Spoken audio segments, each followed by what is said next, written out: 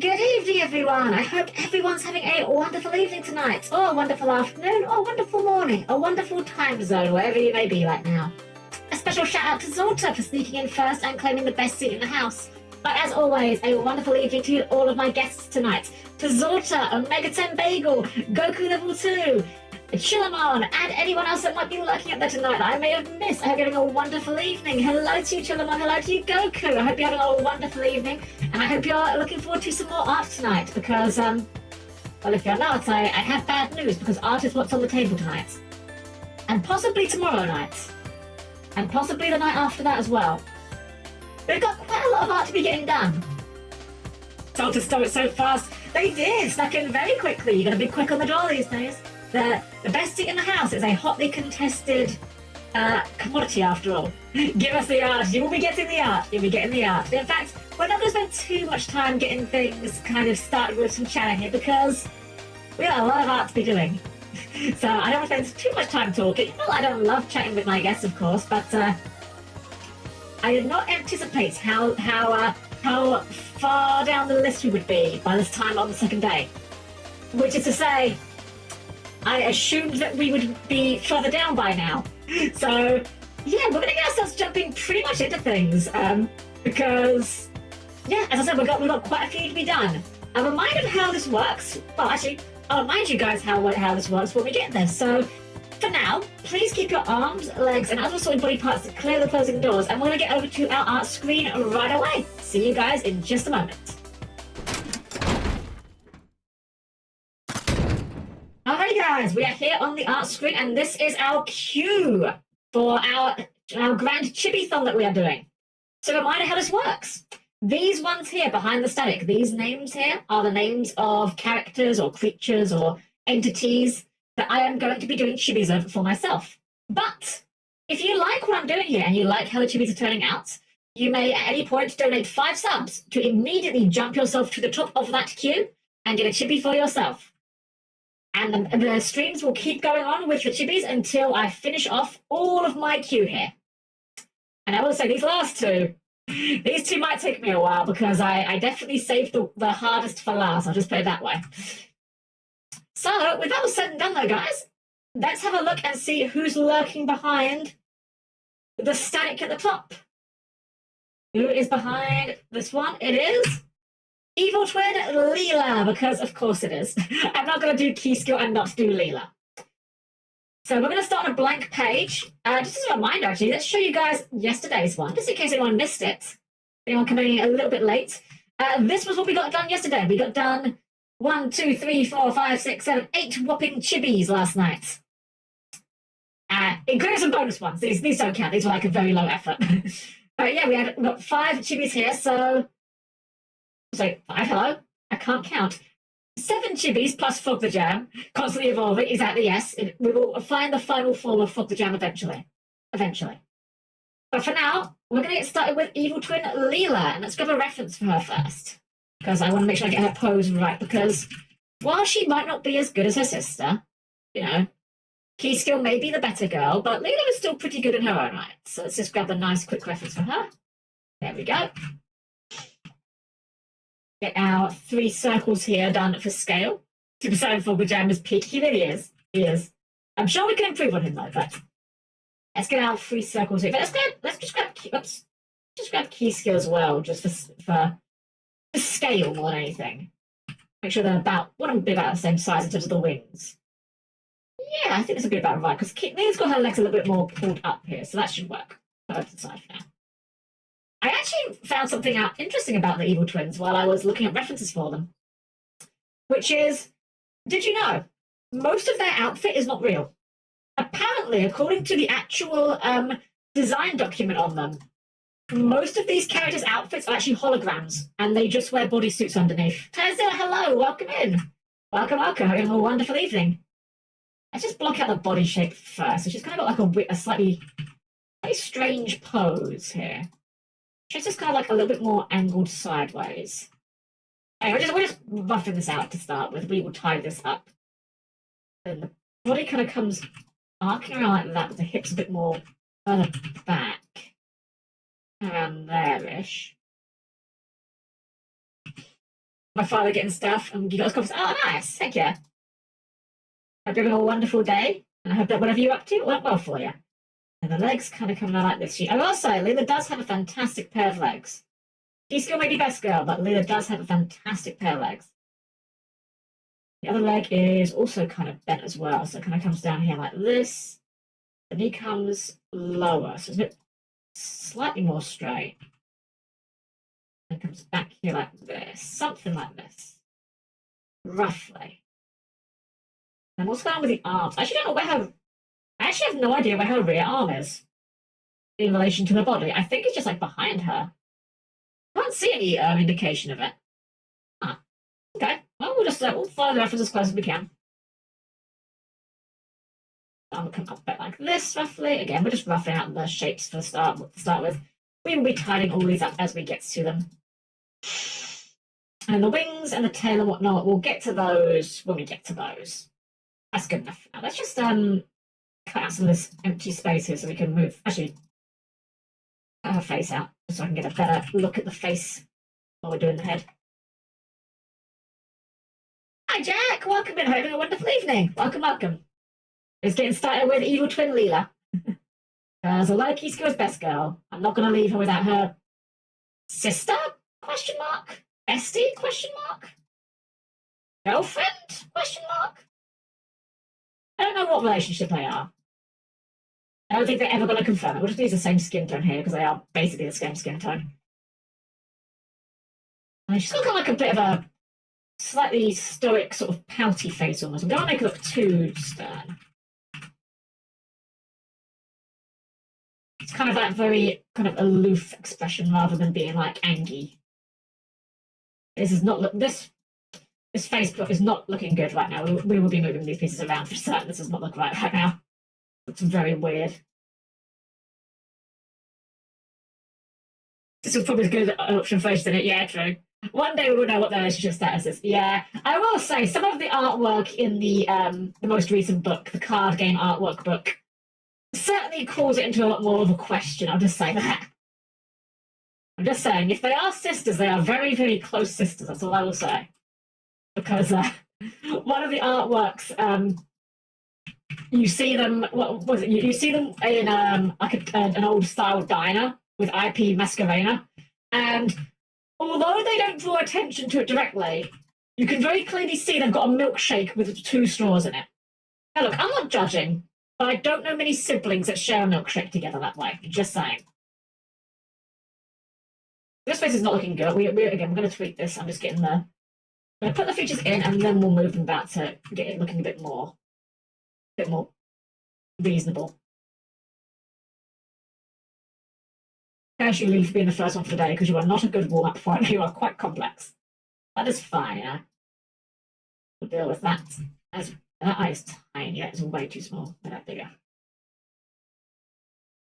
Yeah, something around there-ish, I think, will work. And again, we're going to move these facial features around a bit. This doesn't quite look right to me either. That is very large, actually. Well, actually, I think it's okay if we shrink it this time. I left trying to keep the eyes the same size, but in this case, her face is so angled that I think it's okay if we shrink it a little bit to cheat. Yeah. That's right, we're going to cheat.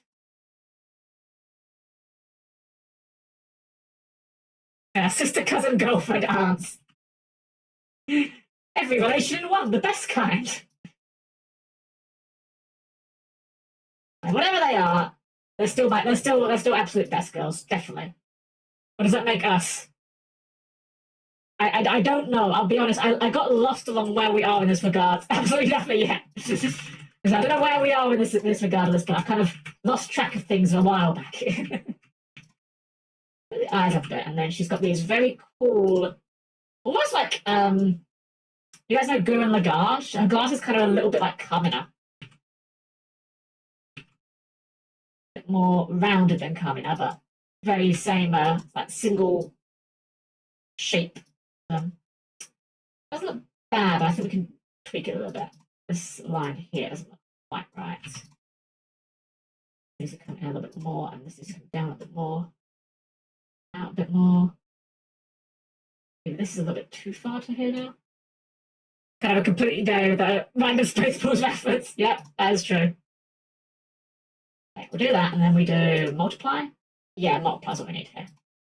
All right. Bring the nose up slightly and the mouth up slightly. Because again, she's kind of got her head like arced up a little bit. Get her hair done. At least her hair's a little bit easier to visually read than key skills. Actually, I love key skill. The hairstyle is part of it, but it's certainly not the easiest hair to try to draw, I'll just say that.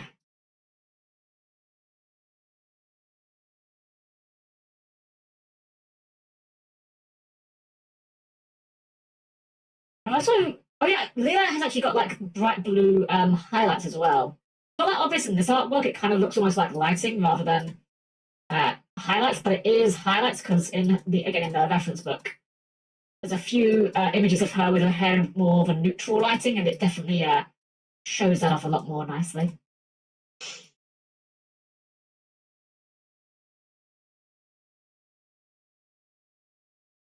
I mean, I'll just eyeball in the poses for these ones, but don't worry. Some of the ones on this list, I will definitely just flat out not be able to eyeball poses from. I'm just doing this because I want to get this. I wanted this one to be just basically a V-draw in my style. Let's get her blue in here, the lighter blue.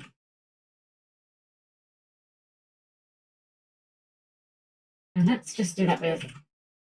I think if we take off the outlines on that will make that look nicer rather than try to go for a solid line there. You know, this should probably come across a bit more than it is. We'll just add an extra strand, it's fine. I think this is going to come across a bit more like here-ish.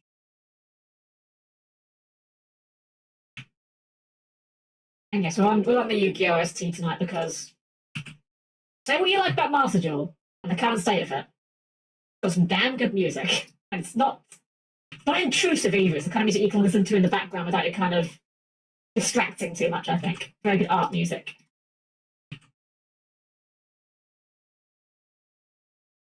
I really wish this would stop snapping to the outer edge like that. It's very annoying. I've got another blue streak. Speeds by. Leela the Hedgehog. You know, I'm sure there is a Leela the Hedgehog out there somewhere. Have you guys ever done that? Me and my friends used to call it the Hedgehog game. And basically what the Hedgehog game is you just go onto Google, you type in your name, your first name, and then immediately after add the words the Hedgehog. So for example, you know, if your name was, say, I don't know, Leela, you would type in Leela the Hedgehog. Or in my case, I would type in Helm the Hedgehog. Because the theory goes that Sonic fans are so everywhere that there is no name out there that has not been given a Sonic OC from it at this point. I actually don't remember if there was a Helm the Hedgehog. I don't remember, but I know most of my friends we found something for, and it was normally an experience, I'll just say that. I'm really liking how Leah's hair's turning out here. I'm going to tweak the. Yeah, I'm going to tweak this bit here. I think I need to come down a bit lower because of how the head shape's done here. Like that. Leah's bob cut here is definitely a lot more easy to draw, that's for sure.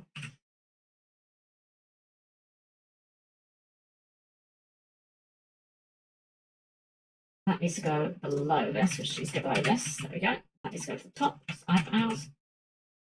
Alright, not bad. Let's add a few more layers here. A couple of those blue streaks.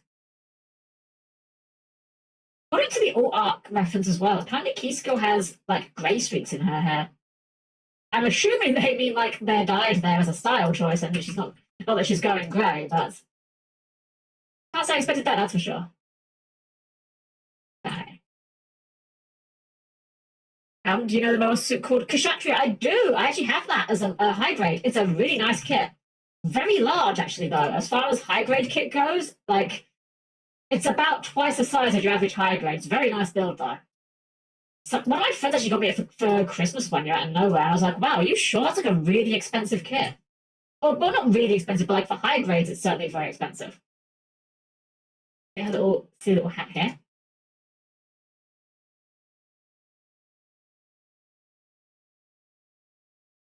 around here, I think. Yeah, about here is easy. Because my day for it, mix it with Unicorn Exception, I call it Quaid Gundam. Okay.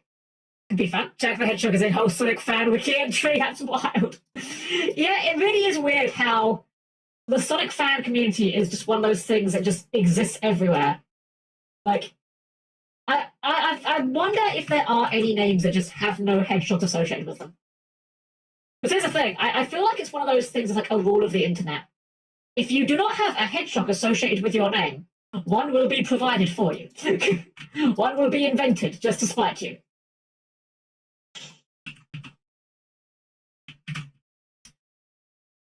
I'm looking at Luna's turning out actually. I think she's turning out a little bit better than Keyskill, funnily enough, just because she's easy to draw. Yeah, not looking too sad. All right. I still wish I knew what was going on with her back arm. Like, I can't see her other arm at all in this image here, so I can only assume it is just behind her torso. Which is a bit odd for trying to draw her, but that's fine, I suppose. So that neck is actually going to be needing to be this direction we're going to start with, because it's like that. Okay, we're going to just fix up as we go. Let's just get a torso crop so we can zoom in a bit more here. Let's start with the neck. Oh, right, we're grabbing our own in our previous lines. Assume vectors working this way. There you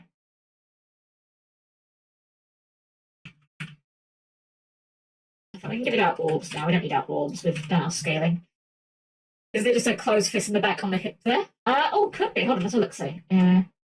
Oh, you're right. Yeah. Wow, it blends. It really blends in with her outfit. No, you're right. Yeah, completely. So it's down the side here. So it's like her other arm is like down here and then like out here. Gotcha. Yeah. It's quite subtle actually, but good spot check. Thank you. Oh, I'll look up a little bit here. Actually, that might. Yeah, I think that'll work better. In fact, I think her torso is a little bit too long. That looks a bit better. Yeah. There we go. Oh, NPC, lovely name. Welcome in. Thank you for the raid. Welcome, raiders. I'm Helm-Chan, the perfectly normal robot maid. Today we are doing our day 2 of our Chibithon. I'm working my way through this list of names. And when we are done, the Chibithon ends. But if you want to extend it, you can always add 5 subs to get your own chibi. We're glitching into your stream. Let's go. Welcome in. Give a shout, of course, NPC. There we go. Thank you very much. If you need someone to take care of post-stream care, I totally understand. But thank you for bringing your community over and trust me with them. I hope you've had a wonderful stream with whatever it is you were doing. We're doing some Yu-Gi-Oh monsters right now. We're doing Evil Twin Leela in chibi form. And she is, not going too bad actually. She's quite easy. I'm totally dead, but with some bite. No, completely understandable. Yeah, I mean, yeah, as I said, you had your stream. You must be tired, exhausted. I certainly was after my one last night. That's for sure. We're on day 2 of our Chibithon here, and we're not even close to halfway through the list so far. Oops. Yeah, no, if you just go take care of it, I totally understand. But thank you for the raid. Thank you for trusting me with your community. I do really appreciate it. It's really nice of you. Busy day too, sorry to rant about it. Yeah, of course, no, absolutely. You're absolutely fine. Do not feel bad about it in the slightest. Thank you for the raid in the first place. Have a wonderful rest of your evening, or day, or whatever time zone you're in right now. The bow's quite large. I might shrink this a little bit, but let's start by doing it quite large, and then we can tweak it accordingly. All right, let's go and look at this outfit here. 10 p.m. Yeah, you get some sleep. Oh, 10 p.m. You can take it then. Well, have a great night's sleep. Take care. Right, so she's got a similar sort of setup to Keyskill here, which has got like a cropped jacket here, which has come across like, comes across like down here and then like not this far, I think. But there's no, actually no, there is sleeves. There is sleeves. I thought that was a capelet. Hold on, let me look at my other reference for her. Oh, that is a capelet. Okay, it is a capelet. It's just not very clear. 19, have a wonderful evening. Welcome to the Chibithon. Day 2, let's go. I'm working on second best girl at the moment. She's got a little bit of gold underneath here, which I think we can grab the colour off of Keyskill here to reuse that gold. We had a little bit of gold here. well, I think it's meant to be gold, but it's actually a bit more of a slightly browner colour. Maybe we'll just desaturate the gold a little bit. Yeah, I think so, because I don't think we want too much of a warm gold on a character design. It's mostly like cold colours. We need the fish. No synchro summoning, but we are going to use the fish. They're like a darker blue. We'll just grab that one off her belt there. A couple of fish on either side. According to the reference artwork, Lena's shark plushie is officially known as Land Shark Tornado, and it's actually a land shark. It's got like feet, which I think is wonderful. I really hope they make an actual plushie of that one day. I would buy it immediately. Wouldn't even be a decision. It would just be gone. I just like look at it going, oh, that's great, and then the next thing I know, my finances have emptied. And second side, yes. With the booba, of course, very important. The booba is the important bit. Go ahead and scoop this across to get some of the fill in there. Now, let's go ahead and group this. I don't like that line there. That's looking a little bit squiffy. Straighten this a little bit, make it a bit more perfectly rounded. A weird shape on the booba. There we go. That's looking better. Got my hands on those Digimon cards. Oh, nice! Heck yeah! Yeah, I definitely will take a look at the Digimon card game at some point. As I said, my problem I have with it when it comes to like learning other card games is just who would I play them with is the unfortunate thing. I don't know many people around my way that play card games, and I hardly get the chance to play Yu-Gi-Oh! In person these days that often. But I would like to. I've heard a lot of good things about the Digimon card game.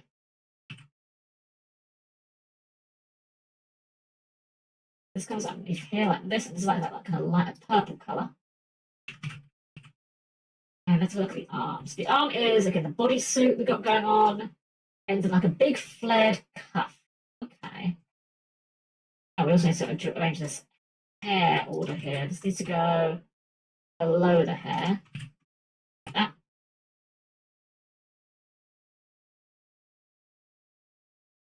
Like this. That's a little bit too buff. I think we made it a bit too chunky here. We'll fix that. I'm going to make this adorable little waifu into big buff waifu. I mean, you know, I'm sure some people would like that. Not my personal taste, but, you know, you do you. And then let's get a crop of this so we can get it closer. It's another great big cuff. Like, we've got the underside here.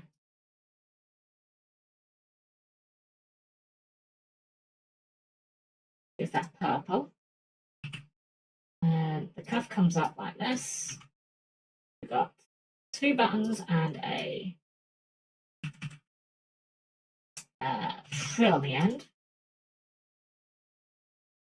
Let's get that frill a bit more tidy here. One thing I love in design aspects that I hate drawing, especially with vectors, is frills. They're never easy to do in vectors because you have to define every single point compared to doing it with like a pencil. It's just way harder by comparison. And then another trim along the bottom here. Also clearly gold. And then her hand is kind of a nub here, honestly, because of how it's angled, but try our best to get some defining features. I think I might also change the shade I'm using here. I'm using a bit of a pure black here, but I think it's kind of meant to be more of a very dark blue.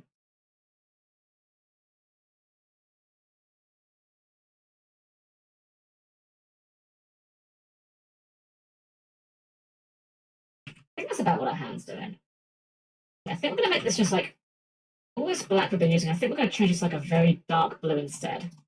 I think it's going to fit her better. Let's grab her blue and then just like really darken this. Desaturate quite a bit as well. Oh yeah, I'm liking that more. Yeah. The black looks, the dark grey looks too warm by comparison, I think. Yeah, definitely. Right, get rid of that. Oh, hold on. There's the line on it. Right, she's got the glowy line on the and down here. We'll use that for. And this line here doesn't need to be here anymore. This hair goes behind the arm, so we'll just grab this like this and bring that to the front. Oops, that line. Why is that still not behind it? Oh, it's because it should be behind this. Wow, that's a lot. Oh, we've got a lot of layers already. You know what, we can just do it this way. It's kind of a janky way of doing it, but it gets the job done. There you go. Same overall effect. Alright. Starting to shape up already. Let's go. Alright, what are we going next? We've got she's got white shirt. It's got like a frilled middle, kind of like my own actually. So we'll go and stick that on. Again, we've got to watch it doesn't go down too far below the torso, so kind of like only this far, I'd say.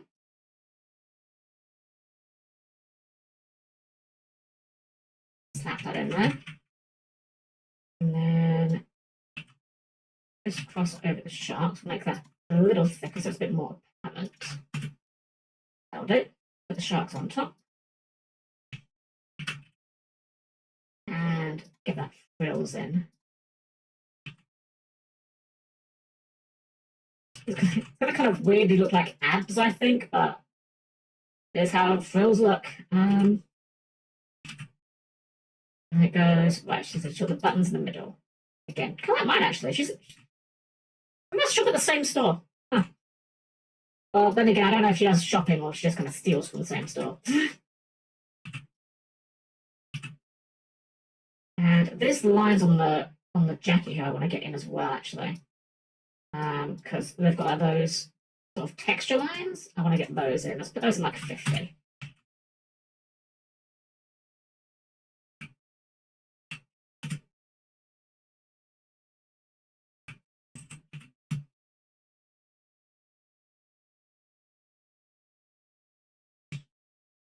That's our goal. Hey, post it doing well. Hello. Welcome to the day 2 of the Chibithon. Didn't think we'd get this far. Actually, I kind of thought we'd get this far. It more just a case of I thought we'd be a bit further in the list by the time we got this far, but I'm not complaining about it at all. Okay. Then the other arm's down there. The cape does kind of flare out a little bit, so we can put some of that over here. Just the top of the cape that needs to go above this layer. And we'll put the trim on this way. A little bit of a pink flower. That's nice. What's the current work? We are working on Evil Twin Leela. Hello, Kelly. Hello. Kelly, welcome. Welcome. Thank you. Yeah, we're doing our Chibithon. We are working on Evil Twin Leela right now from Yu-Gi-Oh! Second best girl after her sister / girlfriend / roommate / best friend. I want to tweak this hair a little bit.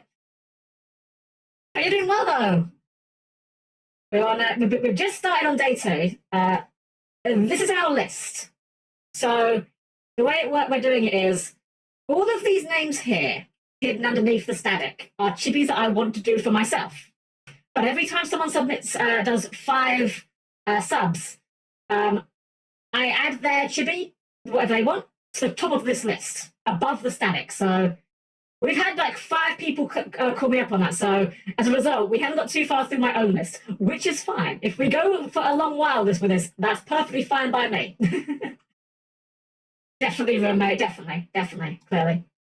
You know, you share milkshakes with your roommates all the time, right? That's how that works.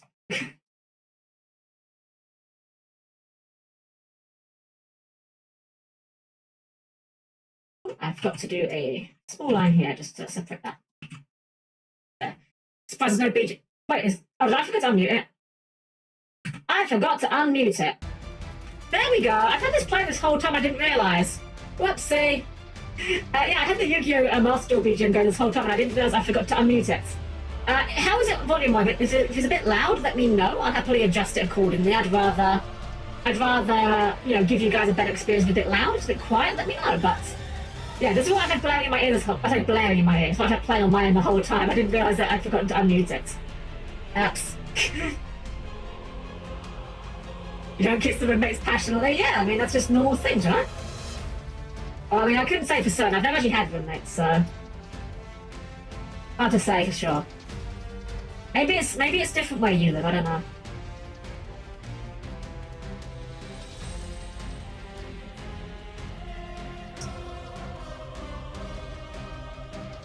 So weird there's like so little of this hand showing here. It's very clear here, but barely. And then it's like, I can't work out what... Okay, there's a top of her face, that's a thumb there. Kiss the homie, exactly, yeah. I'm reminded of, I remember an image that did the rounds last year, where it was, I forget the exact wording here, but it was like what's the word? iPhone text conversation screenshot, right?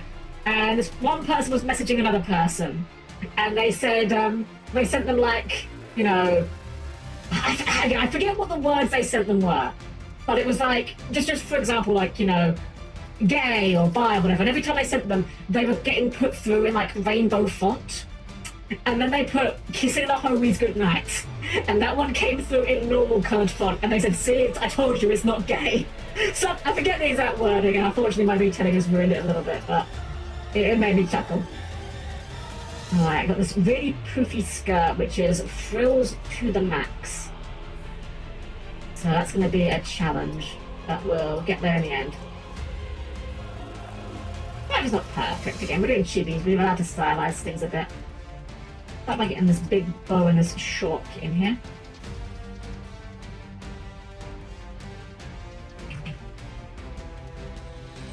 Let's see. Shark has got 3 eyelashes and a smile. It's going to have money, but you're literally collecting pictures. And I was like, dang, you know what? I never thought about it that way. Ah. Suddenly Findon makes a lot more sense. Oh my gosh. Hey, I'm not judging. Whatever makes you happy is your prerogative. But I have the right to make fun of it. In the same way you have the right to make fun of me for the things that I enjoy. I didn't liking Yu-Gi-Oh, right? Could not be me. Could not be me. Okay, let's make this bow a little bit more shape. It's a bit flat looking. There we go. And then, right, now this... Okay, let's get this skirt in view a bit more. I say skirt, I mean, look how it's barely covering anything here, but I mean, that is more the camera angle. Okay, so it's like... It kind of frills around like this. Something like this, I guess? Money has men and women. Yeah, that's fair, that's fair. To be fair, so does ours.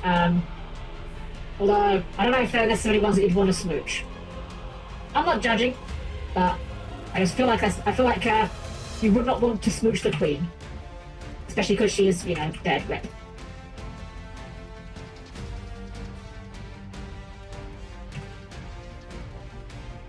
You know, suddenly, so again, I said earlier, I found out in the references of these characters that apparently their outfits are largely holograms. So like, this skirt does not exist, this skirt is just a hologram of a skirt. And that suddenly makes a lot more sense to me, because this does not seem like it would be very practical for doing Phantom Thief type things in. Why is it going so high on my layers? Hold on, let's shove those to the back. Actually, no, I don't want them on the back because the arm's on the back. Hold on. You know, we'll bring a shark the bow forward. That's probably the smart way of doing it. Have we got everything here? Nope. Good enough. Almost. That's enough. Right, and let's see.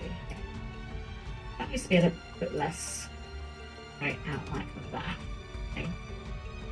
Now these folds in the skirt are absolutely obnoxious as heck. One of those designs that feels less about like, hey, this is a really cute idea, we should do this, and more like, hey, try and pull this one off, cosplayers, I dare you. I'm sure someone's done it though. I could imagine this being a really pretty outfit if you did do it right. Okay, we'll sort out the leg situation here in a moment.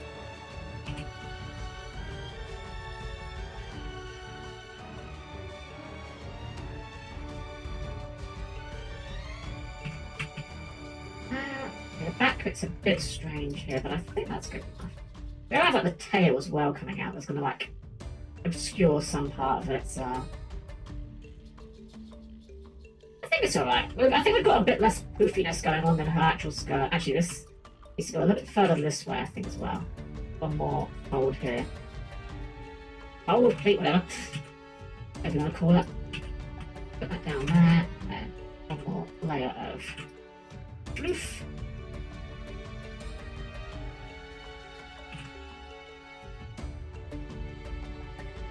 Alright, now let's get her legs in. This like this. Maybe that. Maybe that. And I don't realise her heels. Very nice heels, I'm not gonna lie. They're nice shoes. Again, very impractical for the whole phantom thieving thing, but I guess maybe the heels are holograms as well? Imagine that you're chasing down like a phantom thief and then you watch their leg or their foot no-clip into the ground because the heels aren't real. Okay, here's where the layering is going to mess with me a little bit. This goes the very far back. Oh, I see, I've messed up the layering a little bit here. Okay, this goes the very far back. Put that leg back here and then we need to redraw in one of these folds. Here. This one here. I thought I made that on part of the back piece. Something like that?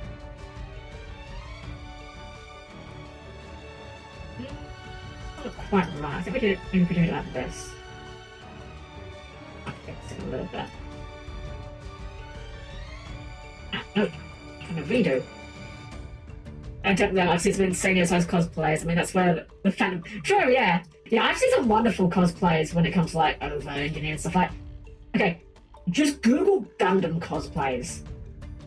At that point, it's not even a costume. At that point, you're, like, just engineering with cardboard. And that's incredible stuff I've seen. I think this skirt's not going to look fantastic, whatever I do, but I think that's just because this skirt is obnoxious. That's alright, though. It'd still be recognisable enough, I think. I don't even need to do that one. It's going to be hidden behind the leg, very clearly. Let's rid of that.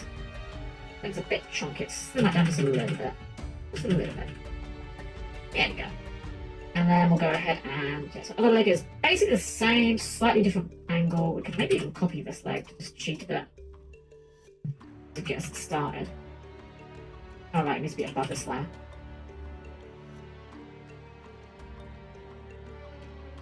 Something like that. Alright. You ever seen those videos of Gundam cosplay straight down a ski mountain? I have! Those are wonderful. Those are amazing. Like, absolutely inspired. Alright, and we've got a blue garter strap on each of the legs.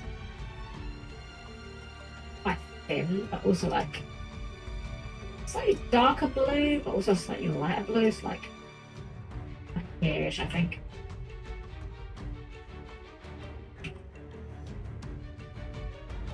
I'm very glad that I resisted the urge. I was thinking at one point of instead of doing these two separately, of doing their combined artwork, the single card Evil Twin Key Skill Leader.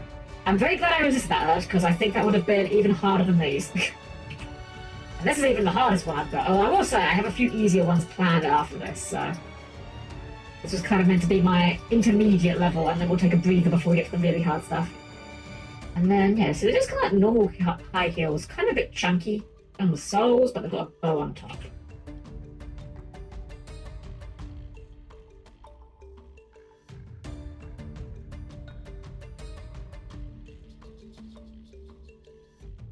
And kind of like a... I'll just grab the colour directly. And they're darker on top, rather than being lighter.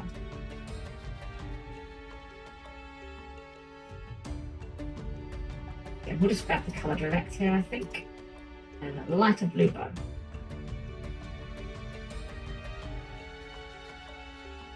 We'll use the sharp one. And let's have a close look at how those actually fit on. So it goes down and up. So we need to carve this like this. That should get us about there. That's a bit off, but I think that's more the angle of that rather than the shaping we're doing. Damn you, feet. Why do feet have to look like this? Who designed feet? And why were they allowed to live? Hey, what are you doing? Hey, Lazar, we're doing some art. We're doing a Chibithon. I'm currently working on Evil Twin Leela here, who I need to get that line for. We'll be doing a Chibithon on day 2 of it. Essentially, I'm going through this big list of chibis that I want to draw.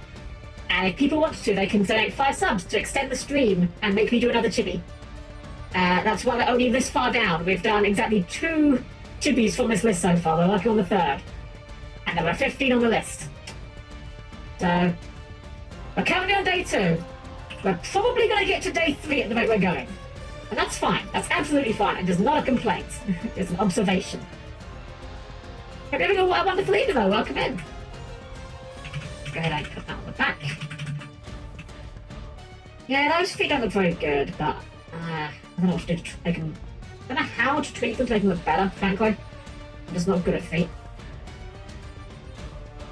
I think they're alright. They'll be fine. I mean, it's a chibi. They haven't got to look perfect. I'm not trying to do super anatomically accurate feet here. Alright, let me see anything else on the main body before we go to the wings and the tail. I don't think so. I think we got them. Alright, here it is. Let's move this over to here. Oh, thank you! Thank you very much. Yeah, I'm having a lot of fun doing this. I used to do these chibis when I used to do a lot of tabletop games. Slightly smaller chibis than these, actually. I used to use them as like references for NPCs and things. But because I haven't really done any tabletop in a while, I haven't really had any reason to do any of these. So I kind of was like, I want to do some of these. Let's make a little event out of it. Why not? Especially because I'm not working this week, so give me an excuse. I've seen the Ski Go cosplays. It's quite amazing in a lot of ways. It really is. It's amazing. Just the fact that someone come up with the idea is amazing in and of itself. When I think of things to do with Gundams, skiing would not be my first go-to. Okay, let's crop this behind this. Get that tail ring on.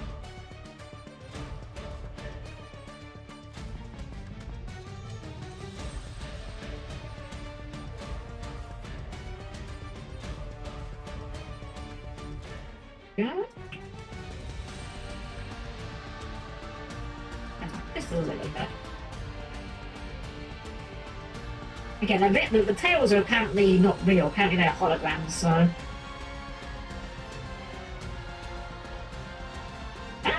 It's kind of interesting, like, some of the lore behind a lot of the Yu-Gi-Oh! Archetypes. It's like, they did not need to write this much lore about funny link monsters that summon each other, but you know what? Fair enough that they did. Alright, and put these 2 sections that come down here. Come up here, down, and then up. I've got like a snake tongue on the end.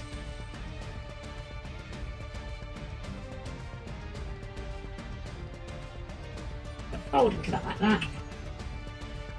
Like that. That doesn't look quite right. Like that. There we go. And then they are diamond pattern on one side and white on the underside. Let's grab the white. And this would be the underside, so it'd be like this.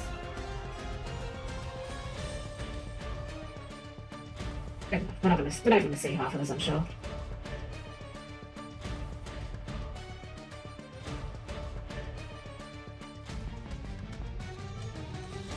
Here's the blue. And the back. And the second one, which is, put the first kind of angled that one. Okay. Comes down here, out here, and then back down again here.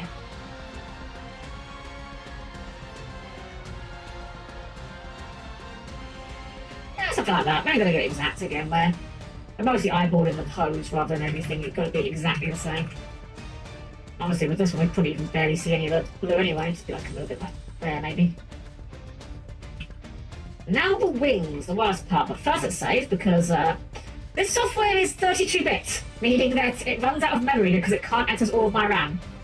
So always save early, save often. Oh gosh, why are your wings at such a weird angle? Okay, so they can't like... It should be like the third finger.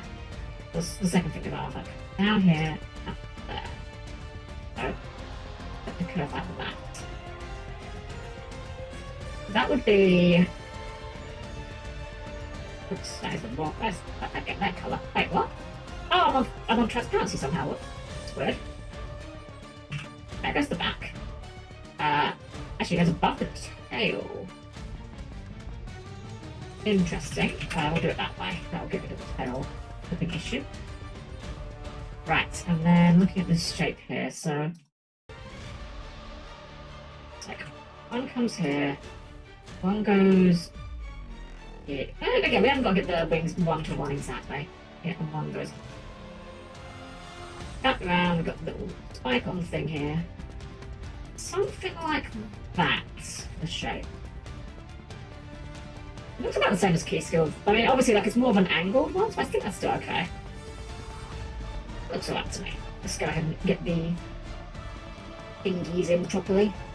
Wing the fingies.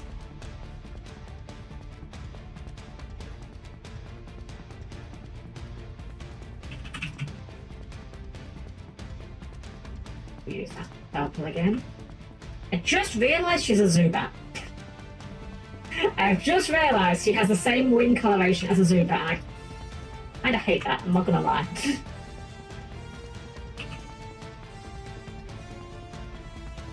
Yeah. It's one of those, I hate that I made this observation on this, but you know what, I'm committed to it now. I mean, it's just fact. Her wings don't have like a very obvious colour here, but I'm going to do it anyway because it looks weird that Key Skills has and one doesn't. So we'll just like put one of those on there just for the differentiation of the. I don't know what that's called. The wing claw, whatever you'd call that. Similar. So you can make this wing a little bit pointier here, I think.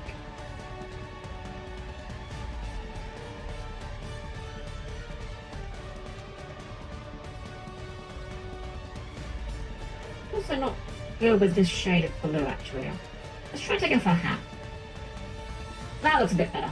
It does also look a bit more Zubatty, unfortunately, but we'll deal with that. We'll deal with that. And then the back wing is like purely rear wing. It's going to piece that way. This wing would be like, again, comes up the same place, but it comes down lower. Kind of like this, like this. Down here, then we've got to kind of guess because you can't see it. Something like this is what I'm assuming it looks like. Again, a bit of a weird angle to try to work off of, but I think that's close enough. As this dramatic boss music swells. So I just put on the soundtrack because I'm like, it's pretty easily listening music. It's not like it's not distracting music. It gets a bit intense at times, but it's good, literally good background music. And you know, also on brand right now. We're doing some Yu-Gi-Oh monsters. How do I feel about that other wing? That other one looks, well, actually, I can see what's wrong with it. It's way too low where it connects to her back. But I think besides that, I think I'm not too unhappy with it. Oh, that's the tail I'm seeing there. Okay. Well, that's fine then. I guess it'll be more obvious when we do the shading in. Move that away. How about the face shape here? I think I want to change this bit ever so slightly. And a bit more hair in the back is what we're missing.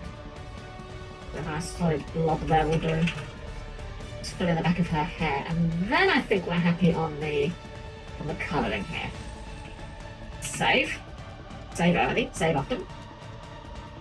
And we can get a good reference now, and now we're just on to the shading, which is the easy bit, comparatively to the rest of the design.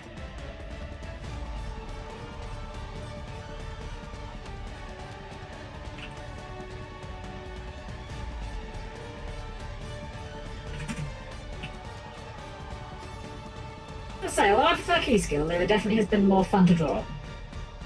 Not as much of a fiddly design, shall we say. Just grab this and just darken that whole patch there, because that's all in shadow there.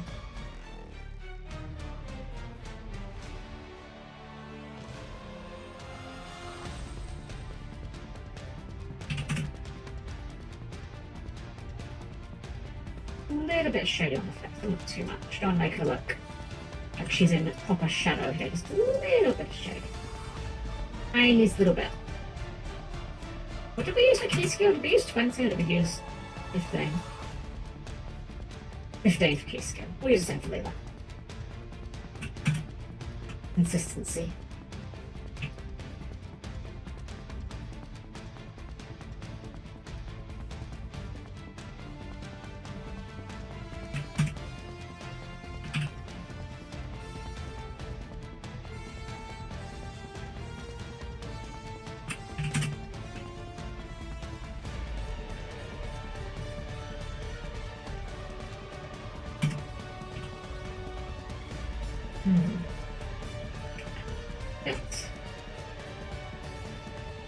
That. I think for the wings, we might be able to just darken the entire rear wing. It is like in the back. But I think that might. Oh, I just realised I should be doing 30 on the hair. That's why it looks too subtle. I thought something was off with this. Yeah, the hair needs to be 30. Skin tone we're doing 15, so it doesn't look too dirty. And similarly, actually, I think this is under part of the hair, so that can also be darker. Yeah.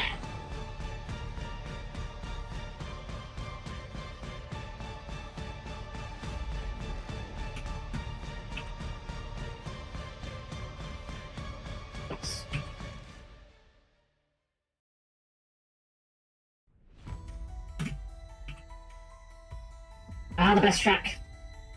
Master has a lot of very good music, like far better music than a card game, video game really deserves, but this track in particular is just... This track is one I feel like you could show it to someone out of context and convince them it's like the final boss of an epic JRPG where you're going to fist fight God. It has such vibes to it. I've heard JRPGs that have worse final boss themes than this, frankly. And put the Booba on. Booba shadow.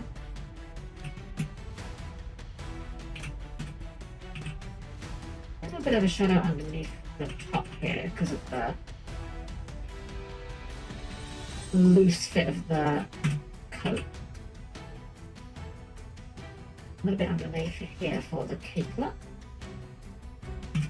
And for this one, actually, I should probably have a bit of that under there as well.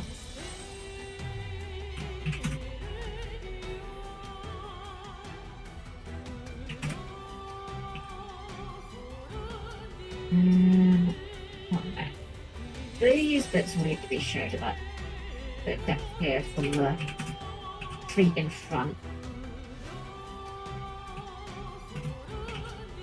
I know these are actually holograms and I do give off light, but I want to shade this because I don't think it will look right if I don't. Honestly, I don't think it's like they don't glow that much, frankly. If they've got advanced enough holograms to make heels look work on their outfits, then I'm sure they've got enough to generate proper shading on their own clothes.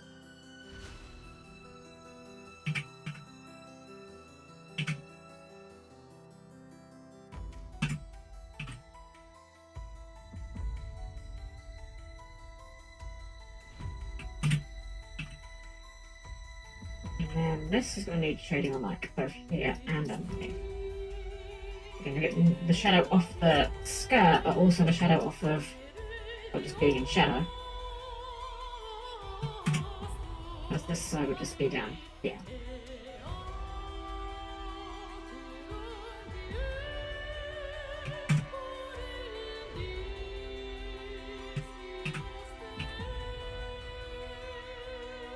Feet, or foot in this case.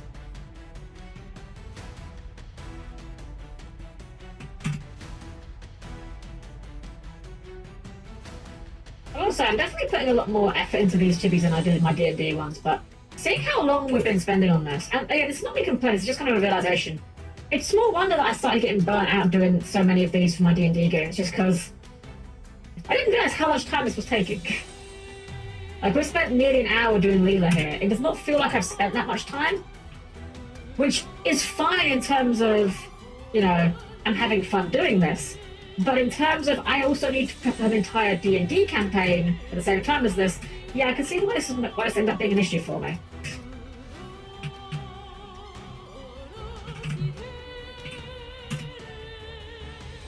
Fire, not fire, carve was a little bit too fat. That was a bit better. Right, ribbons. I think we'll just be shading like... Actually, I think we'll even shade this...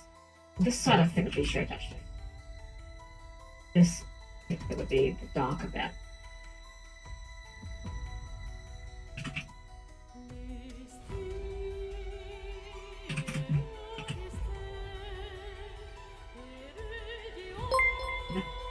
Bar! Thank you for the follow! Thank you, we've got a follow go, guys! 760! Heck yeah! Wow! 760 guests already, oh my goodness. Gone so quickly! As always, I appreciate every single one of you guys that comes along and gives me a follow, hangs out, lurks, whatever you're doing. However you're enjoying yourself here, as long as you're enjoying yourself here, I'm doing my job right, and that's the most important thing to me.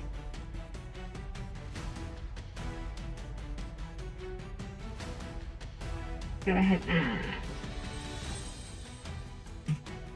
Alright, just the wings to go, so do a quick save again, just in case. And shade these wings, and I want to test something first. So just put a blob of dark on here. Let's see how this looks if we just do this. Oh, I think that is the play. I think that is the play because that does separate the two colours very nicely. Yeah. Like, we'll leave it unshaded beyond that, but I think just having that shading there is going to be what we need to do for this.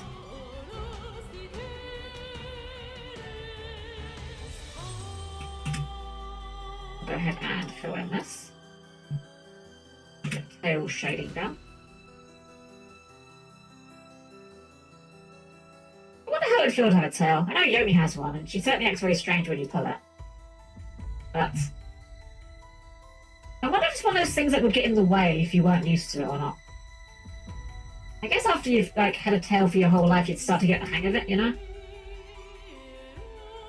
I've never had a tail. None of my bodies had them. Guys in the goal, thank you, Jack. Yeah, wow, we only started in October.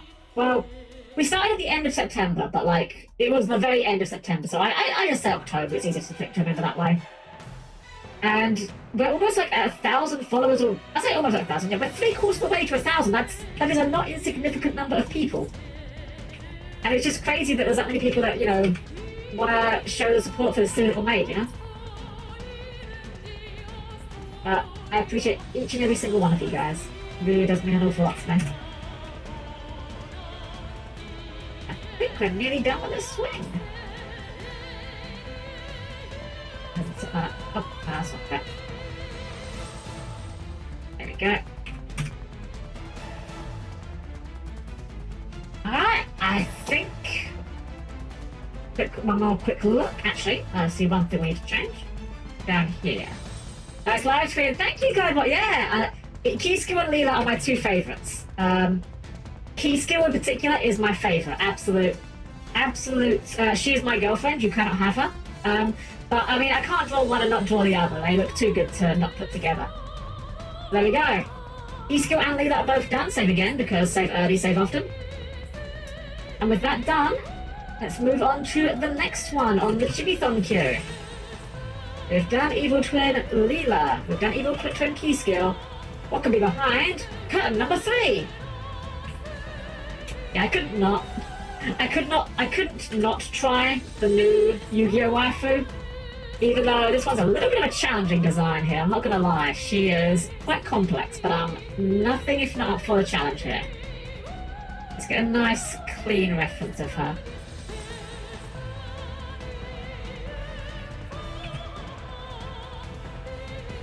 So trim this down a little bit. We don't really need the sword, I don't think.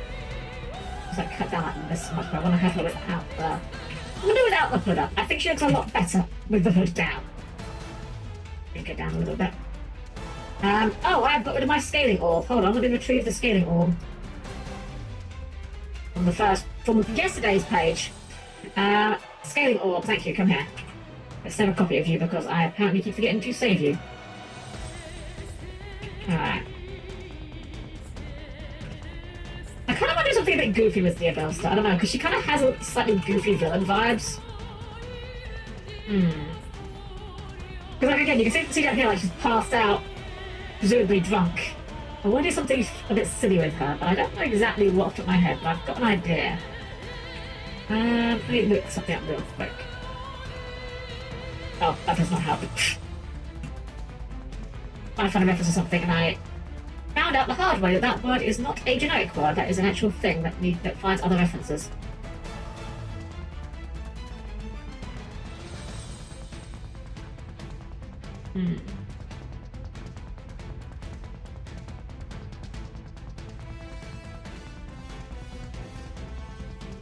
Oh, I've got an idea. Let's go ahead and grab Poplar. Add Poplar to hand, special summon Poplar. Poplar effect. We'll just pop out the image, we just need the goober. Alright, I've got an idea for what we're doing with Dear Bellstar. So, let's rough out her body first.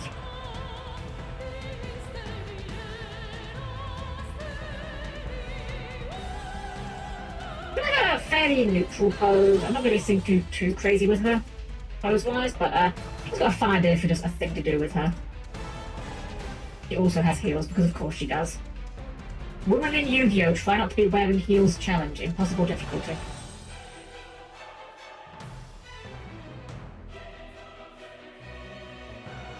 I'm gonna have her with her arms folded. It does kind of get me out of drawing some of these details, admittedly, but arms be folded. Citrus, hello, welcome back. Welcome back to day 2. Hope you're having a wonderful evening. Okay, so. Oh, Pearl Monster! Thank you for giving Kay a sub. Heck yeah! Thank you so much. I really appreciate that. Heck yeah, guys. Hope you're having a wonderful evening. Welcome in. Welcome in, everyone. And oh my gosh, Pearl Monster with 5 subs. Heck yeah!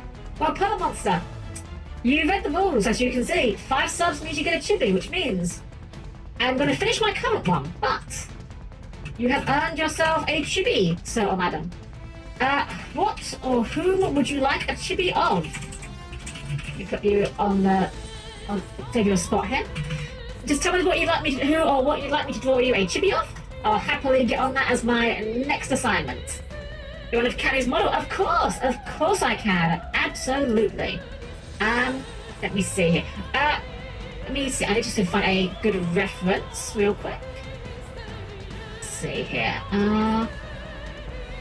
Actually, Pearl Monster, if you would be so kind, just because to save me poking around a little bit, if you had to have a reference for her model, that'd be really helpful for me because I'm juggling a lot of windows at this moment. So I will mark it. I'll mark her down. I'll mark down her name here so I don't forget. Either way, that's what you wanted, in case you have to leave. I'm clicking the wrong buttons here. Let's see. There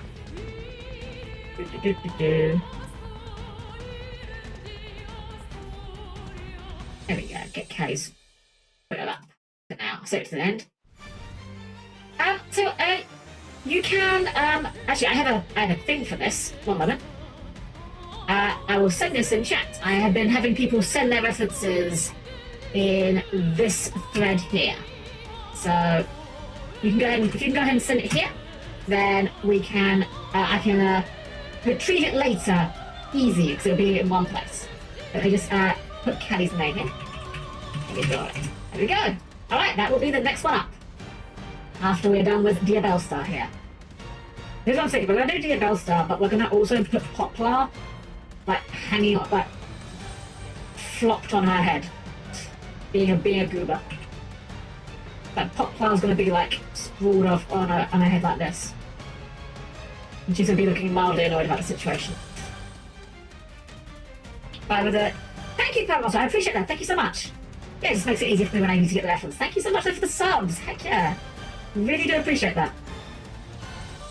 No, you're welcome. Of course. Thank you for the subs. You're helping keeping the streams going and showing support, and I really do appreciate that.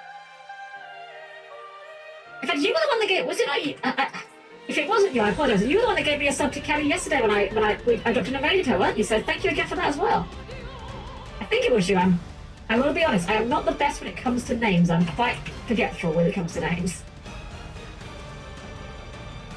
Actually, you know what? Papa should be like looking down at her, I think, instead. Let's put his eyes down like here.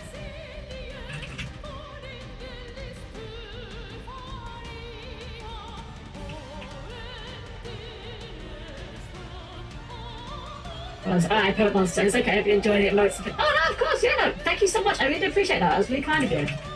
Actually, someone that's like just hopping in for the first time. Like, that's a really warm welcome. These Poplar is a very easy design to draw, whatever the heck it is. He's just a guy. This little goober.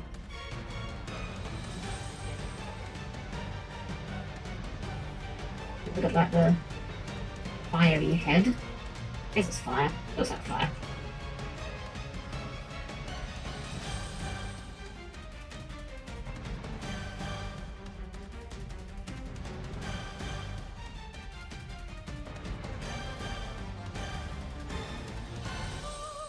Very.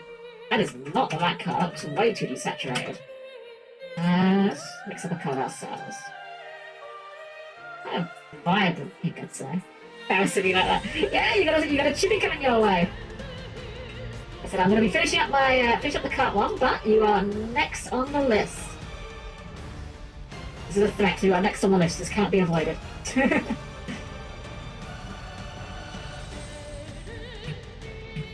My friend Yomi has this thing that she used to do that used to make me chuckle, which was ominous positivity. Which is when you say very positive, very like nice things, but in a way that makes them sound like a threat. Like, better days are coming. You cannot stop them. You are loved and appreciated. This is not optional. I know, I just always just make me giggle.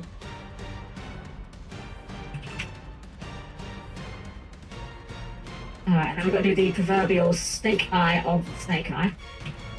Which... this is going to be kind of tricky, because it's kind of, not really gradiented, but it's going to be like a bit weird trying to do this with the shading we're doing here. But I think we can figure it out. If we do like a coloured line, that kind of works. Then... ooh, this is a weird one. And that picture approaching you to make you to make you do it and tuck you in. Exactly, yeah, that kind of vibe. Alright, here's what we're gonna do it in a weird way. We're gonna shoot at the start. Let's make this like right so I can see what I'm doing. I'm gonna make this really tight radius, add a bunch of points here. Make the points a bit less round. Yeah, you see what I'm doing here, you see what I'm doing here. Intersect that. And then that one will make it into this kind of like red. Oh, that's a dark colour. Make this into the dark colour. And then this one behind it is a kind of, just kind of better artwork, that a reference colour, because that is a little bit... okay, so it really is like a strange gradient. You know, I think in this case, because it's going to be such a small thing, I think it's okay we can get rid of the gradient. I think we can just cheese this with an actual gradient. It starts like very light, and then it goes to like a dark brown. Very dark brown. And actually ends on like a purple, which might be the lighting, but we can put a bit of purple in top. I think that's convincing enough. It's only going to be a small detail anyway, you won't see it that close anyway, so I think that's okay. Let's make this pupil a little smaller on that snake eye itself. There we go. Temptation to ask for a second tune, but I don't know. But yeah, if you want to, it's your money. It's entirely up to you. And so we're keeping this going until we're done with the list one way or another. I will say the only caveat is that if we go just as far as Saturday, which we may end up doing at the rate we're going, I am not going to be streaming Saturday. I have plans on Saturday that I already made. I was not expected to be going so that long. So if we do end up going that far, not a problem. But Saturday will be a break day. Because it won't even be a break day for me. I'm still going to be doing things, just not on streams. His little fingy claws. Yeah, let me get you. Little fingy claws.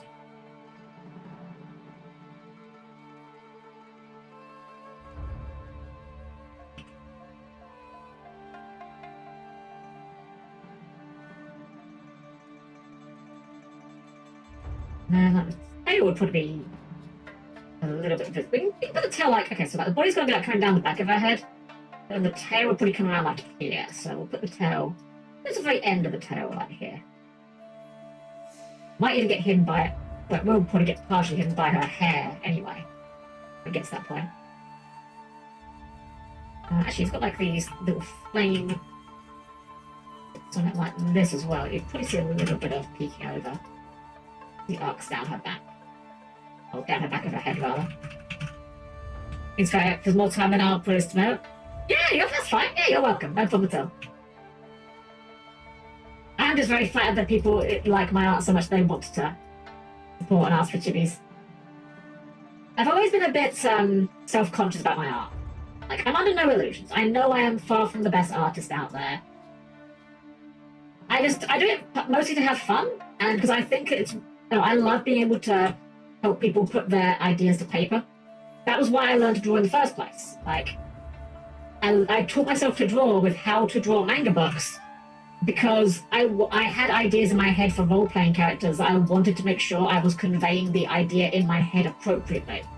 Like, I could describe a character in a billion words, but there's always the risk that someone's going to read those words and interpret them in a very different manner to what I'm intending them. And that's why I wanted to learn to draw, because I wanted to make sure there was never going to be that risk of someone not understanding what I'm trying to convey. Flying Chainsaws V2, wonderful name. No self-respecting artist likes their own art by the sound of it. That does seem to be consistent with what I've observed, yeah. That is definitely true. We're going to just cheat with the tail again. The tail's like, it's a very minor detail here as well, so yeah, I think it's fine. Got like a little flame on these little flame nodules here. Alright, that's the easy part done. We've got the mascot. Oh wait, he's got 2 flames on his head. The second one. Also like a little claw thingamajigs coming out of his ears, question mark? Something like that. Either way, I think this is pretty apparent as to what it is, whatever it is. Inflated poplar. It's not inflated, it's I use these orbs, these 3 balls, to do to keep my scales in check. So when I do my chibis, I use one circle as a head reference and work from there. So I'm going to be doing poplar sprawled over Dear Bellstar's head while she's looking mildly annoyed about the whole ordeal, basically. The craft is very easy to see the flaws of one works when you've got the eye for it. Yeah, I think that's the other thing as well. Like, when you're making it yourself, you're so involved with it that you know the flaws, even if other people don't point them out. Good example, actually. I like building Gundam kits, and sometimes when you're doing a Gundam kit, you might do something like, say, maybe you break a piece, or maybe you've put a sticker on, very slightly wonky. But when you're looking at it on the shelf across the room, you're the only person that's going to notice that. Anyone else that sees it is going to think that's absolutely normal, that's perfectly fine. But you know, and sometimes you knowing is all that it takes to bother you. Also, I just realised, speaking of things that I know that only you might notice, I just noticed this needs a little bit of lighter colour specks coming out here as well. And more of a candy pink, as I would call it. There we go. So I do love very cold take, but as I say, Dear Bellstar is she's very attractive. I like her a lot, and it's funny. She's really not my type normally. I don't normally go for the edgy types, but I think because they show her as edgy, but also kind of a bit silly. You see her passed out, sleeping, snoring loudly in the animation. I think that's kind of cute. I think that's a nice touch. It adds a sort of, she is literally me for real about her, you know what I mean? Even if we know it's wonky, it might be a by design thing to the outside. Exactly, yeah. And that's one of those other things. It's when you're designing something, depending on what you're doing, you've got to be careful that you're not running that risk of someone someone mistaking intentional for accident and vice versa. When me and my friends are making a game right now, a board game, and just real quick, I'm just going to really quick illustrate with a quick little scribble here. So in our board game, it's a cooperative board game, right? You play it on a board that has 5 rows and 5 columns. I've done not enough spaces here. Hold on. 5 rows and 5 columns, right? It's a 4-player, up to 4-player, versus an NPC boss game. So let's say that this orb here, let's say that this represents the boss. You can't occupy the boss's space. One of our characters has a companion character. You play both of them at the same time. And this character gets bonuses when her and her companion are flanking. So, like this, you're on opposite sides of the boss, you're flanking. Or diagonally, you're opposite sides of the boss, you are flanking, you get the bonus. We invited a friend to do a playtest, and they played this character. And they set themselves up like this. And they're like, does this count as flanking? And we're like, well, we weren't planning for that to count as flanking. We've not tested it in the past with that counting as flanking. But based on everything that we've written in the rules, that would count as a flank. So we decided to take it and turn it into a feature instead. That's now how it works. Just because, yeah, we just didn't think it through. Alright, I'm gonna make her very angry looking. Success! Exactly, yeah. Stumbling into success.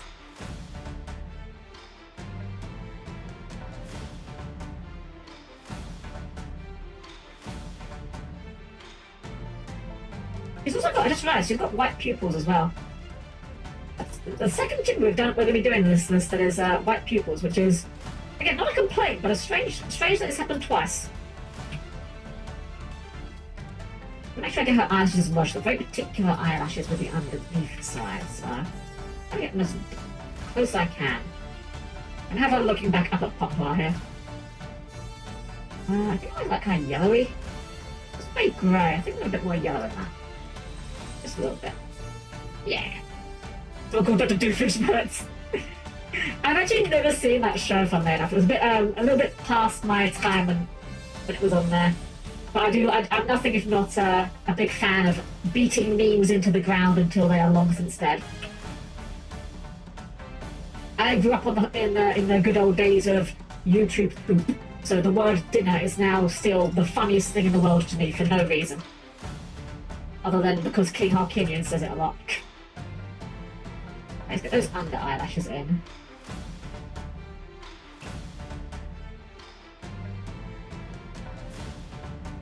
The thing about these under eyelashes reminds me of something. I can't put my finger on what. It kind of reminds me of... It reminds me of an anime, but I can't work out what anime it reminds me of. I want to say maybe Soul Eater? Not sure. But something about these just three eyelashes underneath just reminds me of something. Okay, let's go ahead and do our put some lines in to keep our eyes about even at least, because I'm very bad at doing that.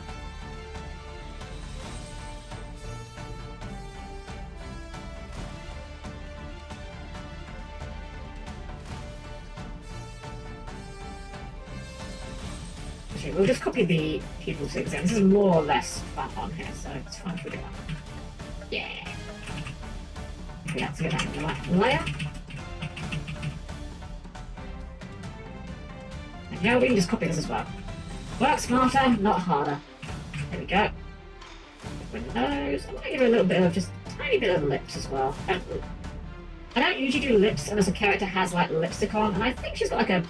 I don't know if this is lipstick or just like a shade, but I think it'll be good for her complexion here. Yeah, the nose is a little bit messed up. I'll move that down a little bit. Shape it a little bit as well. That works. Some angry eyebrows. She is annoyed about this thing on her head. Very clearly. Now it's time to start doing that hair. Little gloss chapstick, not quite a colour, but it's different to the skin shape for sure. Yeah, exactly, yeah. So she's got some very, very lovely hair.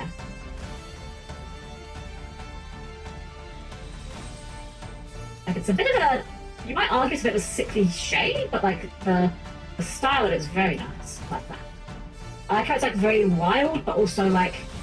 Okay, this is the hairstyle of someone who spends an awful lot of time on their appearance, but is trying as hard as possible to look like they spend no time on their appearance. We all know someone like that, like, yeah, the person that's like, oh yeah, I just wake up looking this good.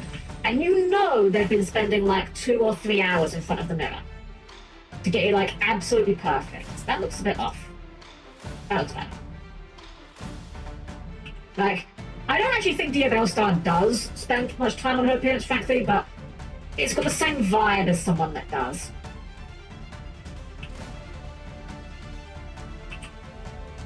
But one big strand comes down right down here.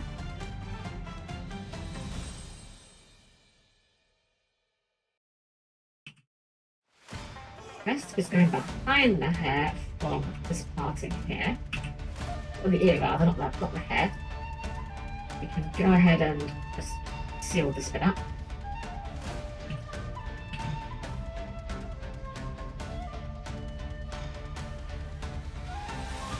Put the lines there to show the shape. Oops, that did not connect how I wanted to. There we go.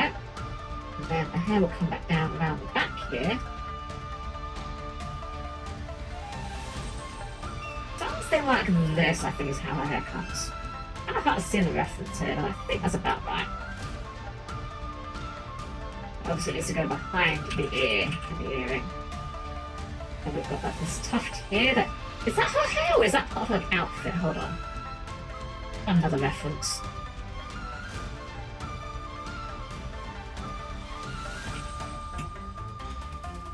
I think that's part of her hair, but it's really hard to tell.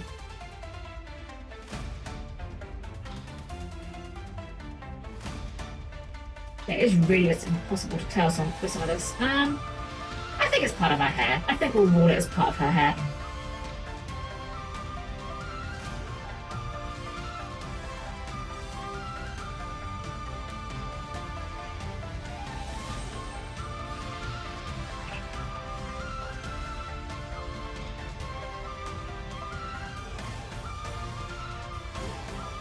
There's green tips on there. I have to say, I am a big sucker for this kind of very, very lime shade of green. It reminds me of, back in the day, the Game Boy Color.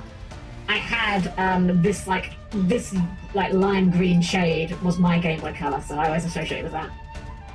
An odd strand at the back there, just for a little bit of depth. I think we need to move her ear in a bit. I think that's why it's looking a bit off. It's just going to always come in a little bit, this whole assembly.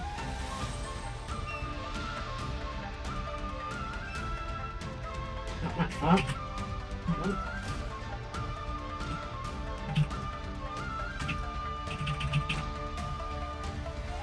Like that. I just have the teal one. I've got the yellow one and a bit of the lime on there, but yeah, she's gonna send a card for GY to summon herself. And I'm very conflicted about Snake Eye. On the one hand, Diabell Star is absolutely smoking hot. On the other hand, holy crap, that deck has way too much gas. Absolutely absurd. I don't know how... I don't know why Konami did not just expect this to be the case. Then again, never expect someone to be good at the game they make. I've seen plenty of instances where developers are not as good at their own game as the players. And it makes sense in a way, like, as a developer, it's like when you're doing a puzzle, or like a riddle. You'll get, like, so far into it, and you'll get committed to a very particular line of thought or way of thinking, and it will start making you blind to other routes. In the same way, if you're a developer making a game, it's very easy for you to potentially, what's the word? You've been working on your game for so long. When you've been playing your game, you've been doing it in such a particular way, you possibly miss your own combos, you know? I just put top part on top here. There you go. And the code was invented by a developer because they wanted to test their game grades because it was too hard. Exactly, yeah, like... It's entirely possible that just because you are the person that made the game does not mean you are going to be very good at it. There's actually a saying that I have from the critically acclaimed RPG Final Fantasy XIV, the one that has an unlimited free trial to level 70, including the base game of Realm Reborn, and the award-winning expansion Heaven's Ward, and the award-winning expansion Stormblood with no limitations on playtime. There was a saying that I saw on the forums once regarding that. Actually, I say the forums. I think it was actually Reddit I saw this on. But it's a very good saying that I think people should like potentially learn to take on, which is sometimes when you'll be in a dungeon in that game. You might run into a player who's not very good. It happens, it's fine. No big deal, whatever. But oftentimes, when a player is not very good at that game, again, not always. I am deliberately generalizing and taking broad strokes here. I know this is not everyone because I played that game, and I did not fall into this category. People can be very resistant to feedback or criticism, and oftentimes you will hear when you say to someone like, "Hey, White Mage, would you mind doing a bit more damage or something?" Or White Mage, could you please not put up regen during this part of the fight because it messes with aggro management, or something like that, whatever it might be. And then the common response is, I main White Mage, I know what I'm doing. And the counter response to that, which I think is an underrated response, is just because you main something does not mean you are good at it. And I think that's a healthy thing to remember. And I say this as someone who would, I main the Evil Twins deck in Yu-Gi-Oh! I'm not that good at the game at all. I can tell you some basic combos with Live Twins, Evil Twins. I'm certain there are better ones out there. I've definitely lost games because I forgot my effect activations or forgotten I got put under certain locks or whatever. And I would consider that my main deck. That doesn't mean that I'm good at it. It just means I'm less bad at it than I am most of the other decks. I've got some more green here. I made Mercy. I'm a boss at Mercy. I can still replenish these two things. Exactly, yeah. Exactly. No matter what you main at, unless you are the best in the world, there's always going to be someone out there who does things better than you. And sometimes it takes a fresh pair of eyes and a fresh perspective to make you see how you could be doing things wrong. And it's funny, that is one of the hardest things to admit. It's very hard to admit I was wrong. And it's something that the internet as a whole seems to almost demonize. People don't accept you saying you are wrong a lot of the time. They want more than that. And I think being wrong is something that people should own a lot more. I have been trying to make a point of, in everything I do in the past few years or so, just being oh yeah, shoot, you're right. My bad. Oh, bad memory. Need to reload and get in the program. Let's just save everything. Close up. And reload. There we go. Nice and quick at least.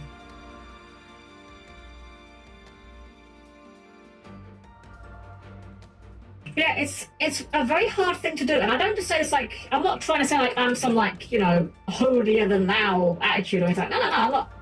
I'm just saying that I think that there are some attitudes I think these days it would be healthy for everyone to have more normalized. One is it's okay to be wrong. It's okay to have an opinion or whatever, and then have your mind changed and go, you know what? Yeah, fair enough. I didn't think of it that way. Good point. I'm wrong. You win. That's it. But there's this weird kind of mentality on the internet that everything has to be a I win situation. It's not about changing the other guy's mind. It's about I have to win the argument. I have to win the debate. And don't get me wrong. I love a good debate. I do love a good debate, and I do sometimes get myself drawn into debates more than I really should. But not everything's a competition, It's okay for you to not change the other guy's mind, or for you to realize that actually you like their standpoint more than your own. That's perfectly fine. And if you don't, that's also fine. You haven't got to bend over backwards to please everyone. That's called being a people pleaser, and that's not good for anyone. But at the same time, being stubborn will not get you anywhere. There's actually claws on this. It's like a furry, clawy thing here. No I in team. Yeah, exactly. That's be a people pleaser. Fails are. Yeah, I struggle with that a bit myself sometimes. I don't like being the bad guy. And that's a beneficial trait occasionally, but more often than not it will be a detriment. Insofar as, say, D&D, for example. I know I talk about D&D a lot, but it's just a good thing to bring examples from. If I'm playing D&D, and thankfully I've had very good luck with D&D in terms of the groups I've had. I've very rarely had a bad player in my group. But if you do have a bad player in your group, you need to be able to occasionally step in and say, hey, look, we don't appreciate the way you're playing or what you're doing or whatever. Could you please change your behavior? Otherwise, you will have to leave the table. And I know for some people that's a hard thing to say. It's a hard thing for me to say. I've had to do it once, exactly once. And even then, it wasn't like... It was only because I didn't know the person very well that I found it even possible to do. If I'd known them a bit better, I probably would have struggled a lot more with than I did. But it's important that you can set those boundaries for yourself, and there's a great subreddit related to this, actually. RPG horror stories is actually kind of my go-to browsing Reddit when I'm on like a lunch break. And it's basically stories of people telling about, you know, tabletop games they've been involved in where things have gone wrong. And this could, like, going wrong in this case can be a lot of different things. Like, we're talking stories of, like, players doing extremely appropriate things in character to NPCs, all the way to things like, oh, yeah, this player actually punched me or something, you know. And it's always baffling to me, the sheer number of these stories I see that end in, what should I do? And it's like, sir, madam, leave the table. You're not being paid to be at this table. You're actively not having fun at this table. What are you doing there? Life is too short to be wasting it on people that do not respect you, do not respect your time, do not respect your enjoyment. And, I don't know. I'm kind of rambling all over the place here, but it is just one of those things where it's like, learning that occasionally it's okay to be the bad guy, to tell people off, to say no, I think is an important lesson. And it's one that I kind of wish I'd learned a little bit later, frankly. Especially when it comes to, like, the old FF14 raiding. I definitely should have been a bit more, what's the word? What is the word I'm looking for here? Not stern. Stern isn't the word I'm looking for here, but, like, put my foot down a bit more, I guess, when it came to that. Because there were definitely times when I let things go on with that I really shouldn't have done. And in hindsight, I look back at myself and I go, Helm, what were you doing, love? What were you doing?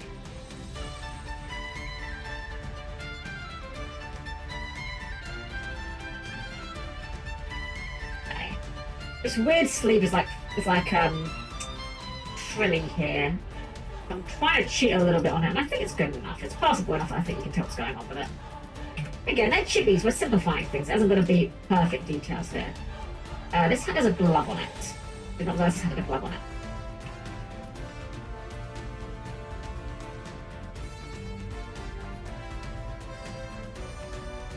Can I find another reference? Was that back that glove black as well? I think it is.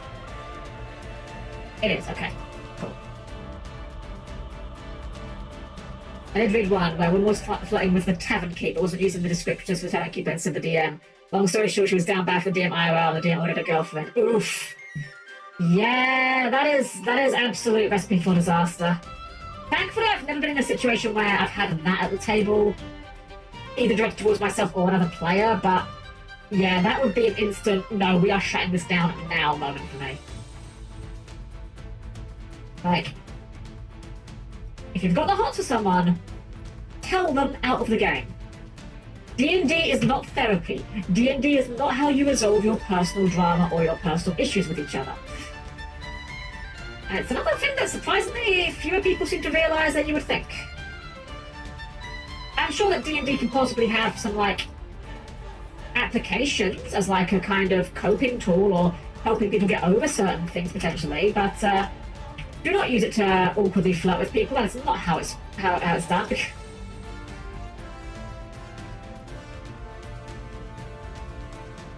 I think looking pretty good on the arms there. It's a bit muddy, but again, it's clear enough. If you know the character, you're going to know what's going on here. Let's get a reference of the lower part of the body here. Hips area.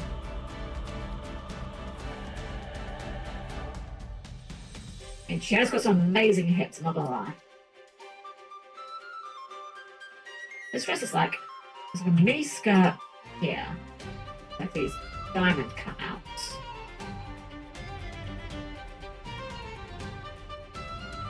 We'll do a slash there, actually 2 slashes there.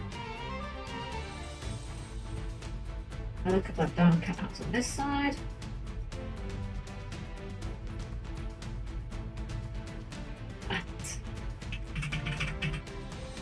Underneath it, we've got a red skirt, which looks like it's got some like cross hatching on it. Might be like a woven fabric, maybe. I D&D histories, but I would suck at telling one. Yeah, I've got quite a few D&D stories, but none of them are like super bad in terms of like horror story sort of thing. The closest I have to a horror story, which isn't even, it wasn't even a horror story that bad really, it was just kind of a bit of a crap session as a result, was a story where we were playing a game whereby we were playing a game where we were basically tracking down some mischievous teenagers, essentially. They'd stolen some stuff. And one of our players was playing as a goblin. And the player decided to throw they were playing an alchemist. This is Pathfinder specifically, I should say, rather than D&D. So the rules are a bit different. But this goblin was playing as an alchemist, and he decided that after we had been... Actually, that's crazy, a bit too short. I don't think that's a bit... might be a bit too short for the Impel Star. Let's lengthen that a little bit. There we go, one of those should do the trick. Make my hips a little bit lower there, I think a bit too high up here as well. Oops. Yeah, after we had all done non-lethal damage to knock out these teenagers, our goblin player decided that it would be a fantastic idea to throw a fireball bomb at the group of them that were still conscious, knowing that this would catch the other group, the unconscious ones, in the blast. And we in character were like, dude, what the heck? And then, bearing in mind, this was like the start of a game. Like, we didn't know each other in character. So at this point, our character's like, yeah, we're gonna just knock your character out because you're clearly like psychotic and you nearly killed a teenager. That's not very cool, dude. So that was like a horror story. But as far as like actual stories, like good stories goes, I have quite a few. I wouldn't even know where to begin though. That's the thing, like so many to where do we start with? Speaking of which, let's start with these belts. My last game that I DM'd was a little bit short-lived, unfortunately, purely through my own fault. I had taken a bit of a break from DMing because I was acknowledging that I was burnt out, and I thought I'd gotten over it. And for a few sessions I had, but I realised very quickly that I hadn't actually gotten over my burnout, and I burnt out again in like 4 sessions or so, unfortunately, so I ended up cancelling it. But it was a very neat idea. I think the concept was fun. So we were using Pathfinder again, and admittedly we were kind of homebrewing Pathfinder and kind of bending it in some ways that it probably wasn't supposed to be done, like used for, but it worked out okay. It wasn't like the homebrew was not an issue. And essentially what we were doing was we were basically doing Kingdom Hearts, but with other franchises. So essentially the players were going to different planets, and each planet was based on like a video game or an anime or whatever. And basically it was just whatever I'd been watching or was into at the time. This was around the time I got into Yu-Gi-Oh! So suffice it to say, a lot of the stuff early on was based on Yu-Gi-Oh! That was quite a fun game. Unfortunately, I admittedly did not think through what I was doing with the overall kind of plot of it, as it were.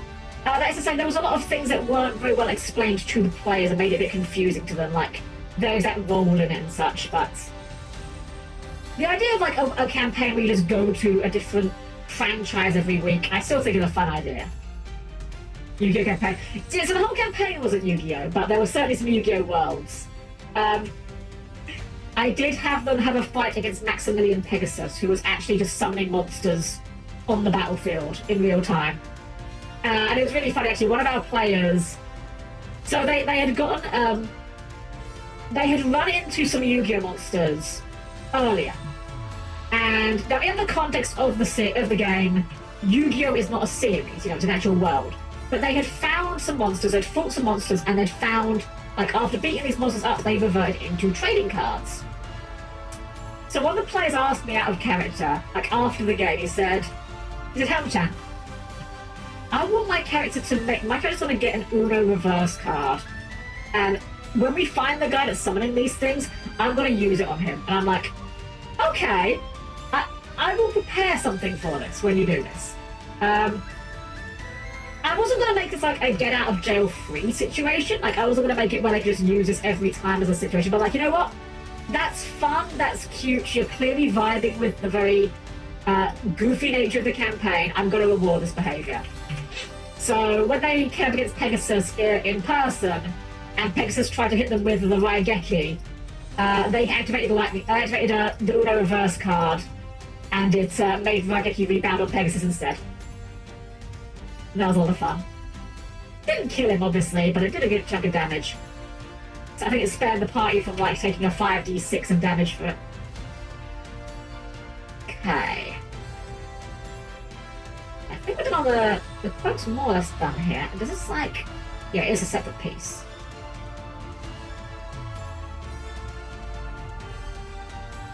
I'm actually very happy with how it was turning out.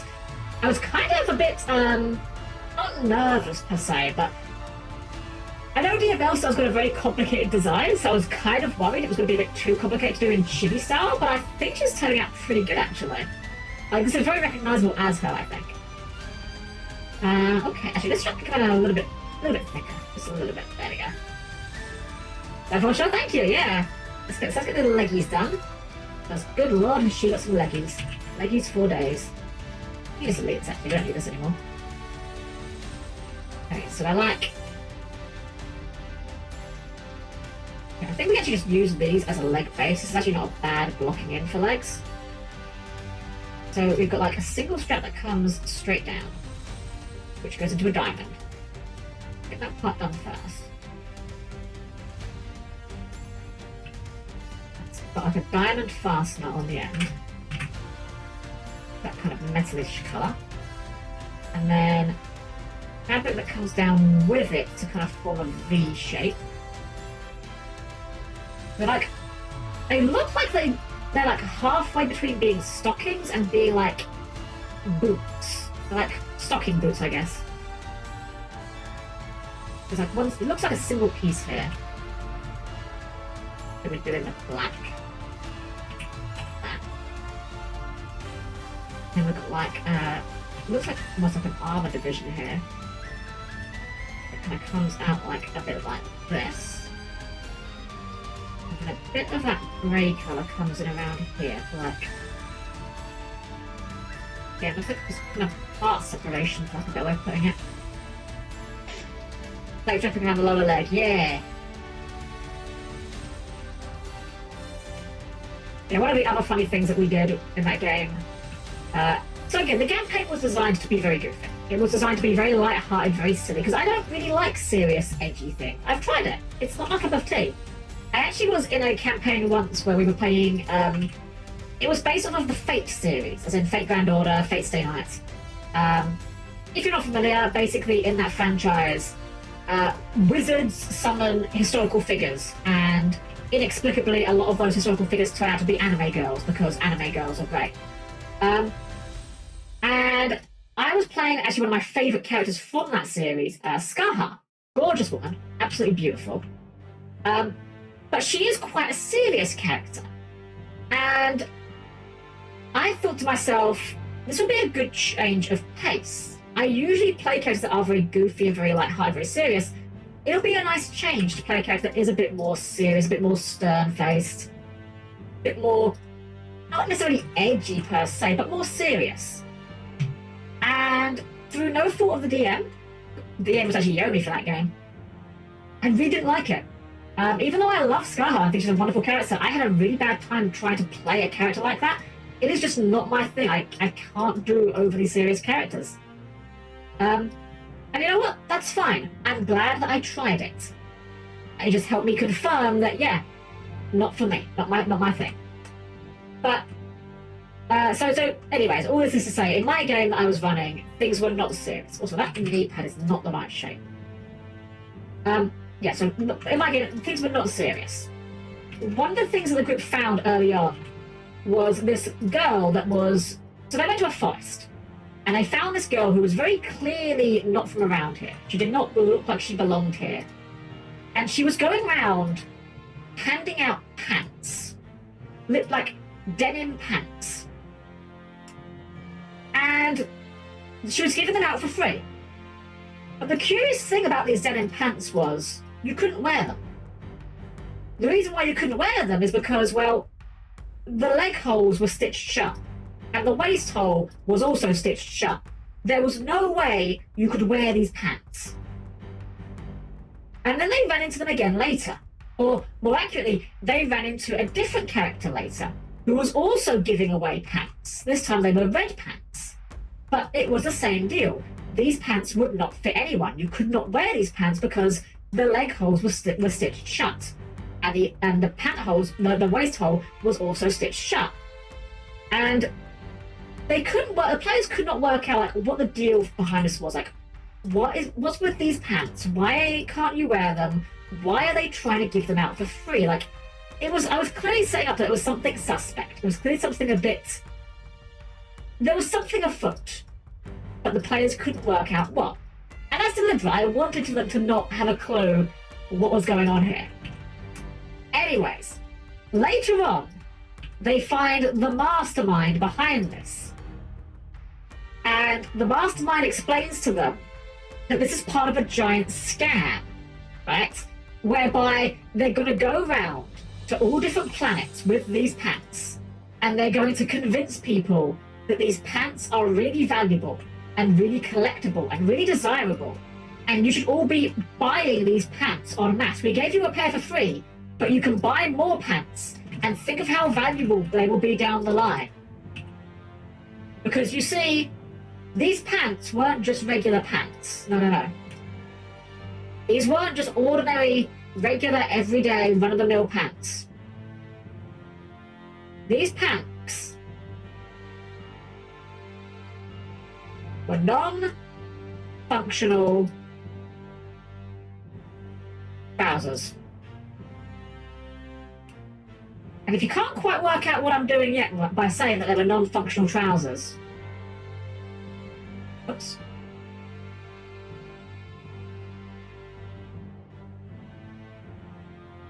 NFTs. The entire subplot was just an NFT joke at Crypto Bros. And the punchline is, and relevant to today because we are doing the Chibithon, they then had a fight. And in that fight, the pants came together to form a boss monster. Behold, the NFT golem. The golem made out entirely of non-functional trousers.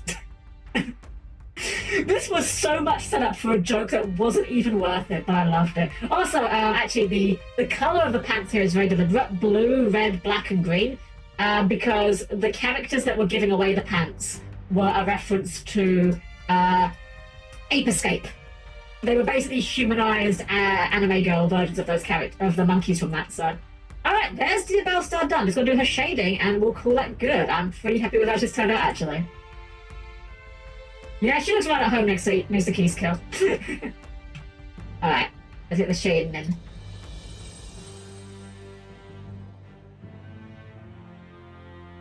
Make her popular? I'd say it certainly is pretty popular right now.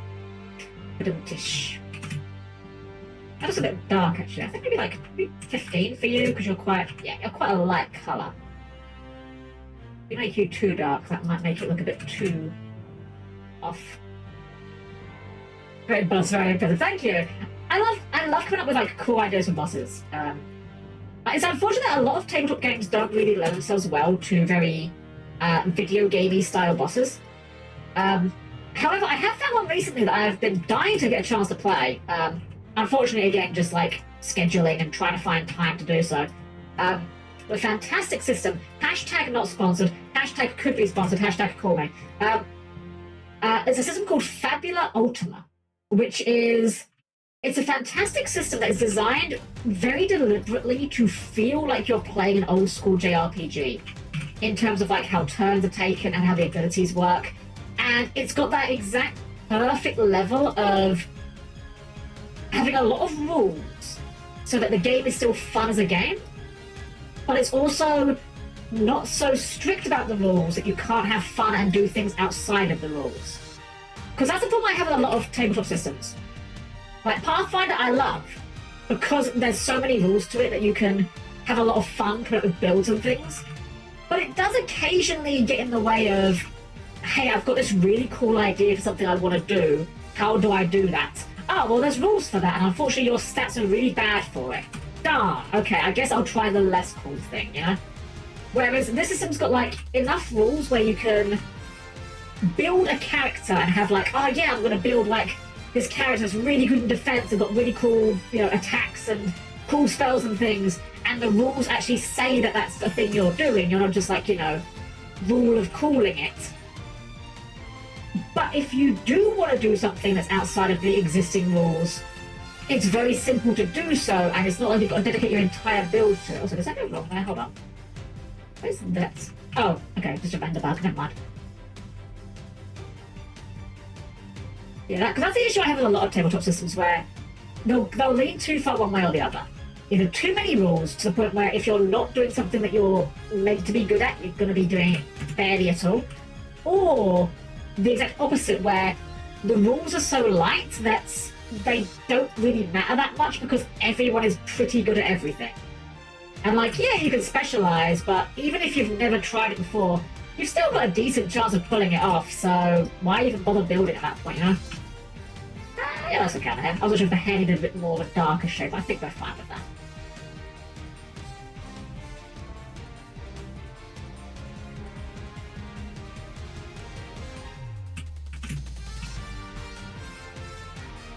I love this big heroic music for this edgy girl failure right here. I say girl failure, she's not a girl failure necessarily. She's just a bit sloppy. See her absolutely plastered drunk in one of her concept arts, and in the animation you get to see her just on her back, part like asleep in her bed, mouth open, snoring. I like when you can see a goofy side of a villain character like that. Oops. The first things I did as a thought experiment was, one thing was create a D&D fighting character for Emily to use it as a knight subclassing into a mate. Oh, nice! Yeah, that's one thing that I think is quite fun as well. Like, some systems reward that better than others, insofar as, what's the word I'm looking for here? Using existing characters. But there are some tabletop games where it's perfectly fine to have a character going into it. But there are also some games where I found where if you've got a strong character idea going into it, like from a different game, like say your character Emily, for example, you know, you might want to play her in a game, but certain games don't really encourage that because they've got such a very specific concept in mind for what you're doing in the game. And it doesn't always work very well, and that's something I've always struggled with a little bit myself. As someone that likes to make OCs and then reuse them over and over and over again. One of my OCs I've had for like, God, I don't even know how many years. Probably about 15 years or so now, maybe even a bit less, I don't know. But like, absolutely ages, that's for sure.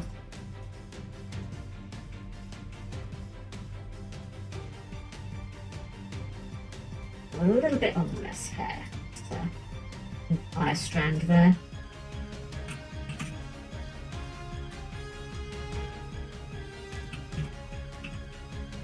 Oh, and the red. We missed the shading on the red here.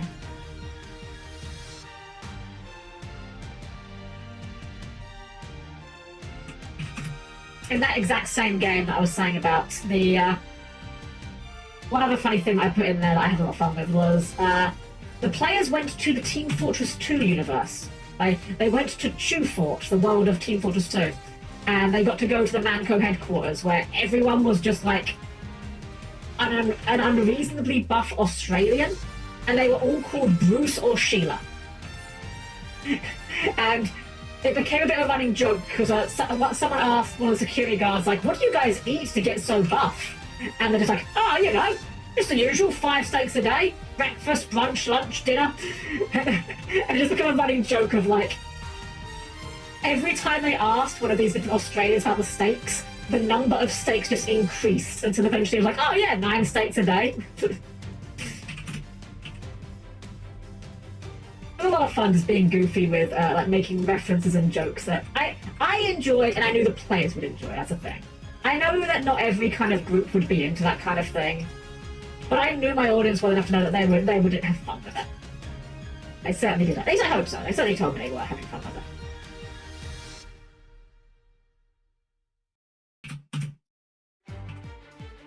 A tiny bit of shading here, just a little bit of shading on the cleavage. You've got really bad tie set on, exactly.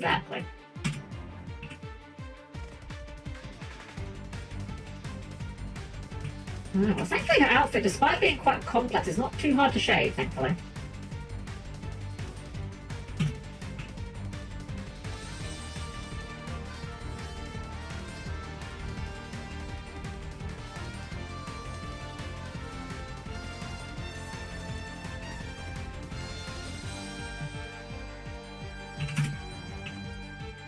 This part probably has like a very bit of shading under it, like just very tight, but hold on, I think I got the line there by mistake.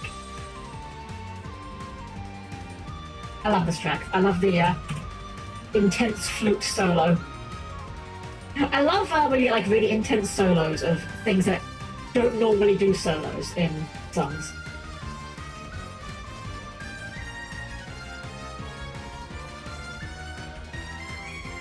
Obviously, I don't think it's safe to be anywhere near Toolbuff Australian guy. Oh, Saxon Hell, yeah, seems like the kind of name they'll get for fun, but you wake up to it again. That's just how Australians say hello in the Team Fortress 2 universe, by just punching each other in the face. Like, good day, mate. Punch. I do love how, canonically, the explanation for why everyone is buff in Australia is because of radioactive metal called Australium that just makes them all absurdly huge. And also gives them all moustaches, including the women.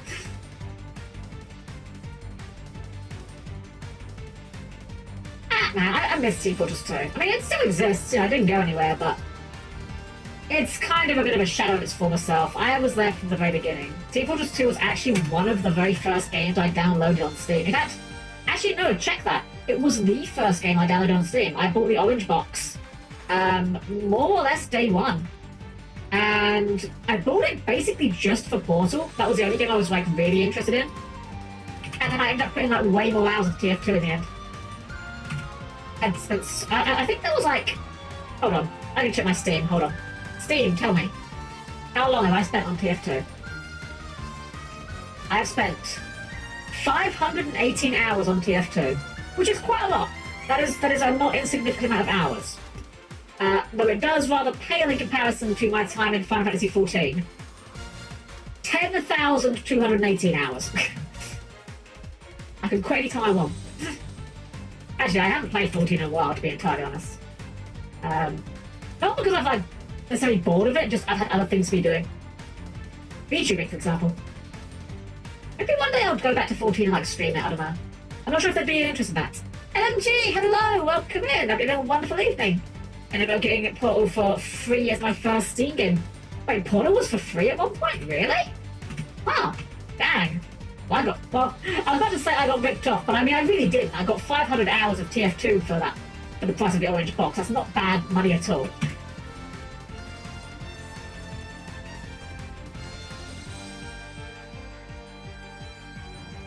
A bit of shading around these bits here. And the Chibithon is going great. We're on day 2. We're just finishing up Dear Bellstar. Let's go ahead and finish her off. There we go. That should be it. I should have put just a little bit of detail on this. This looks like a plate, so like this looks like it should have a bit of depth. Just a little bit on that. Probably on this one as well.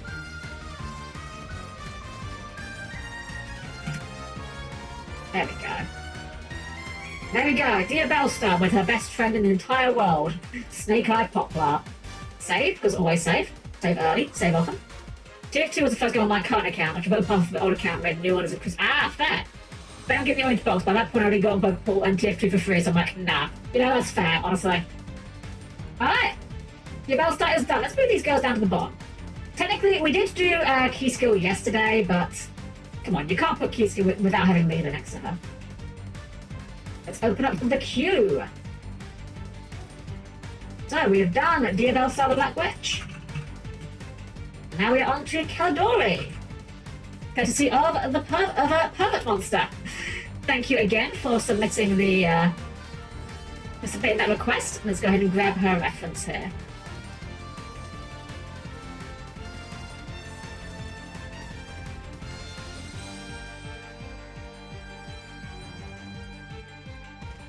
Wonderful, there we go.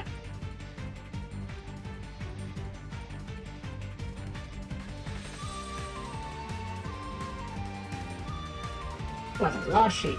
Just shrink it down a little bit. And we just really need at the front and maybe the side.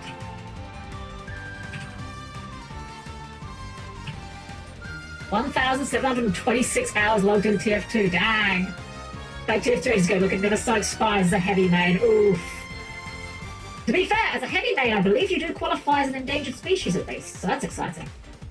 Alright. Caldori. There's going to be a challenge because Porter's already like slightly chibified compared to some of these other cats have been doing. Let me see here. Let me try and find a fun pose to work with.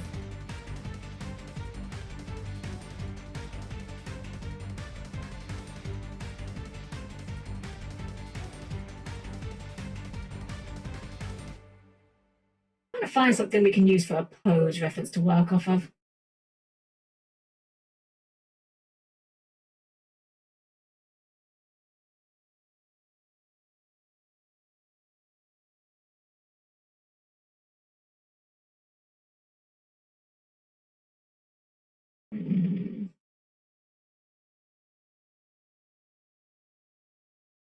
Oh, the music's blocked.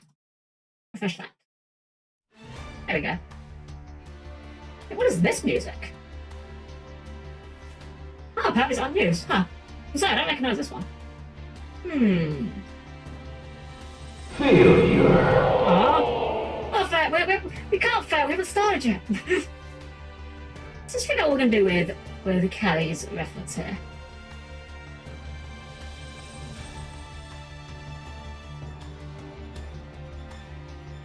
So I'm trying to make my poses to make them a little bit more varied where I can, because when I did these chibis in the past, I often did what's the word? Very static poses deliberately because I was going for more of a reference pose. I want to try and make this a little bit more interesting. Oh, Kelly, hello! Yeah, if you've got any ideas for a pose, I'm more than happy to hear your suggestions. I'm just trying to think of what would be a fun pose to work with for you. If you've got anything in particular you think of that comes to mind, I'm more than happy to take suggestions. I'm just trying to find some inspiration for some poses right now myself.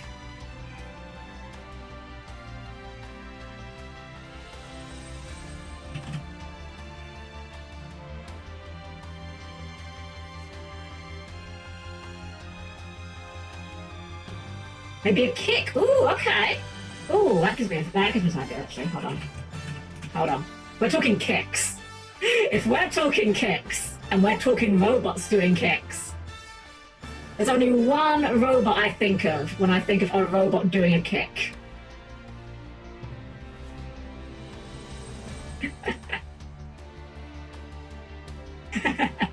Oh, I didn't find the clearest reference I can for this pose. I'm gonna get this perfect.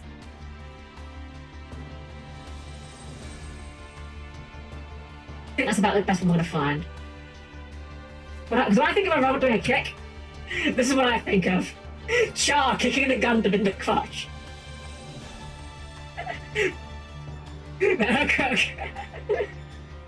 I think we can go with something like this. I knew it! Dang, I have gone predictable. Alright, let's go. We can do a kick. Hell yeah, okay. Your portions are like ever so slightly chibified already, so we'll make it a little bit shorter, I think.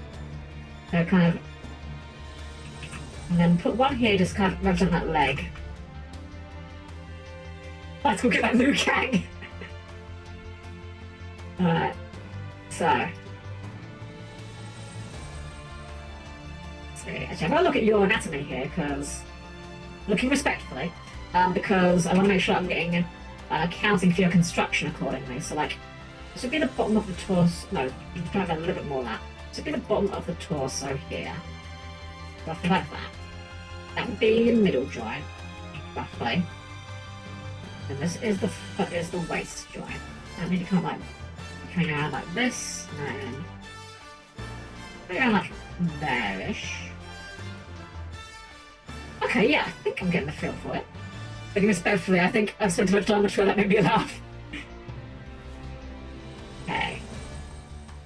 Alright, and then legs. So you've got like hinge joint legs. Okay.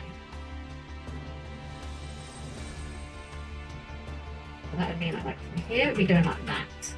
You'd be getting a front on view here. So you'd be getting this hinge joint like a bit like this, and we'll tighten this up as we go. This is just roughing in the blocks here, and then the Aegis legs, where you've got the hooves, as someone once called them to me. They end in like little stumps rather than feet, so like that, something like this. That'll be at the back. Excuse me. Oh, get that. Peg legs, that's a good one for you. Yeah. And then on this leg, because this leg is coming out. Actually, it's kind of. The way that it's angled, yeah, it would be more the front angle, slightly more on the side, though. We'd have like the thigh be like about here-ish. And then the outer side has it, but on the inner side. So this would come in like this. And we've got then I'm gonna fudge this slightly on the pose, because I want to show off the difference in the legs. We go for the night. I see it's more. Take care, Citrus. Have a wonderful evening. Have a wonderful night's sleep. Take care. Actually, no, this would be a bit more flat. I'd be more flat like that. Actually, the way I've done this. So this would be like that, and then this would go like this. Something like that. Yeah, something like that. And then the peg leg. We're doing mostly the front.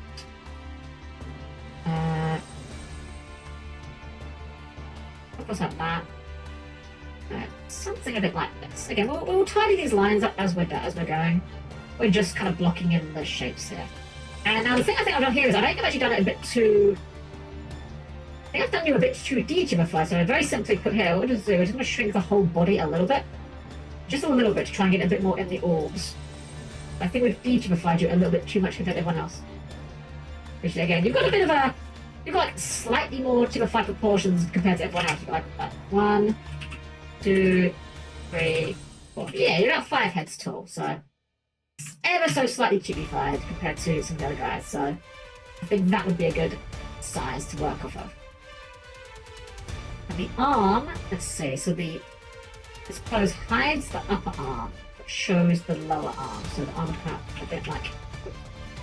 Quickie, hello! It's going well. We have joined the meta. Dear Bellstar is here. And as you can tell, she's extremely happy about being here as well. She just looks thrilled to be here. Welcome in, my Quickie. Having a wonderful evening. We're doing very well. We are not even close to halfway through the queue. Only 4 of these entries here were my ones. I had 15 on the list, so we're not even a third of the way through my own list at the moment. It's pretty happy to me, yeah, exactly. Right, so a quick look at your arm. So, okay, fairly straightforward arms. Okay, so we just kind of do a normal arm block out here. And you know, we'll make it into a fist, because I mean, like, Char ain't got a fist there, but again, we can fudge it a little bit. You can fight further if you need some. Okay, I appreciate it. I have to try and, as someone who is occasionally very particular about small details, I know how much the small details can count when it comes to a design, so I try to get them as close as I can. So this arm comes down like this, and out like this. We'll put that, I'm going to change the arms a little bit, the arm pose, I think, just for a more interesting pose. I feel you. Yeah, you get what I'm talking about. I feel like as a robot, I think it's a very robot particular thing. Like, especially when you're dealing with artists that perhaps aren't super used to dealing with robots designs. There's often things that seem like very minor parts of the designs to someone else, but to the robot are a very important part of their design. So I'm very particular trying to get them correct when I can. All right, we can start on the head sculpt now. Let's pull that over. We'll get rid of this now. I don't really need the pose anymore. All right. Look at this head shape. Well, actually, let's get the face in first.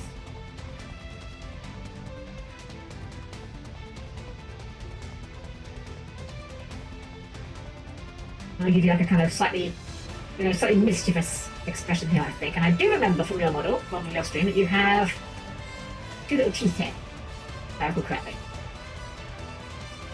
I think that's how your teeth go. What I do not remember off this reference, I need to check, is how your inside of your mouth looks. Is it green or black? It is black, okay.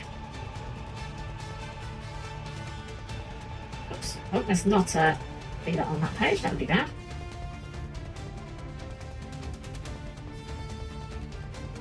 Kind of very fun when doing a robot as well, because when you're doing, okay, if you're going to do a Gundam kit or like a model kit, you get into the second leg problem, which is the second leg is never as fun as the first leg because it's always the same. You know, you're doing 2 identical legs, they're just mirrored. When it comes to doing like chibis like this, I run into that with the faces. Oh, I didn't actually put the chin on. Yeah, I run into that with the heads, purely insofar as doing the eyes is always like, it feels very samey to me, even though it's very much, even though like I might be doing a very different angle or a different pose or whatever. But when it comes to like a robot, you're doing different features, so it feels very different to be doing. Okay, let's put this here. Another one. There. I actually need to get the bigger reference again to check a detail here.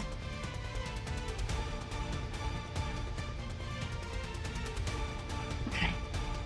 Well, I couldn't see if you had a darker pupil here, but it doesn't look. I'm not seeing that, so I think we're okay on that. Make that fit.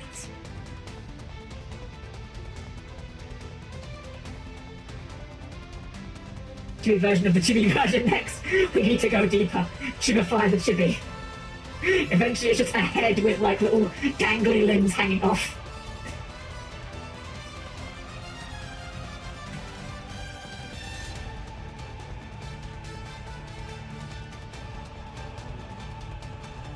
Grab that. The same size there. Grab that.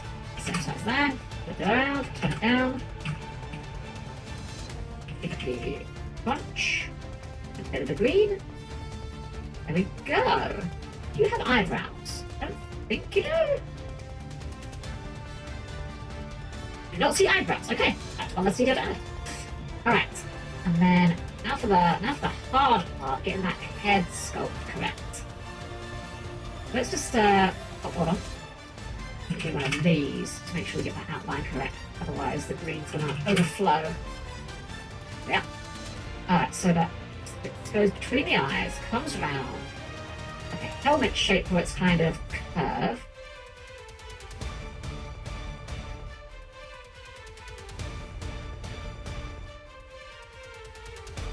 Back here, up to a point here, so I think we only see like the front of this ankle. Okay, let's do it this way. Let's cut it in half like this, and then draw the other half on, and then we'll just join them together.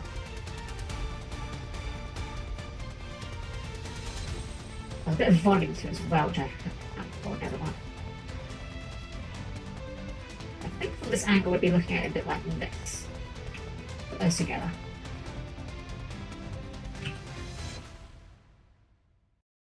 We can kind of imply, I'm going to put this in for my benefit later, this will be removed. We can kind of imply some shading here, some shape here with shading, which I think is what we'll do. Right, now so you've got the underneath to the jaw with the black. Music skipping again? What are you doing? Come on, music, what are you doing? The heck is this music? I guess this must be another unused one. Huh, alright, we'll keep it going. Screw it. Let's let it run. Very strange music, though.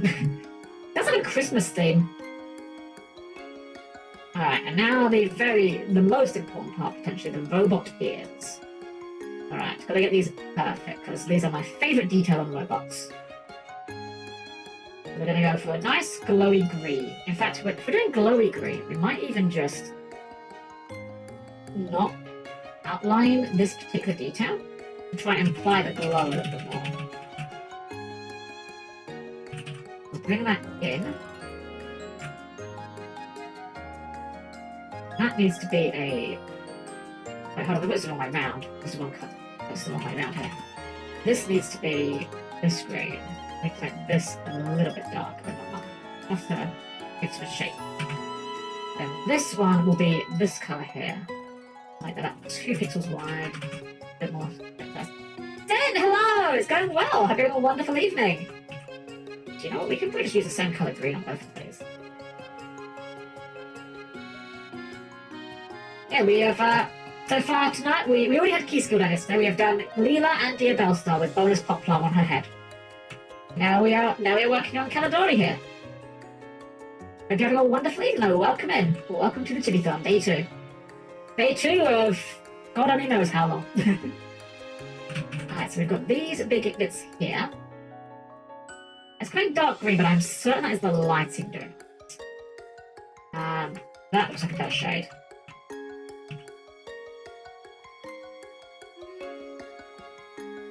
For this, we'll use the same colour here and the same colour for this. I'm going MPG in the gold saucer all day. I went up to my regalo. I want that car. Wait, they put it in the gold saucer, really? I got that car. I got the car back when they put that event in the thing originally. What do they make you do for it these days? Because yeah, I'm curious what they've done to make it how much MGP it might cost. I thought they just put the event back. I didn't realise they just put it in the gold saucer. Kind of glad that I did get from the event now. 200k? Oh, that's not too bad. That's not too sad. That's like, yeah, it's not an insignificant amount, but like, you could bash that in a solid week if you were really dedicated, I think. And it looks like we've got some details on the ear blade here, actually. Make sure we get those in. Ear blades, very important. We don't like this. Make that solid green. There's a couple of veins, or something coming down here, whatever I call them. This. Yeah. We'll just bring all the ear to the front. Oh, right, we didn't put the volume on this. Actually, this is slightly misaligned, isn't it? Yeah, it is. Going at 138k. Oh, wow, you get there in no time, I'm sure. Consider this, at least. At least you've got more ways of earning it than I did when I had to grind 200k. Because I was playing it for 14 when they first added the gold saucer into the game, and I really wanted the Fenrir mount. Really wanted the Fenrir mount. So I sat and grinded. And I grinded. And I grinded. I think I was quite possibly one of the first people on the server. I was not the first. I know I wasn't the first. But I was probably one of the first people on the server to have the Fenrir mount. It was not worth it. It was not worth it. That mount was not worth that much hassle. But you know what? I got to flex, and that's the important thing. Okay, I'm happy with how that's looking.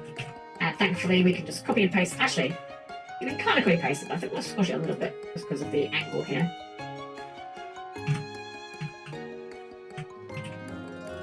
Thinking that's looking pretty good. That is going to be reset in the middle for a second. Ah, fair. Yeah, get that. I didn't have that back in the day. Back when I was grinding it, the way I had to do it was the Indolent Imperial in Mordona. You would grind against him. Let's say I just group the head for moving it about easier. And the reason why you would grind against him is because you could cheese him very easily with the starter deck. Actually, this should probably be the same colour, shouldn't it? Actually, both this blacks should probably be the same colour. So you would grind him with the starter deck because he used the... Oh, that's the wrong one. Hold on. No, that's the wrong one as well. And cool. Oh, right, we grouped the head, of course. I'm going to say it. Wait, there we go. Yeah, he used like the plus rule, I think it was, and so you could very easily choose wins from him with the starter deck. And he gave you like, I think it was like 100 MGP a go if you beat him. So it was not a bad, it wasn't a bad return on investment in terms of like how much you're making per run. But yeah, it was horrible. It was terrible. Again, it was not worth it. I do not regret that I did it much. What the heck is this music? I'm not even mad, I'm just confused. I've never heard this music in game. Oh, we got to the wrong colour. I need this lighter colour here. Yeah. Alright, and now we've got to do the booba. Ouch. Okay, we're going to adjust the head, I think, of it there. Or the neck at least. Oops. Maybe not put the head again, did I? There we go. Alright, time to draw some booba. Again, anyone that says chibis aren't allowed booba are cowards. Chibi booba is valid. Chibooba. Hashtag Chibooba.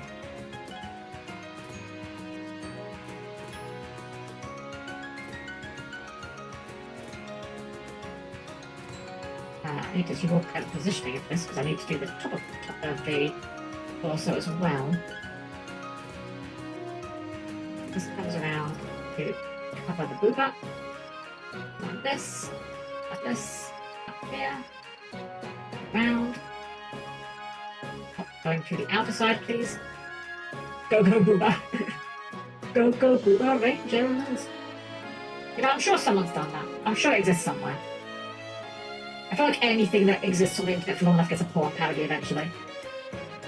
I wonder if I should darken this actually a little bit more. This is looking a bit too green and not enough black. Just a little bit, maybe. Let's just try it. A bit desaturated. Yeah, I kind of like him actually. Well, I've got to fix the eyes as well for that. These need to be given that. And these need to be given that as well. There we go. Because yeah, the green's already making it pop out enough. Yeah. Alright, I've got the green glow here, so let's put that on.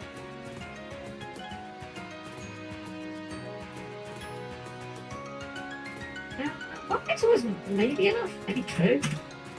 Be very soft. Be very soft, I think, is the trick.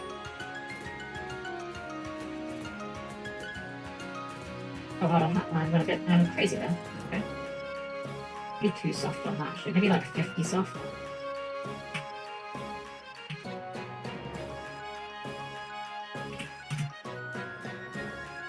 Yeah, I think that's a bit more close to what we're looking for here. Also, I need to make this line like that. There we go. Right, green blob. Let's make the neck go up a little bit here. And we can give a little green orb. Oops.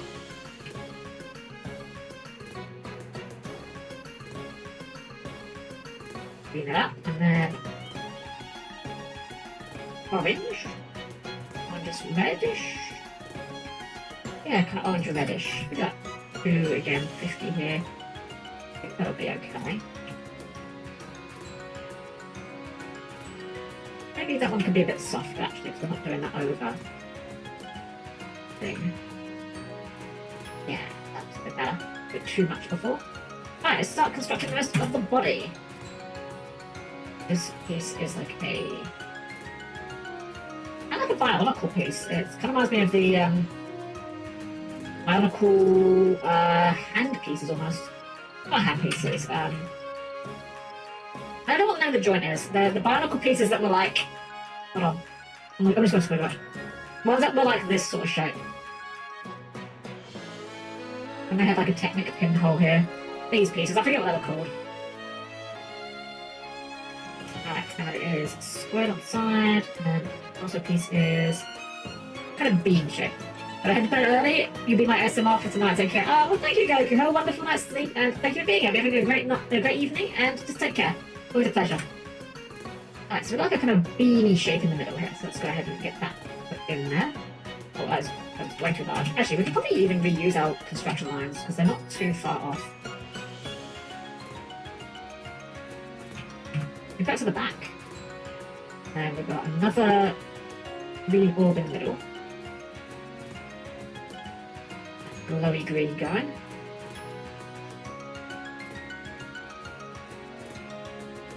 Got one more of the orange.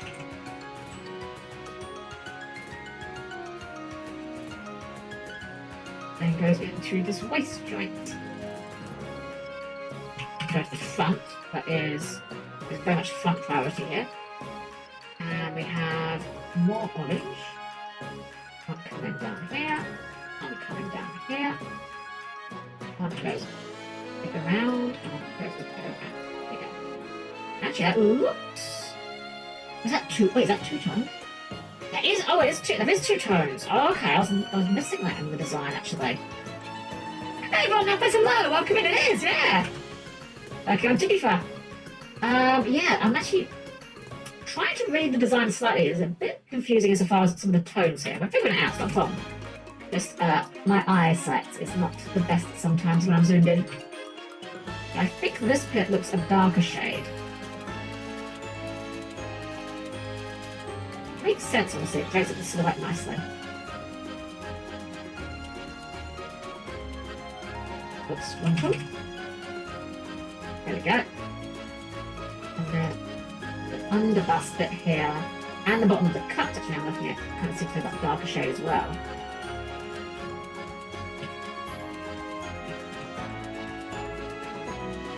Yeah, okay, I'm starting to notice that I'm missing of this two-toning. Okay, we'll fix that though, that is not a problem. But this bit will do, because that's not a hard, it doesn't look like a hard line of demarcation, so we'll do it darken here instead. So that it kind of keeps the tone separate. What's going on with this line? This bit here. Oh, it's this line. Oh, it's because this didn't go over the top. That's fine.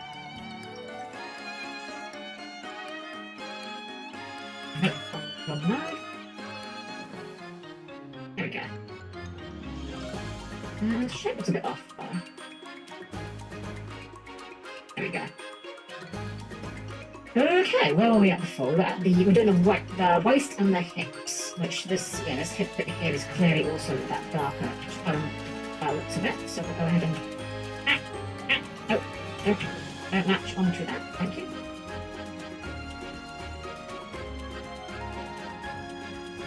Put that on under darken. Put that on that layer. Use that again on this side.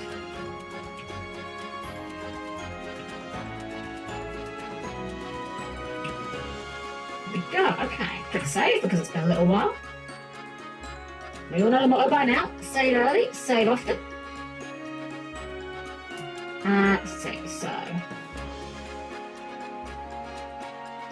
We'll look on the side, we'll look on the legs next, I think. I think we'll do the arms last. Let's just grab a leg for referencing. So we've got the white thighs. Actually, I'm thinking this white is actually a little bit too white. I think we can maybe a very slight tinge of green onto that as well. Think good so far? Oh, thank you. I'm thinking I was just turning out actually. Yeah, that looks better. I think we won too white before. A bit too crystal white. Okay, so we've got some leg seams, which we'll do in like a half solid line here to try and, again, we don't want to make them look unpleasant, but make them look nice and appealing. Eyes are important. I'm sure plenty of people will agree. Up here, down here, down here, down here, great bit here, down here, down here, up, down, slightly in, down, and around. That looks like the darker of the two shades today, with the nodules on the side being the lighter of the two shades.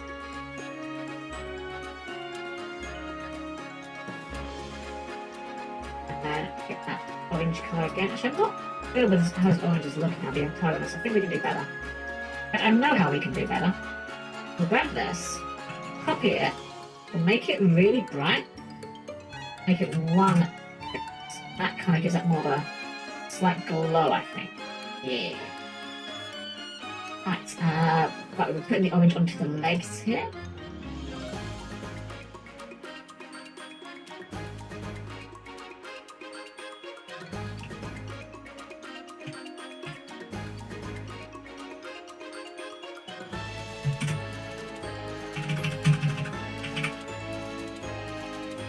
the knees. The knees are like a purplish hue. Okay. Like, if I just grab this, that's gonna look way too vibrant. So I think what we need to do is do it like a very dark purple, because... Well, actually, maybe like a mid-tone here could work, and then we'll just like shape it with the shading. That might work. That might work. Let's get that orange back. Let's actually just cheat a little bit and just... Oh, I did not mean to grab that much. That's fine, I'll just leave this here as a sample. Just grab a few strands of that.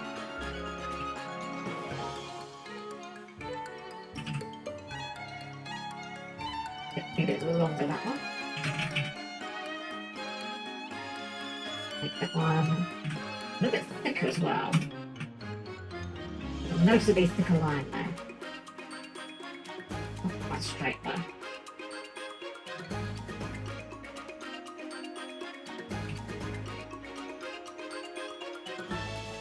Okay, I think we're getting there. Oh, probably not. I need to stretch. I'm shrimping a little bit. Oh. Oh, good stretch, good stretch. Oh, actually didn't need that. I'm feeling well, you didn't realise how stiff you are until you actually take the moment to take care of yourself. So let's fix the leg a little bit. It's a little bit wonky, so let's fix this up a little bit. We've got the two little nodules on the side here. We'll use that colour for. Flip that one.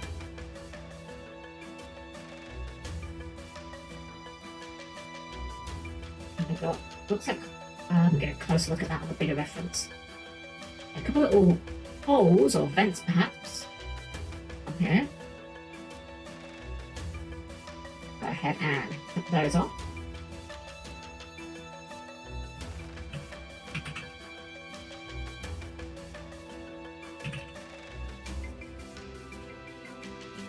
Treasury case, still like air antennas, you could go shopping at the same part stuff. It's just a sign of good taste, clearly.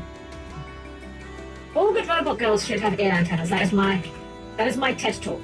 You know, have you ever seen Full Metal Alchemist? There's that one character in it. I forget his name now. I think it's Roy Mustang. He has this very strong belief that all the women in the military should wear miniskirts. I am him, except my belief is all robot girls should have ear antennas. That is my TED talk. I have no follow-up. Just do it. Make it so. And it's also part of why 2B is a terrible robot girl. Yeah, I said it. I'll say it. 2B has not earned her robot girl stripes. She's a terrible robot girl.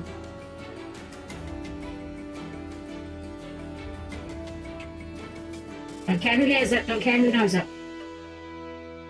I will die on this hill. I will become that meme. The people rejected her message. They hated Helm-Chan because she told the truth. I agree wholeheartedly. Thank you. I am glad we have some good taste enjoyers in this chat. Again, of course, you're my guest, so of course you've got good taste. Alright, let's go and get this other leg done, which should be, It's funny, compared to doing Gunpla, doing legs in Chibis is not as bad of a deal in terms of the second leg issue, because often you're doing it at a different angle, so you end up drawing different lines and such. Yeah, no, I am not a fan of 2B, not a fan of Neo Automata. Don't get me wrong. Do not misunderstand me.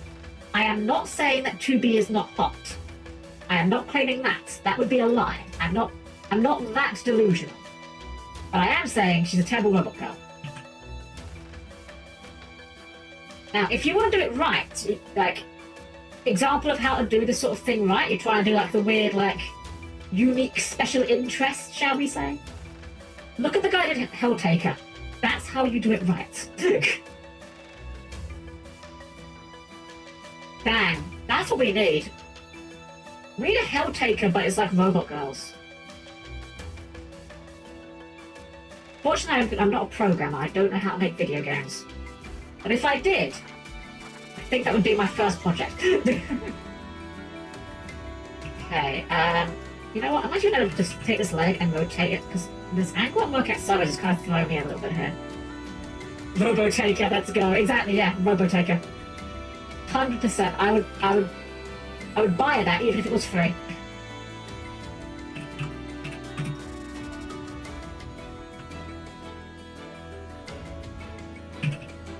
It is one thing that honestly kind of irked me slightly with Nier Automata. When Nier Automata came out, you got loads of people crawling out of the woodwork and like, oh my god, robot girls are so hot, robot girls are so hot. And I'm just like, that's not true though. That's not what you think. You're not saying that robot girls are hot because you like robot girls. You're saying robot girls are hot because you like 2B. Again, you're allowed to like 2B, but just say what you mean. You like 2B. You don't like robot girls. Saying that you like robot girls because you think 2B is hot is like the equivalent of saying that you're into monster girls because you saw a girl with cat ears once and thought she was cute. No disrespect to cat girls. Cat girls are fine. But they're not monster girls. They're not the same thing. Look at the side here. Okay, we've got another ring on the interior here. 2B is cute, but also for cows. Exactly, Callie, exactly. Yes, exactly. If 2B is your go-to example for a hot robot girl, then I'm sorry, then you're not into robot girls. And that's fine. You don't have to be into robot girls. I'm not demanding that you be into robot girls. You're allowed to not be into robot girls. But don't act like you are when all you like is 2B.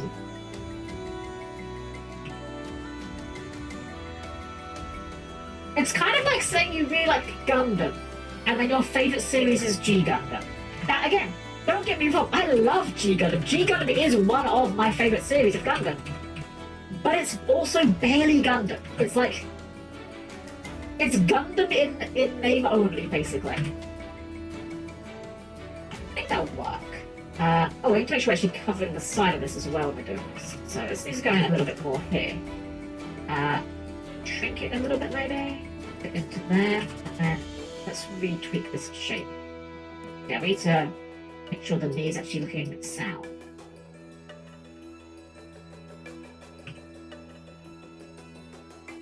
Looks about right. Tokai walked at a good time. 2B is a great cat design, but there really isn't anything about design that looks snowball or cyborg. Tokai, you are 100% correct. Welcome in. You picked a wonderful time to come in, yeah.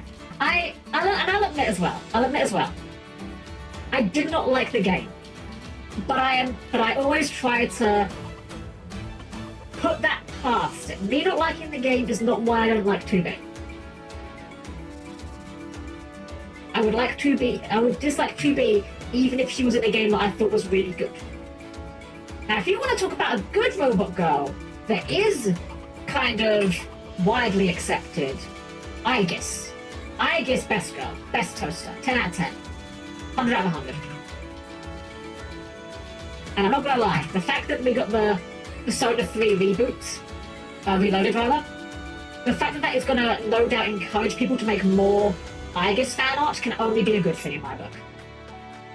It's so cute. Ah, thank you. I was supposed to go peak cat design, but it's just a suit of armor and it's so real. Kelly, yes. Yes. I love a nice bulky suit of armor. In fact, you know what? Let me show you a suit of armor real quick. I showed this art off yesterday, but I want to show it again because it's a great armor. It's great armor. Now this is armor. This is armor. But not a robot. But but here's the thing. In my mind, if you're going to make a character in a medieval fantasy setting, give them a suit of armor. And make them wear a gosh darn helmet. I don't care how pretty they are. I don't care how handsome they are. They need to wear a helmet. Otherwise, what are you doing? You're going to get your eye shot out. So I wanted to show you this one real quick because this was a collaboration I did. This is my character, Whisper. She's very cute. She's a giant hand. Full disclosure, I traced this sword because I wanted something that was like ridiculously ornate. I am not that good at doing weaponry. This was traced, but only the sword. The rest of this was all hand done. But Whisper is not stupid. Whisper knows you need to wear a helmet. That doesn't mean you can't be cute about it. So she's got her twin tails coming out through the helmet. And I did all this, but then my best friend Yomi did this.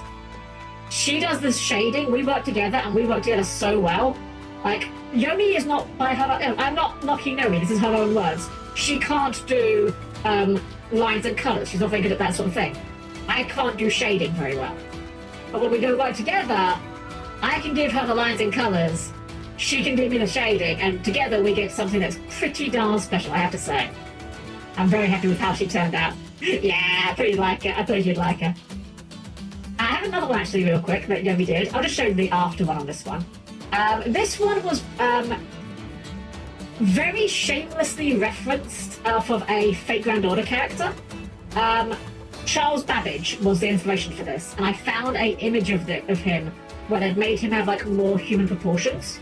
So I made this character who was a gearhead orc. This is Hobruck. He's a good boy.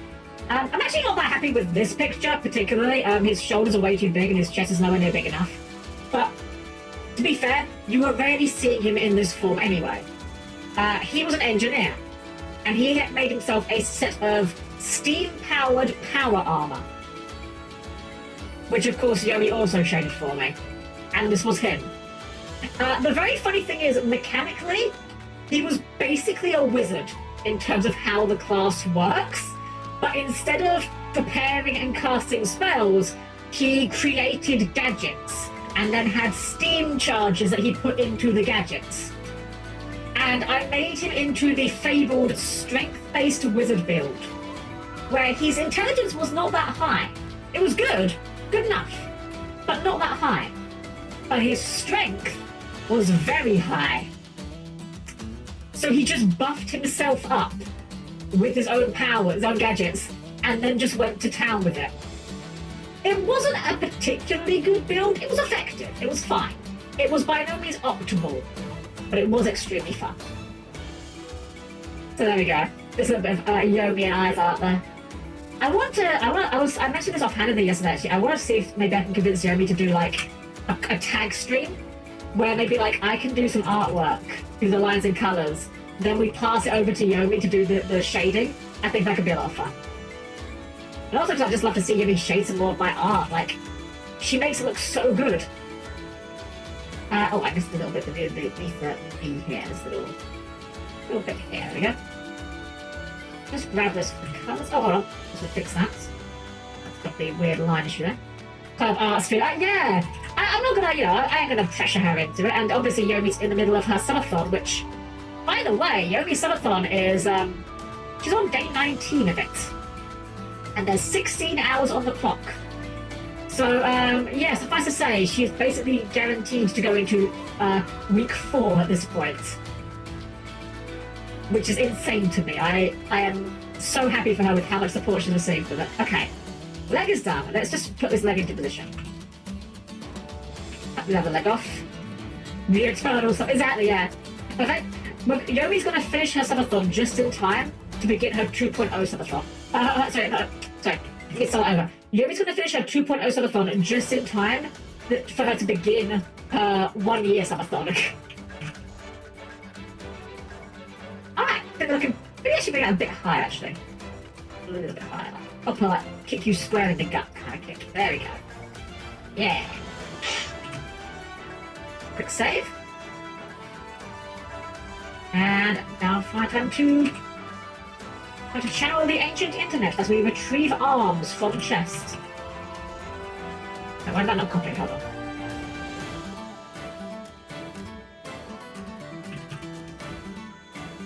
And you do a high kick.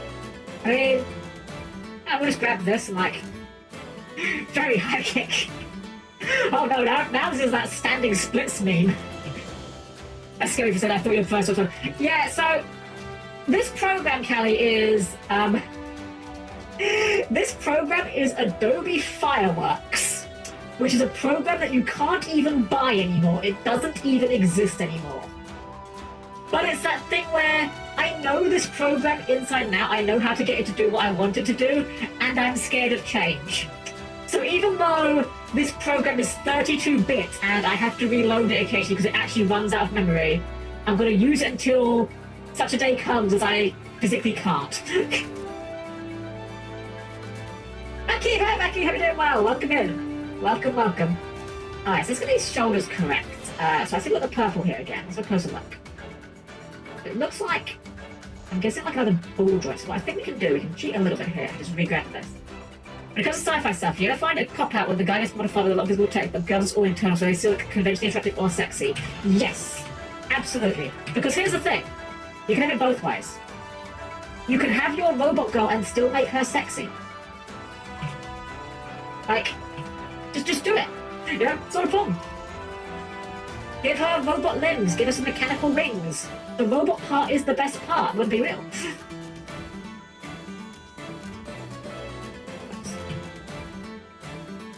It's like with fantasy stuff.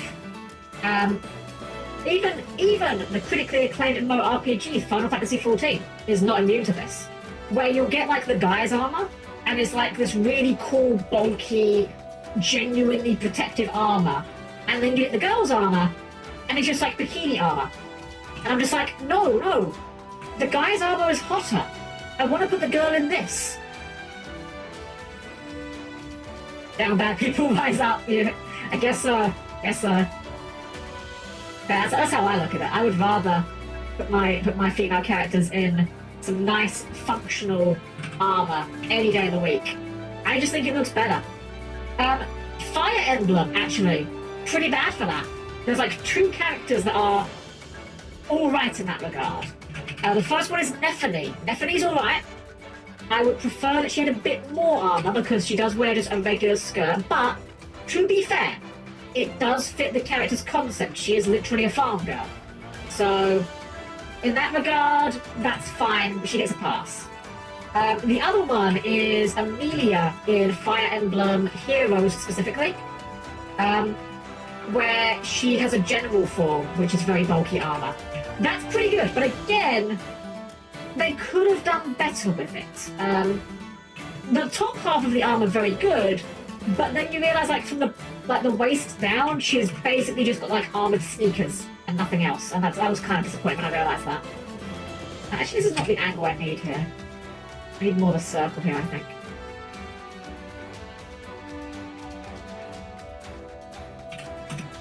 I know Freddy's running a female character with some really cool bulky armor. Good! Your friend has good taste. I've never got the appeal of the bikini armor myself. I really don't. Like, if you're fighting, you don't need armor. Sorry, it's not over. If you're in a position where you could wear bikini armor and it would be a reasonable idea, you don't need armor. At that point, you're wearing the armor because it looks sexy. But here's the thing, if you think the armor looks sexy, you'd probably be more satisfied by the character just wearing an actual bikini, right? Because the armor itself is clearly not what you find appealing. So just put her in a bikini. If you're in a setting where realistic armor is not a concern, put your character in an actual bikini and stop being, dancing around the bush about it.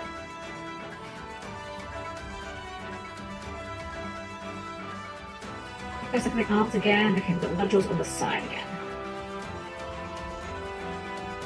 I think we can cheat a little bit here and hide part of the wrist here behind the hand to try and get out of doing another one of those joints. I like your joints. It is a little bit fiddly to do with this style.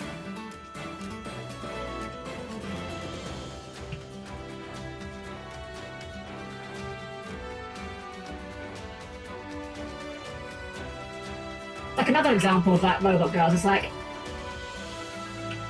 with one thing I love with the VTuber community actually in that regard is a lot you get like a nice good mixture of robot girls, and I've yet to run into any robot girls that really fit that mold of why are you calling yourself a robot girl? Like every robot VTuber I've found has always been like plenty of robotic details, even some of the ones that are a bit more Mecha Musume. Mecha Musume is valid. Mecha Musume is absolutely valid. It's not like 2B where you're just wearing just literally a dress.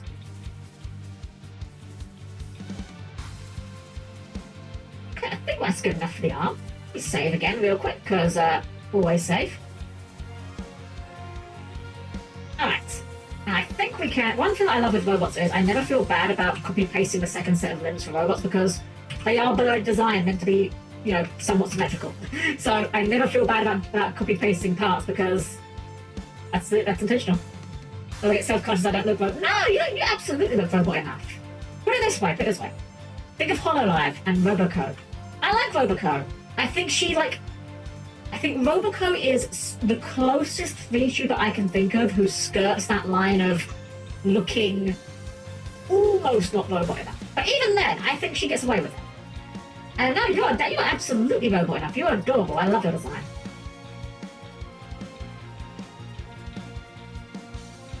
I know that you're a big fan of Metabots, and I definitely get the impression that was a factor in your design. And in that regard, I think you've definitely got the good vibes there. I love me some Metabots myself. I wish there was like more ways I could engage with it though. It's kind of a dead franchise in the West, unfortunately. I heard something about it. You might even know more than I do about this. Apparently, like Metabots is like the license in Europe is owned by a bunch of crypto bros or something. Very strange. I don't quite know how that ended up happening. But I had a Discord that's Digimon Discord, and that came up in topic at one point because there was like crossover. I don't know because they got an upgrade where the arms actually look mechanical and jointed and not just one superhero glass. Yes! Yes, exactly. Actually, oh wait, I just realised. Speaking of robot girls, I have one robot girl who comes very close to breaking my own rule. And you know what? Screw it, I'm going to show more Yomi art off because Yomi kills it. This is my robot girl, Xenon.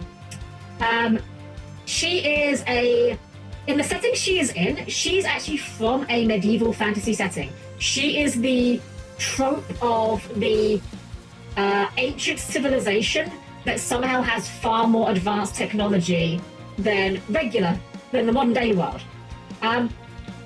She is very much not fitting my own vibe of robot girl in terms of parts, because the only thing she actually does have going is the ear blades, but what you can't get from this artwork is how she acts, because she acts extremely robotic, and I think that's the secret sauce in my book.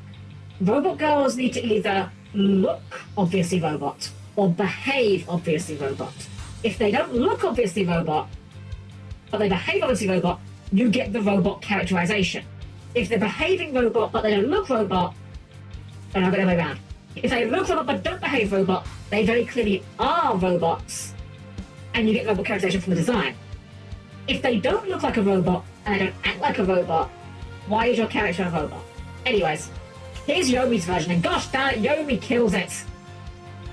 This is actually a fairly older one of Yomi's work, but she still did such a great job with the shading on this. Like, I love how she turned out. Hello, new funny guys in town. Sensei is here to entertain stuff. How are you? Welcome, Sensei Kermit. Hope you're having a wonderful evening. Welcome to the Chibithon. I'm having a great time. We're actually nearly done with this one. Still drawing the Venn diagram. Yeah, exactly. So yeah, actually, you know what? Yeah, here, I'll do it for you. So here's the Venn diagram. We'll just grab green here, and we'll just hold on. Green and like red. Or orange. Good enough. And we'll do multiply here. So like, here's the Venn diagram, and it's like. So this is like, looks like a robot. Then on the other side we have acts like a robot. So, you know, you'd get characters like my character Xenon would fall under this side, where I don't really look much like a robot, but I act like a robot. Valid robot girl. Characters like, say, well, a lot of VTubers often look like robots but don't act like robots. Valid robot girl. And of course, you know, the Goldilocks zone is right in the middle here when you've got a character that looks and acts like a robot. And 2B is like right about here. Doesn't look like a robot, doesn't act like a robot. It's not a robot girl. You can call it a robot girl, but it ain't one. Alright, have we missed anything else on here? Oh, little nod on the art. It's like these little gubbins. Actually, that's the wrong angle. I think we'll take one from the leg.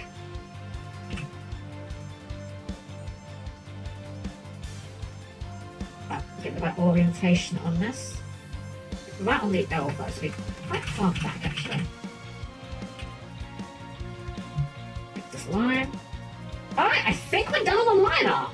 Just gotta get onto the shading now. And you know what? We can actually cheat a little bit. Not cheat too much, but because you've got the glows, we can make the glows pop even a little bit more by grabbing the glow bits and actually just putting a glow on them. just to do a little bit more of that effect. What I'm going to do is I'm going to grab everything here that should be glowing green.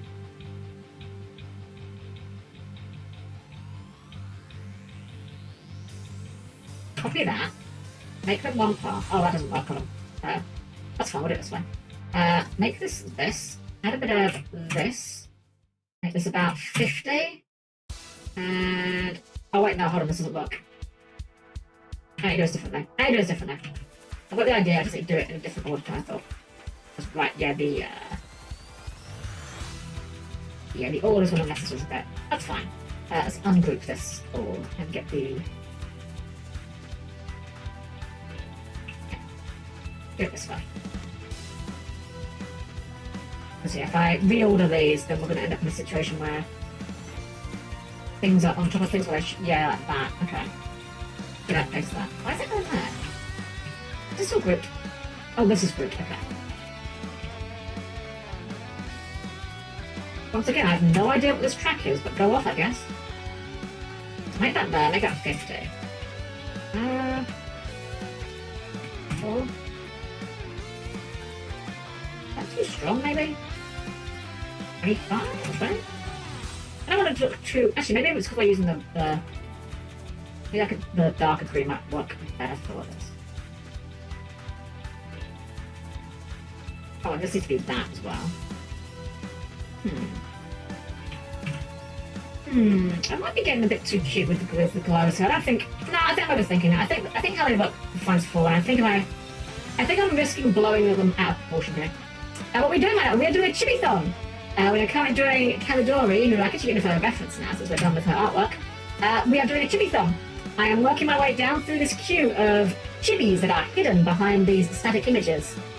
And when we are done, that is when the marathon will end.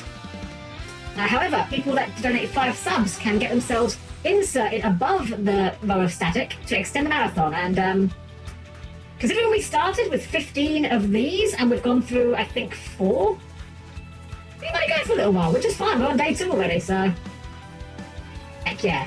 I'm having a lot of fun just doing these though. I haven't done much art in a while. This has kind of been a fun change of pace for me. Alright, so we make sure we avoid the shading on the leg. Because again, that is glowing, so we don't want that to be looking dark. Oh, I missed the line on the waist segment. Oh, thank you, Kelly. Yeah, we're just getting the shading in now, and it'll be finished. When it's all done, I'll get all of these are getting posted onto my Twitter, and I will make sure to put them all on separately as well as individual images, so you can download your own one easier.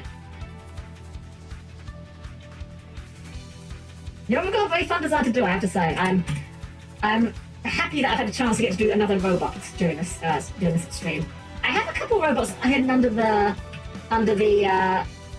static, but they are very different robots. I'll just say that. So they're not a stacked robots, I'll just say that much. There we go, that line was on the outer one, should on the inner. Oops, let's not grab that. I don't know something. Have you been on complete silence and then you start hearing Master John Major music? Please tell me I'm not crazy. It is definitely the kind of music that I would not be opposed to hearing out of nowhere. Actually, you know what? It's funny you say that. Not Master Joel, but many years ago, I was on holiday in Spain. And I'm talking many, many years ago. I'm talking when Digimon was originally doing its first television run. I was in the hotel room, and I could swear that I could hear the Digimon theme song. No one else could. At all. And, you know, Lord and Lady Helm have perfectly fine hearing. Like, it's not like they just are hard of hearing so they're not going to hear it. Oh, don't work memory. Hold on. We're fine. Close. Save. Yeah, we were due to this to happen in a moment. So yeah, this is a 32-bit program, so it does just occasionally run out of memory. That's fine. Just another reload and we're fine. There we go. But nothing happened. Yeah, I could swear I could hear it, and no one else seemed to hear it. And I honestly thought I was going mad at one point. And I genuinely, to this day, I don't think I was hearing it. I think it was just somehow in my head. I think I was just so bored, because it was a pretty bad holiday, honestly, that I was just desperate for something entertaining, and I just kind of imagined it to try and keep myself occupied. Oh no, sorry Nathash. Yeah, we run 3-minute ad blocks every hour just to try to kill the pre-roll ads, because I personally, like from my personal experience, I would rather deal with ads every hour than deal with pre-rolls coming in. So yeah, I'm sorry about them a bit long, but you know, if you'd like to avoid the adverts, you can always subscribe to Twitch TV/Helm-Chan. Get ad-free viewing and more. Wow. Okay, Lenathus, you suffer so that the rest of us can climb above you. You're cruel that we may run. Or something like that, I don't know. Oops.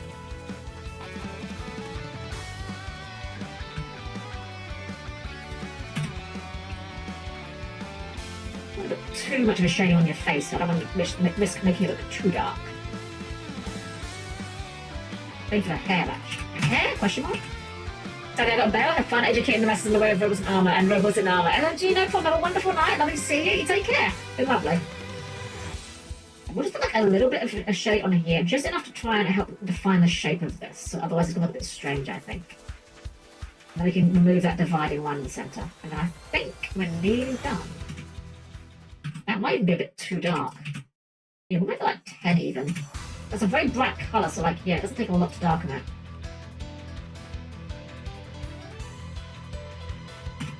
Oh, I think it's 30, doesn't it?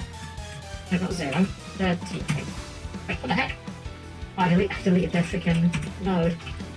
That would do it.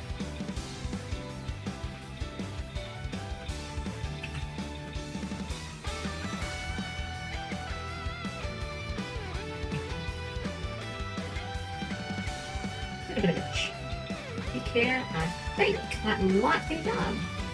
Should I miss any parts? Oh, actually, I have missed a part. This shoulder should be a little bit darker. Here.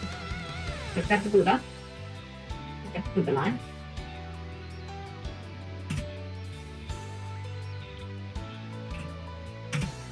There we go. I think. Oh, no, hold on. Booba. I need a bit of shading on the booba. I missed it. Put one side, but not on the other side. Asymmetrical booba. And actually, because this is dark and not shaded, this should also be shaded a bit more. This two-tone is tripping me up. Okay, why is that line put up there? That should not be up there. Okay, down here. Oh, it was off that. That's fine. That's fine, we don't need that. I'm free! Ah, for 12,000 years, I'm free! Yeah, I've just realised I missed a few bits of shading here because of this two-tone. It's throwing me off slightly. Oh, throw it on the outside. Why do the vectors keep doing that? You're out of your vector.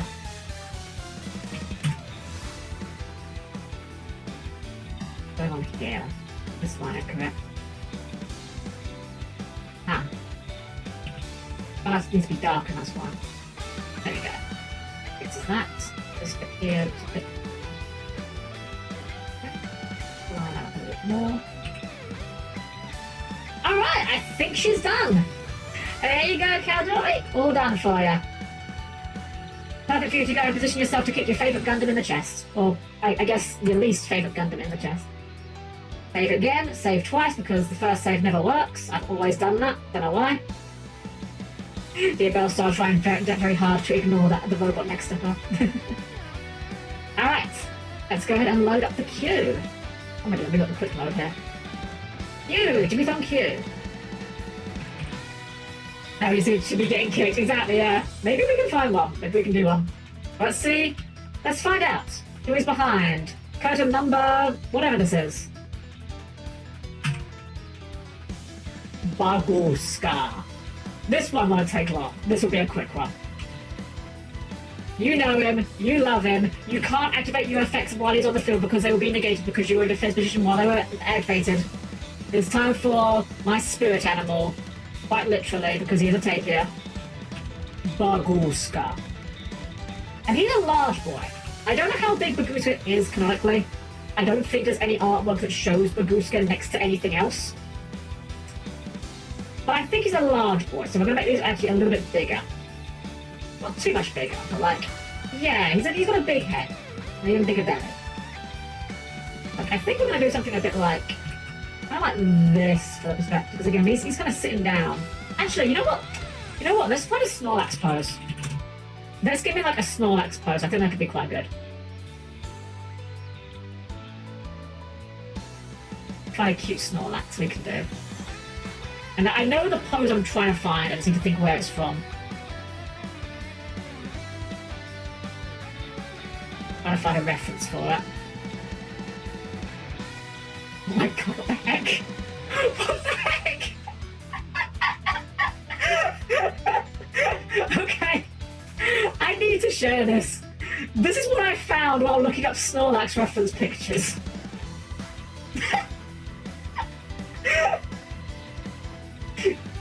You're welcome? I hate this. I hate it here. Why is he so thick? Why has Snorlax got such long legs? Okay, let's pretend we didn't see that. It's kind of funny, surprisingly, Snorlax is actually kind of hard to find references for because he's like... Normally you can't see all of him because he's so large. Ah, perfect! Perfect, this is actually the exact pose I was looking for. What's going on with this? I have no idea. I have no idea. Here we go. So yeah, but we're gonna do like Bagoose like this. He's gonna be extra EP. It'll be like on his side, like this. In fact, it's like a big belly orb, like yeah, his belly will be like this on his side. Alright, yeah. We're gonna work with this. EP Bagoose. So like, we'll put like his hand on his stomach like this, with his pillow. The pillow will be like underneath it like that, roughly. Bob SquarePants movie reference. Ah, okay. I've never seen that one, unfortunately. And then the other arm is like just out by the side.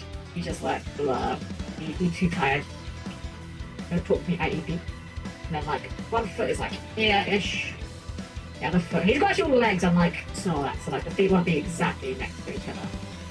That's the body. There we go. That's our Baguska chibi rough. This is gonna be a large chibi, but that's okay. He's a simple boy. He's a simple boy. Let's get his face in frame. We don't need to start anymore, you can go away. Alright. Now, this is gonna be a tricky one, because this is like a tapier nose, tapier face, like... It's weird trying to draw this, but well, you know what? That's part of what this is about, trying to draw things we don't normally draw.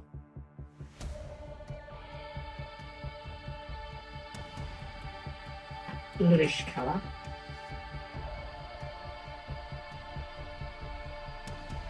I think just colour this whole thing that bluish colour to start with. Actually, the nose comes out a bit more out like this, I think. Yeah, it's more of a trunk practically, isn't it?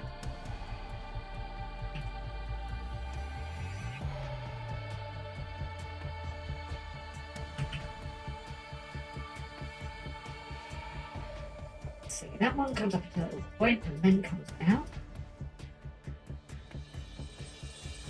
I will say as well, not everything on this list is a Yu-Gi-Oh monster on the Chibithon list. Just most of them. I can't help it, Yu-Gi-Oh has such very cool designs, I want to draw them all. It's also what my fixation is currently, so you know. Alright, so then it comes up here and it goes down here with the next swoosh. And up again to make his eyebrow.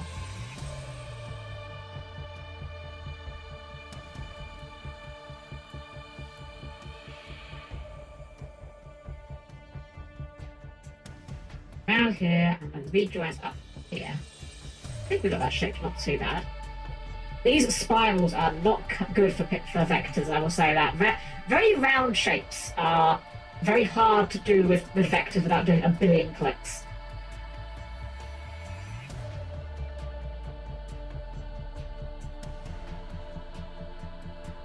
I need to give him that massive big dinner. Oh my god, I never noticed his little blush. Forgive me. We are 100% giving him a little blush. It's a bit dirty. I might find a better version of that colour. It's more like an orangish colour. That'll work.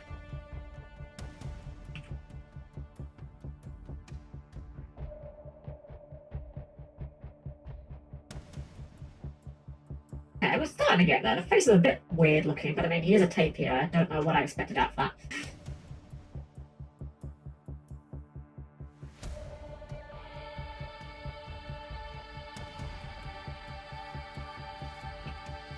Trust the process, as my artist friend likes to say. This is like the back of his head. And the eyebrows like fluffy over the front, a bit like that. So this line is really wonky to me. Fix that. That's not helping. Okay, let's actually treat this a bit like this.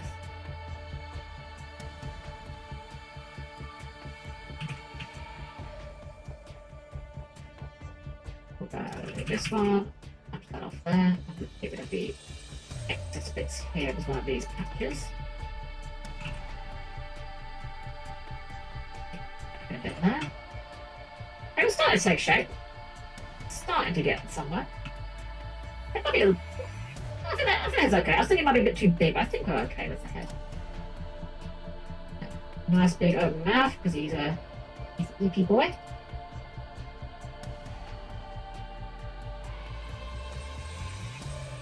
He is literally made for real, for real. This is what you will find if you come into Helm's bedroom while Helm is recharging.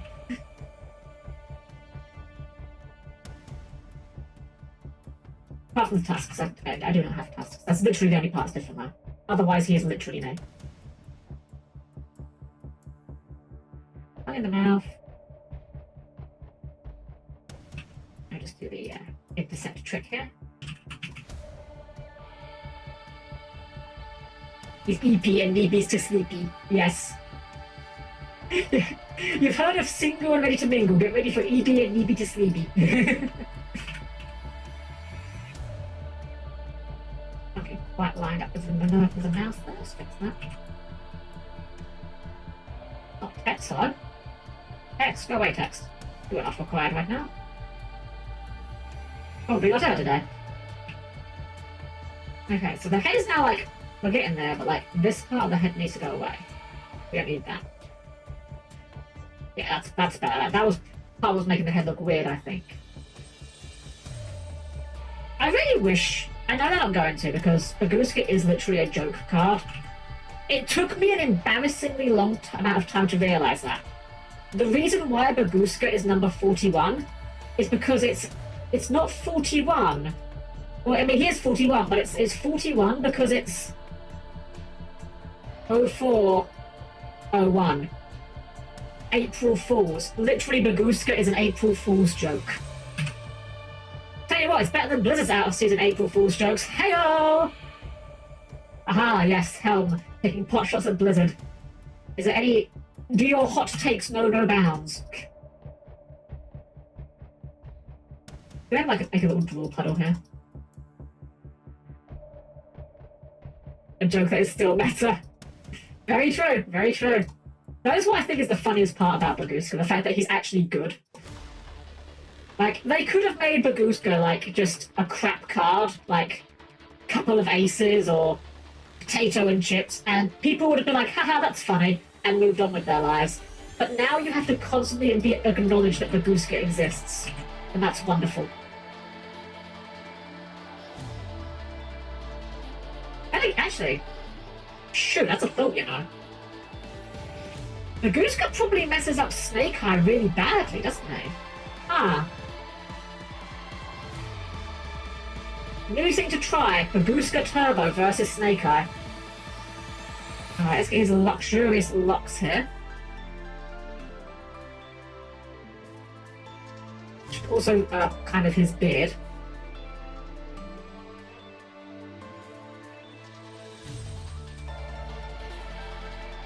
That's not very good. It's another thing that's also kind of hard to do with vectors. Trying to do like fluffy or hairy effects is kind of awkward. Oops, we lost our light now.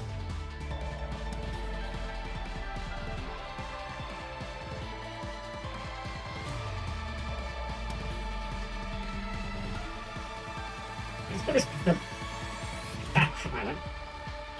And I think we can just like we can define the hair a little bit more.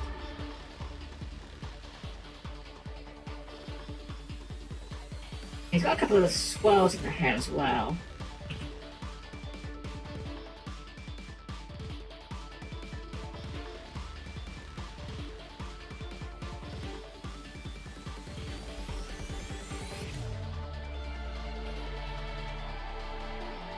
There's a weird void we've got there. Just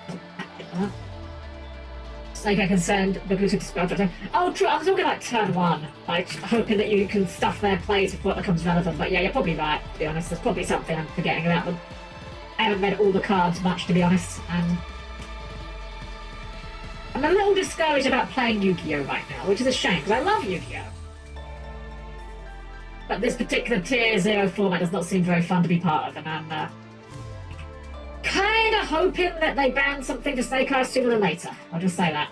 Both in TCG and Master Duel, like, they both seem in pretty bad states right now. Alright, I think my head's pretty much good. We're going to be hiding like some of this with the Bevy anyway. The card I haven't played too much. Yeah.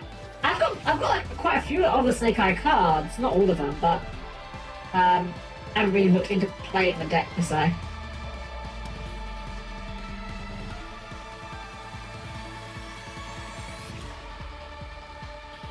Round boy. This tittering Cash. I've said it before, I'll say it again. I don't think Cash was ever that bad. It's annoying, yes. Like, was it annoying? Absolutely. But no more so than any other strategy. Like, there are strategies that are worse than Cash. Even today, like, even playable now, I'd say the strategies are, like, more annoying than Cash in terms of what they can do. This angle's a bit weird on the head. I think I'm just going to move the head a bit behind the body here.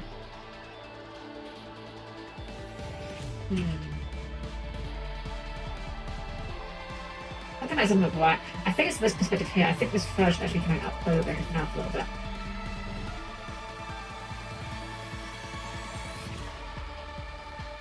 So there's a sound in this song that I swear sounds like Sonic doing a spin dash. Yeah, I think that helps a little bit. But yeah, I don't think Cash Tier was ever like that bad of a deck to go against. It was annoying. Like, absolutely was it annoying, yeah. But so is Dragon Link. So is Dinosaurs. So is Trap Trick. So is Labyrinth. So is Sky Striker. So is Runic. So is Harpies if they open Featherstorm, you know. Every deck is annoying because it's a competitive game. It's designed to be annoying. As I say a million times, which I know it's not a very nice thing to say, but your job in a competitive game is not to ensure your opponent has fun. So by that reason, it stands to reason that a lot of strategies aren't going to be annoying to go against. But honestly, Cash was pretty decent to like as a matchup, I think, for most decks. Because Ice Heart's not actually that good. Like, yeah, he's Macrocosmos on legs with a spell speed 2 banish. Eh? That's fun. I mean, that's annoying, but like, that's not significantly different to what heroes were putting up in a lot of situations. Like, you know, what's the difference between a Rise Heart pass and Dark Lord DPE pass? They're the same picture. Now, sure, obviously, Cash had other stuff. You know, they have Birth, they have, which gives them like annoying amounts of recursion, literal custom card. You know, they have that. They had Shangri-Eva, you know, the Zone Lock Turbo. No one ever thought Zone Lock Turbo was a good idea. Like, no one ever was standing up saying, like, ah, yes, peak Yu-Gi-Oh! I can stop my opponent from literally playing the game. Literally no one. Cash can put any negate or floodgate in the mode. Exactly, yeah, that's the thing. They're not. I actually like the fact that Cash was doing a lot without just being negate the deck, you know? And that is one of the few things I will say for Snake Eye. Is that Snake Eye on its own, like, ignoring their ability to make generic boss monsters, pure Snake Eye does not make a billion negates on its own. Yeah, they can access Bond, Defleur, they can access Appaloosa, you know, they can access the usual suspects, let's just say. But I do like that a lot of the more modern decks we've been getting as of late are leaning away from just how many negates can you put on the board. I think that is a healthy direction for the game. For example, Vanquish Soul. Now, yeah, I know Vanquish Soul didn't really put out that many great results. I think it like topped an Italy event or something, and that was about it. But it does that with, but everything Vanquish Soul does, it doesn't do loads of negates. The cash was fair into a Rise Heart was this. It was powerful, but it was manageable. I think it was, honestly, I don't think a Rise Heart was ever the problem card. I think the biggest problem card in Cash was, and to a lesser extent still is, Fenrir. Purely because Fenrir just goes into anything. Like, Fenrir is Pancratops but better in a lot of situations. I honestly think that TCG got the wrong hit there. I think that OCG was a rare OCGW in that they decided that let's ban Fenrir instead of a Rise Heart, because realistically, yeah, once you ban Fenrir, they're probably not making a Rise Heart anyway, right? Like, how are they going to get to a Rise Heart without Fenrir? Like, I suppose you go what? Special Unicorn for Theosis, Theosis for Ogre? Or Theosis for Tier Cash, I guess? That gets you there? I don't know if that's that good, but I don't seem... Like, at that point you're now playing Tier Cash and Ogre at probably bigger ratios than you want to be playing them at, frankly. Microsoft also strengthens their ability to play around your opponent. Yeah, I agree. There needs to be limited at minimum. Yeah, I do agree. And I say this as someone who is actively looking to try and get a Fenrir for a couple of Fenrirs for my decks in real life. I would not be sad if I woke up tomorrow, even after buying Fenrir, and finding, oh yeah, Fenrir has been limited to 1. Good. It's wild to me that Fenrir does not have... Actually, hold on. Does he have a clause? Hold on. Let's do a Fenrir. Let's have a quick peek at it real quick. Let's do a Fenrir. What does your text say, sir? If you control no monsters, you can switch also from this card from your hand. You can only use the following effects of Fenrir once per turn. During your main phase, you can add a Cashier monster from deck to hand. When this card applies an attack or your opponent activates a monster effect, target a card your opponent controls, bash it face down. So yeah, there are 2 very big omissions that Fenrir has that I genuinely cannot believe were not happening in the... Oh, Buckle God of War, hello! Skyblock Raid, heck yeah, let me shout you out, of course! Spelling's not my strong suit. God of War. There you go, you did some Skyblock, heck yeah! Well, welcome in, Raiders. For anyone that's new here, I'm Helm-Chan, the perfectly normal robot maid. We're doing a Chibithon. It's going very well. We are currently working on a big chibi, the Baguska. We've got these 4 done so far. Well, sorry, these 3 done so far. Key skills from yesterday. And we are currently not too far through the list. A lot of these were added by people donating 5 subs to get put on the list. In terms of how much we've actually done, we've done 1 with Fog the Jam. We've done 2 for Key Skill, 3 for Leela, 4 for DML Star, and we're working on 5 for Baguska. We are a third of the way through the list overall with Baguska. That will be a thing. It's some Skyblock intro. We just finished the Badass Mob Rider. Oh, nice! I've never done Skyblock, but it always looks really neat. I love games that games or setups that give you like a puzzle within the rules. You know, that's really cool. Well, thank you for bringing Curiosity over. I hope you had a lot of fun with your stream. If you need to take some post-stream care, of course, I totally understand. If you need to raid and dip, not a problem. But thank you for bringing Curiosity over. I hope you had a wonderful time with your stream. Always lovely to see you. Very satisfying, yes. Those sort of puzzle things always are. I always think back to Pokemon Colosseum 2, where they had the Earl's Pokemon Academy, where you could... they would put you in puzzle battles, where you had to, like, choose the right Pokemon to beat your opponent. Like, your opponent would be like, oh, yeah, you can't beat my Pokemon. They all know Hyper Beam. And all they do is spam Hyper Beam, so you just bring along the Pokemon that has Protect and Detect, and just negate the Hyper Beam turns and hit them with a crackback. Let's get the Baguska's pillow in here. That's a bit of a weird shape that's kind of come out. I might redraw that.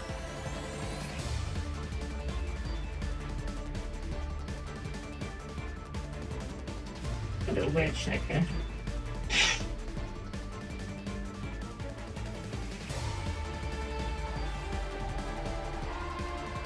That looks a bit more pillowy. probably going to look like he had a bag of Cheetos there for mine. Which, to be fair, would be very in character for Baguska, I'm very sure. A little bit flat as well, actually.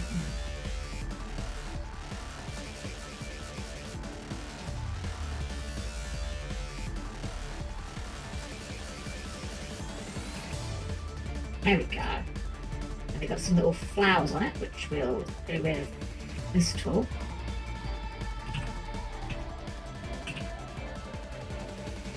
Namesake card. Oh, level connect. My engine's going for. Ah, right, yeah. I'm gonna be like, no more, yeah.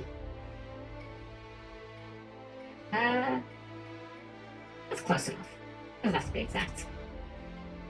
Stratos, hi Stratos, welcome! Now go into defense mode. Baguska's on the field. And negate yourself now. Welcome in, though, Stratos. I'm having a great evening. We are. When Baguska here is done, we will be officially a third of the way through my personal list. We're gonna a good ways ahead of us. I think we are definitely going into day 3 at the rate we're going. Possibly day 4, which is fine. Absolutely fine with that. Gonna seal your Baguska. No! How dare you? Master of Restrict. Imagine if Kaiju's activated and people actually started putting in. Also, Plasma negates Baguska. Wait, does he? I thought. Hold on, was it? Plasma. Destiny Hero Plasma. Does he negate everything? I thought he was activate effects. Oh shoot, no, you're right, yeah. Negate the effects of face-up monsters while your opponent controls them, yeah. I thought for some reason that he was an activate effect, but no, you are quite correct, sir.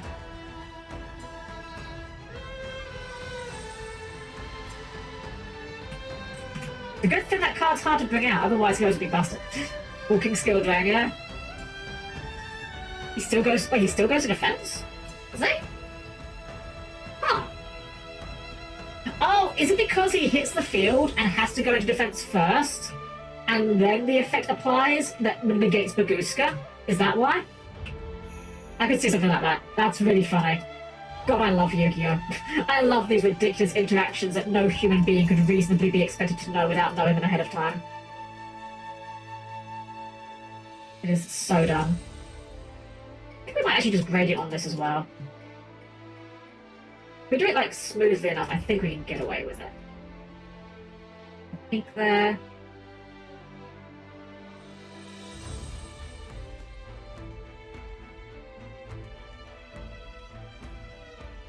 I think that's okay, we can get over that on Baguska. Continues to affect it on someone, then the rest applies. I see. That is so silly, I love it. Alright, time to do the numbers, which we've kind of got hidden here, but I do think we'll see a bit of them, so.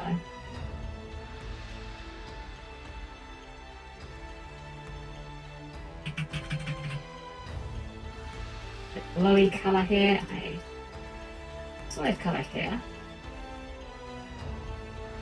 A bit more cyan, I think. A bit less cyan, I think. Either way, we have not got exactly the right amount of cyan. That's better. Being for the pillar. Even if I tell you I forgot the Kaiju field spell can set off from those fashion effects. To be fair, I can't remember the last time I saw the Kaiju field spell, so I would not blame you. I actually did briefly try building pure Kaijus, not in Master Duel. I tried doing it in not in the book, the other one, Omega. Yeah, no, it did work. You don't do pure Kaijus. It was a fun idea, did not work at all. You know what, this also needs to come out a bit more here, I think. His side will be bulging a little bit, I think.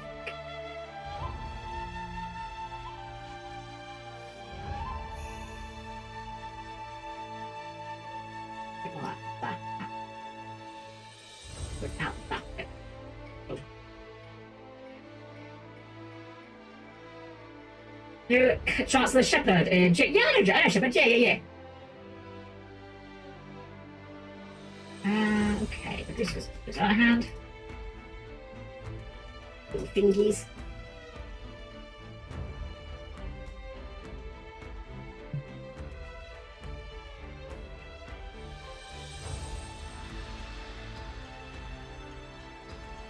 Challenge deck in the door evolution goes. Oh really? Huh, pure Kaiju, that's wild. That's funny. But again, in the Yu-Gi-Oh! Video games though,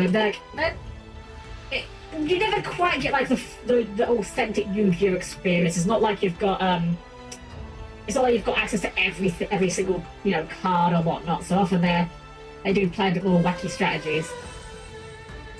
Okay. And the last thing for Baguska is his dream smoke, or whatever you want to call it. Very simple. There's a bit of smoke out of his mouth. Give it a nice kind of cyany. No, not cyany, more like a lilac actually. A light purple.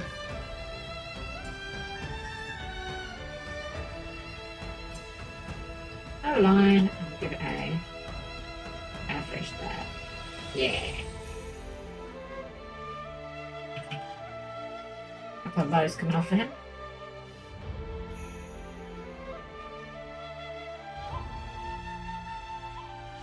Her themes, like Banner played Aliens in Golgar Control. Oh my gosh.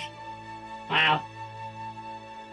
I would love to try some of those older Yu-Gi-Oh games one day. One thing that I have heard about, apparently, I don't know how true this is, but I've heard people say that apparently Forbidden Memories has quite a big modding scene. Like, I've seen pictures of like a Digimon mod for it. I wonder if there's like a modern mod for it. Now, obviously, I'm not expecting it to be like modern Yu-Gi-Oh, but like, I wonder if anyone's made a Yu-Gi-Oh mod for Forbidden Memories that's like modern day cards, you know, like, I don't know, evil twins somehow. Maybe they make them into ritual ones. Oh, I missed his tail. Whoops. Can't forget the tail. A little bit. Just a little bit. Actually, we're going to do a little bit of glow here as well, I think. Bit of a cyan on that. I'm going to do a smoke here, so I don't feel bad about making it like a... In fact, maybe that's a bit too non-saturated. We do need a bit more blue on it. Yeah, that'll work. Several modern Yu-Gi-Oh mods for Forbidden Memories. Really? Okay. Maybe I'll have to look into that, because that sounds like a fun idea. I do like modern Yu-Gi-Oh cards, but with the janky Forbidden Memory rules. Maybe we can actually summon a Hungry Burger. What's this line from? This is from this. That'll do. Yeah, I think one cushion's enough for him. He doesn't need more. Going to be greedy. Bit of tail.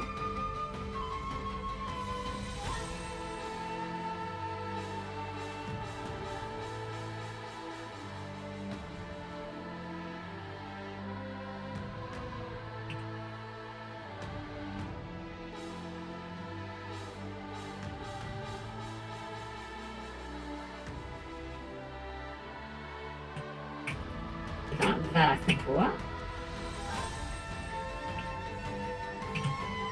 I played it because it's Pokemon, but because I said Pokemon, oh heck yeah! I see Magoo's getting a Hungry Burger! A hard counter to Nouvelle. You just summon Magoo's, but they cannot fit you inside. Actually, he kind of is, isn't he? Actually, kind of think of it, when you think about it, because... Oh no! You get to tribute my attack position monsters! Anyway. Let's just rotate him slightly. There we go. EP boy. You're very EP. This one doesn't look very good. We can make it a bit more puffy looking, I think. Kind of rush the smoke a little bit.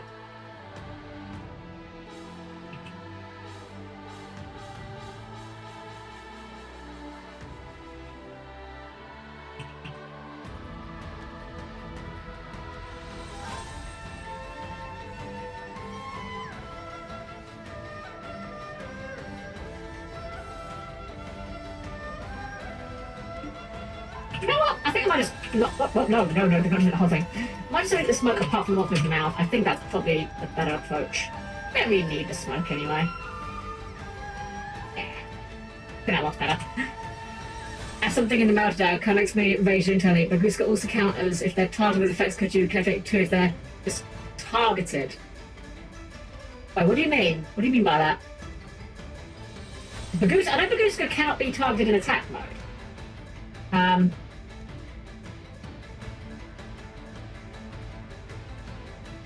Not quite sure what she might be referring to, though. I think this whole eyebrow should probably be darker.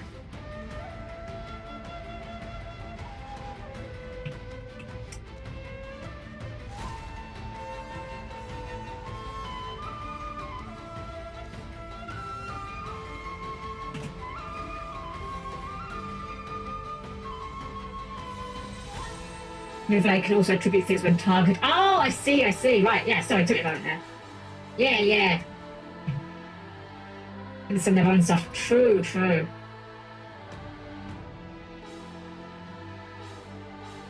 Yeah, so I guess Baguska is just a hard counter for Nouvelle. Get destroyed, cooking nerds.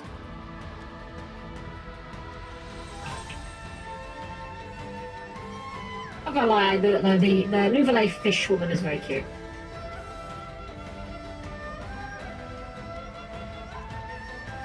I would smooch. It's like 5 times as alone. I learned fast how to read. Fair. I don't really play much with the loaders, and I probably should. I don't know. It definitely is not doing me any favours to not play with loaders, I'll say that.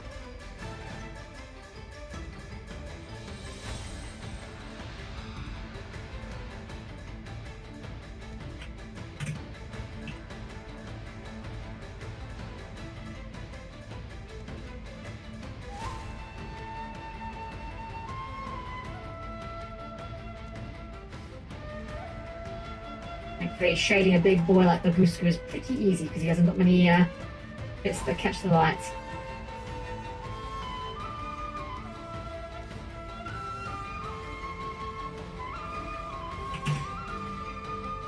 I was desperate for the rituals. I don't like rituals, I don't like synchros. You and me both.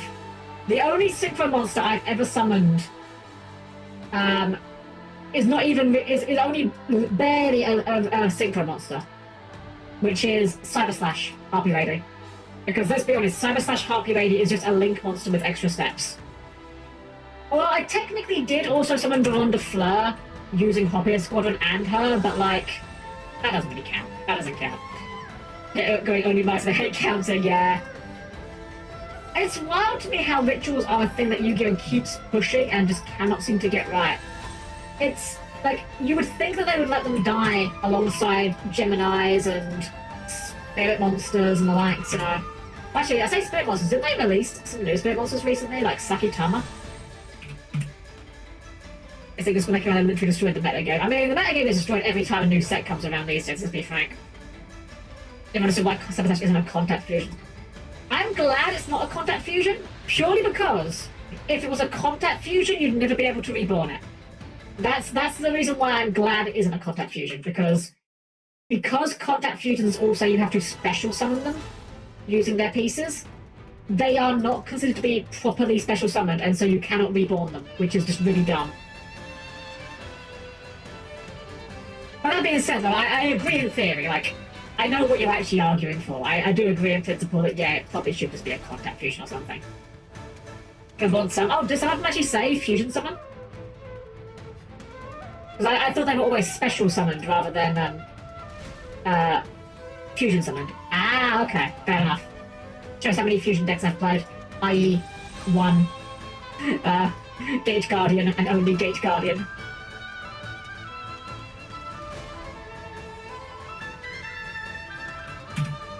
So these monsters change about the most significant and made the 15-card extra deck mandatory.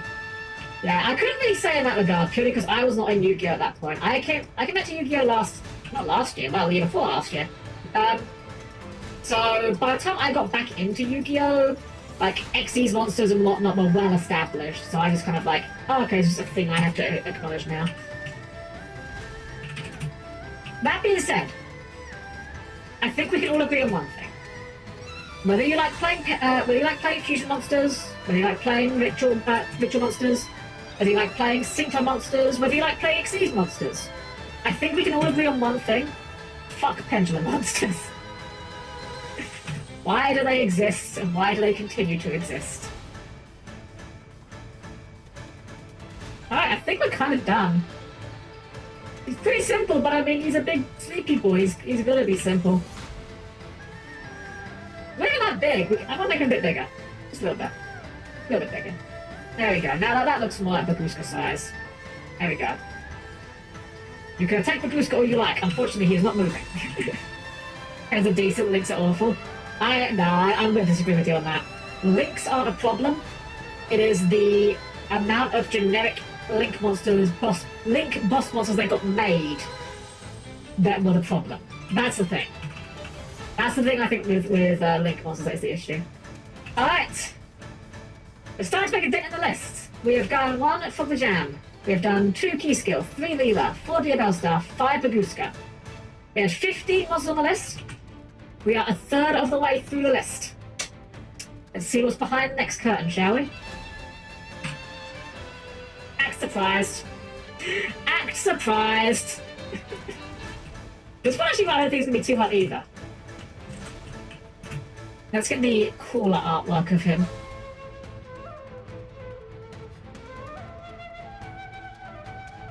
Put down our Gate Guardians combined.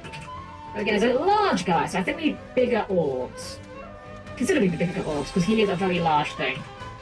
Oh, no, yes, I have at least one pen deck. Okay, you're allowed to be. You're allowed. Here's the thing, you're allowed to play what you're allowed to play. I'm also allowed to dislike it. There's going to accept answers and say, but you hit both spell trap waves and monsters links. Oh yeah, stop a mathematic player. Tell me 3 hand drops is enough when I make the singularity access code. I mean, yeah, I think what you're describing those status isn't an issue with links, as much as an issue with Cybers. That I think is the issue. Because most Cybers cards just say special summon this guy because it's Tuesday. Alright, so it's going to be interesting trying to do this, because we're basically going to use 1 orb per guy here. So, let's start with Sangha. Let's get a nice close-up on that face here.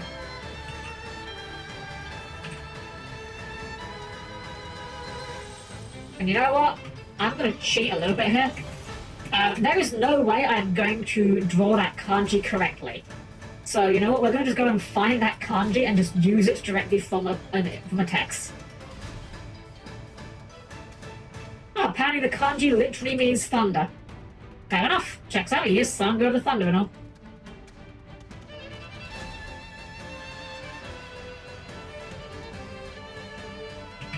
Wait, where'd it go? Disappeared, hold on.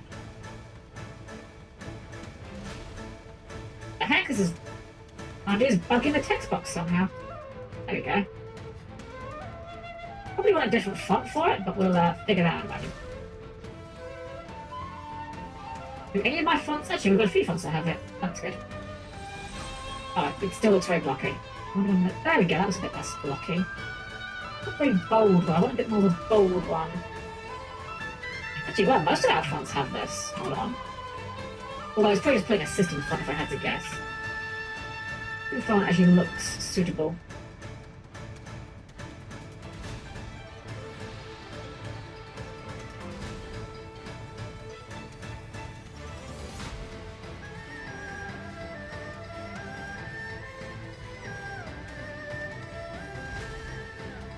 I was hoping to look a bit more like the brush strokes, to be honest.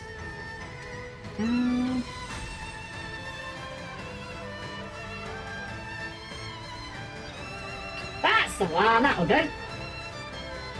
That'll be our kanji for make it a bit more squished, I think. And it's found a wind water, which is your play Chinese spirits. Oh, interesting. I had no idea. I'm not very cultured. I will be entirely honest. So it's like very golden, this artwork. I want like 2 gold. Yeah, something like that maybe. Maybe just a touch more brighter. It took me an embarrassingly long amount of time as well to realise that Sangha of the Thunder has eyes. I did not realise he had eyes for the longest time.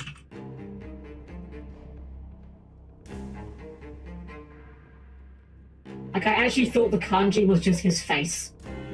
And then he somehow saw through that. But I have to, like, put some lines into to shape this as well. Random things. I'm a GX enthusiast. Fair. Very fair.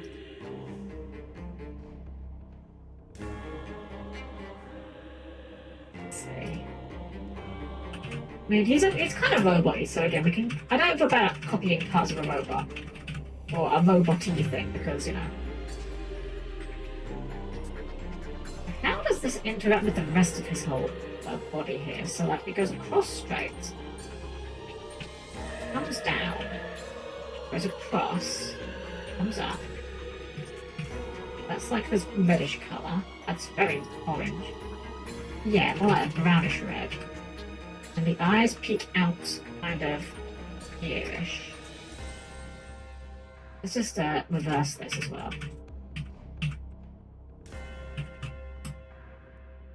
Get nice and symmetrical.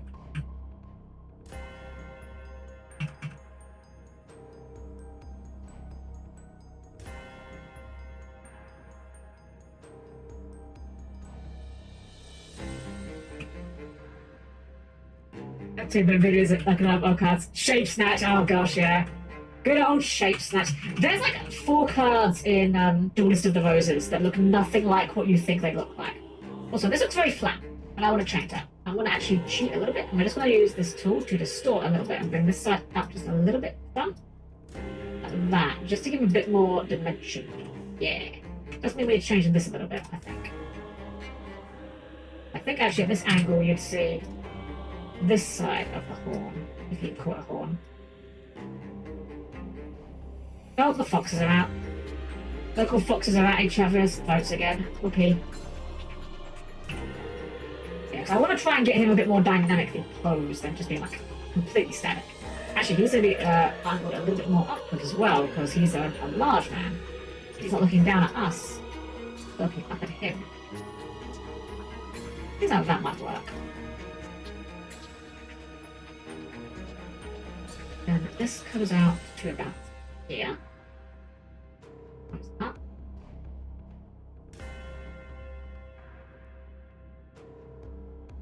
This isn't even the weirdest thing that I've got on this list, by the way. I've got something very, very weird for the last one. I'll just say that. That's going to be an exciting one. Exciting is one word for it. It's a bit too dark. I think we need a bit more visual mode. Yeah, like that. Something like that. I know we're still like very roughing this shaping out, but we'll get in there.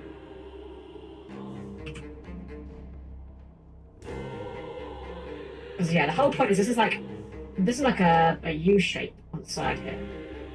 So we need to bear that in mind with the shape we're putting on this.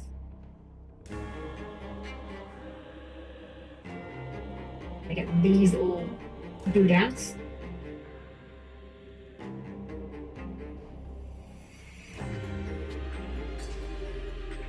You can probably copy and paste these as well. But now, fun fact about Phantom Knight's gimmick being a rank 3 and didn't make a rank 4 boss. Go on, let's hear it. What does it enable? I'm assuming this is going to go around to enabling some shenanigans. Let's hear it. What nonsense have you got for us?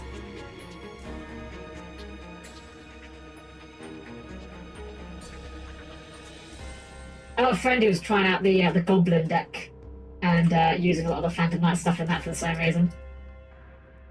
It's pretty good, but I can definitely see that deck struggling if your opponent is not on an Xyz focus strategy. If they are, though, it seems like a pretty good deck to be running, but obviously you can't guarantee that's going to be the case.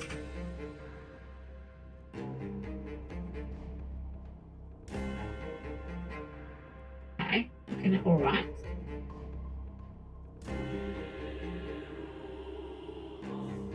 You know what? Give me a second. I'm going to go ahead and grab my figure. So I have a Gate Guardian figure. That's Zordon got me for a birthday. So I might as well use an actual reference here. At least look at some of the pieces from a different angle. Oh. There we go.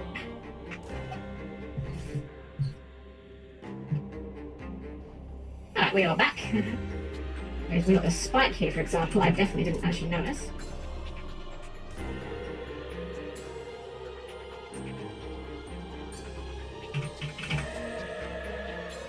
Off the back. Second spike in the back. That's pretty barely visible from this angle as well. And right, so for how his arm's constructed, it looks like an orb with like 2 counters on it. No. I guess starting with an orb would be the best way to do so.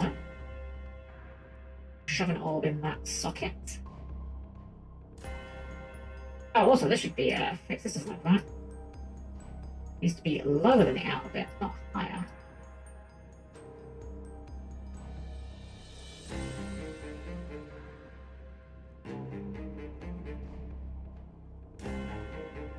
That's a very ominous track here. I don't know where this one came from in Master Duel.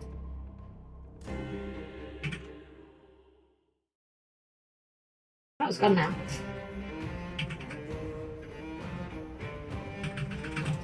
I kind of like this music though, I'm not gonna lie, it's not a bad one. Put that in there, put the orb there, shrink it a wee bit more. So it's kind of like... Yeah, so a little bit... It's about the size, actually it is about the size, that's probably about right. Bring that down. Oh, a bit more. In Xyz's era, the rank 4 toolbox was super bad, Utopia was super mid, so people would rather play Terabyte Control and Juliusaurus Burn, so they referenced the era of going from rank 3 dominant to rank Xyz to a rank 4 toolbox. I see. Fair enough. I mean, yeah, why not? It's really funny to me. I saw a Hardline Gaming put a post about this the other day, which is, it's very strange how Yu-Gi-Oh! Uses the word format in a way that I don't know any other medium that does. So, like, you know, you'll hear people talk about, like, say, TOS format or, you know, GOAT format, Edison format, etc., etc. As someone who, like, you know, got into Yu-Gi-Oh! Like, again, comparatively quite recently, you know, like, I've been in it like a year and a half now, but, you know, decently recently by comparison. That took me ages to understand that that was just, like, code for time period, because when I hear format, I'm thinking like, oh, GOAT format. This must be how the rules were different at this point in time, or whatever, you know. I personally, he actually put a post saying like, what, like, but should we use a different term for this? And I personally think that era makes more sense. Since I like GOAT format, GOAT era. It still conveys the same idea, but it's less confusing language to people that don't know Yu-Gi-Oh's hyper-specific terms. But again, maybe it's a common card game thing that I'm just not familiar with. I don't know. Maybe Magic the Gathering and Pokemon use that term as well. Like that is master. Yeah, no, I know what you mean. I know that, but I'm saying like as someone that didn't know at the time, you know, that's how it seemed to me. Like when I hear format with regards to games, I think of things like, say, oh, what format is this new game coming out on? Oh, it's on PlayStation. You know. That's how I think of it as someone that just came completely new to Yu-Gi-Oh at the time.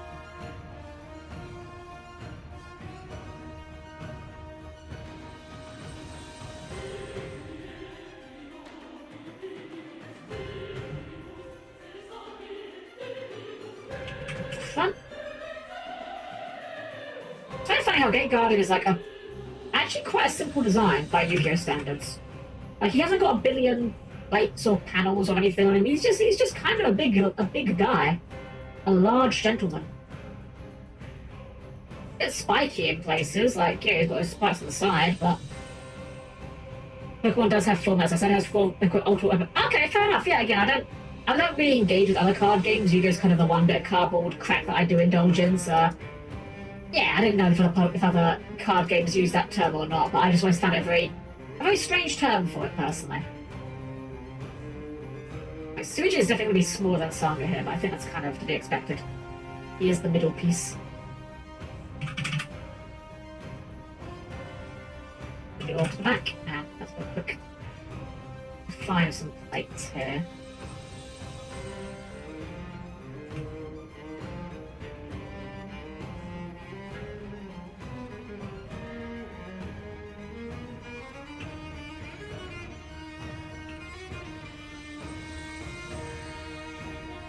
We've got some spikes coming out this side.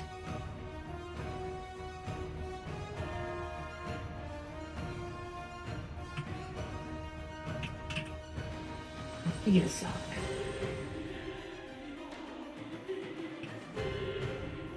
Okay, not looking too bad. I think I missed the like, this is a good, I'm sorry. Well, welcome in either way. Welcome in, have a good evening. Excuse me. I think we can just get rid of copying this shoulder again because it's literally just mirrored. Actually, it's not. Perspective's different on the angle, on the way I've done this. We do it this way. Yeah, better late than never, exactly. Yeah, welcome. Yeah, I'm gonna try and we're not going for like the exact one-for-one pose on this. We're just using this for references. So this one will be a bit different. Actually, that needs to be higher than that. Yeah, like that. Okay. Looks like that. Alright, now let's actually look at my actual figure, because some of this reference is not that clear. It's got the gubbins on the outer hand, but I don't want to. I've actually got an idea for this pose. We're going to kind of go for a bit of a Lord of the Heavenly Prison on this guy, so let's go to that. So, his upper arm is literally just like a small pipe, so we can just do that with like a cylinder. And then we're going to do like an reaching out towards you kind of thing, like a grabby motion. So we're going to just do like a cylinder into a cylinder. Like this, which honestly that kind of works. And then for these gubbins down here, we can just use a bunch of circles.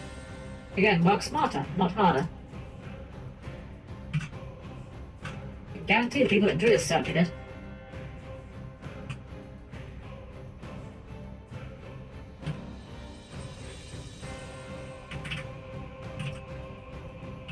Ah, good enough.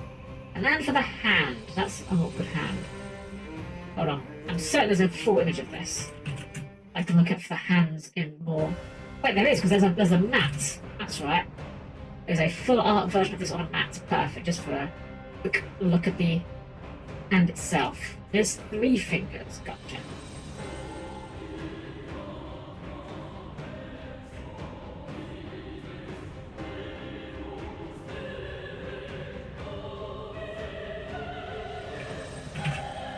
Something like that, I think.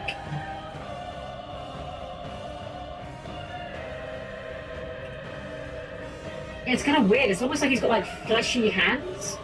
Yeah, it's got fleshy hands actually. Look at the figure. Huh. He's got fleshy hands, but then like just big old claws at the end. So.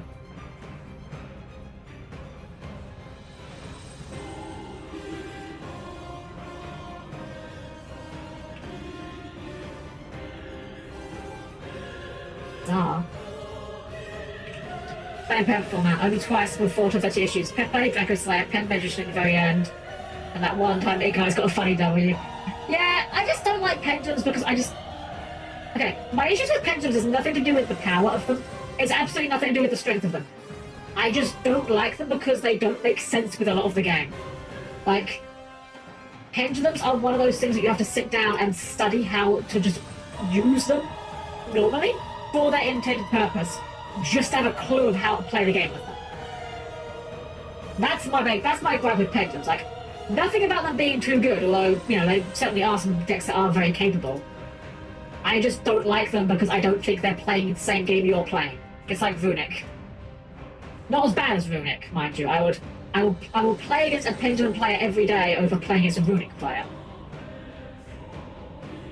But it's the same sort of vibe, for lack of a better way of putting it.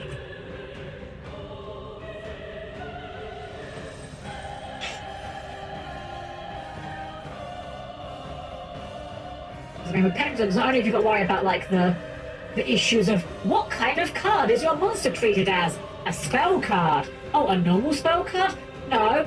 Oh, a continuous spell card? No. Oh, okay, so I guess that means if I destroy your pendulum monster on the field, the effect won't be negated. Well, yes, but actually no, because you see, pendulum monsters do not go to the graveyard after their effects were activated, which means like other cards that do not go to the graveyard after being activated, they are negated by spells like MST if you destroy them before point of resolution. Why are you playing this deck? Why do you hate yourself?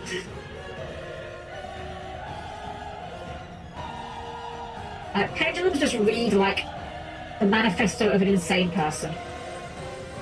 It reminds me of that one that was going around for a while where, I think it was Farfa. Someone messaged Farfa like, I know what Master Rule 6 is going to be. It involves a new extra deck monster with red cards or something insane like that. It reads like something that person came up with. Like, could you imagine, just imagine the idea of like pitching pendulum monsters to a player in like Synchro era, you know? It sounds like the biggest load of made up stuff. But it's real. Okay, I'm pretty happy with that. I think that's been pretty good for the hand. You play Wind, but Lynx also lock their own rules. You're not wrong. You're not wrong. But at least Lynx obey most of the rules of Yu-Gi-Oh! Like, at least with Lynx, you haven't got weird corner cases like, oh, what happens to your monster when it leaves the field? Hold on, let me check the rulebook. I actually don't know. Like, normally it would go to the face-up extra deck, but currently we are under Macrocosmos, so I think that means it gets banished instead. But also, yeah, wild. Depends. We'll go to the graveyard if it says it on the board. Those who put them in the graveyard. So, wait, what? Zeus actually does graveyard pendulums? I thought Zeus actually just meant. See, again, case in point. So many weird rulings and bizarre, like, corner cases. Ah, I hate them. I hate pendulums. Delete pendulums.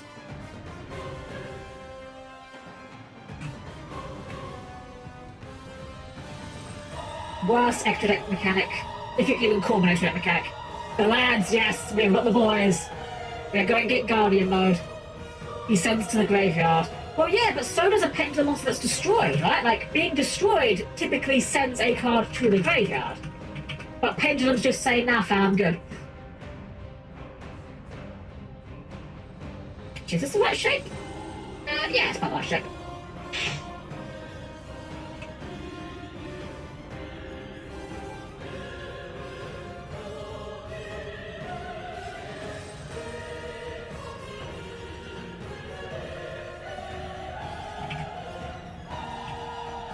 Big meaty claws. And we've got the Yowie hands going on. Good for him, good for him.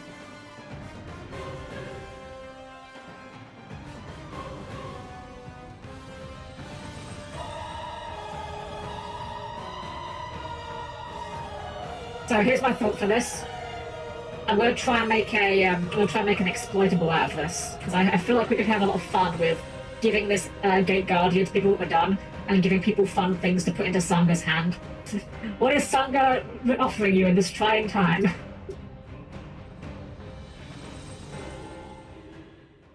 Just Nibiru.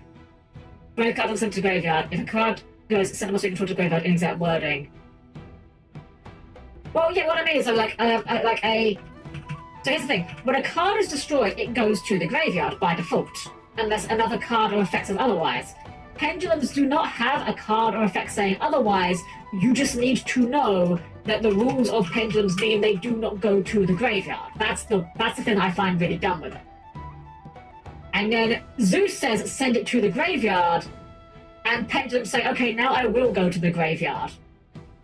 But I didn't before because bleh reasons. One of those things, but unfortunately, no matter how many times you explain it to me, I'm probably going to get it wrong, and I'm never going to like it.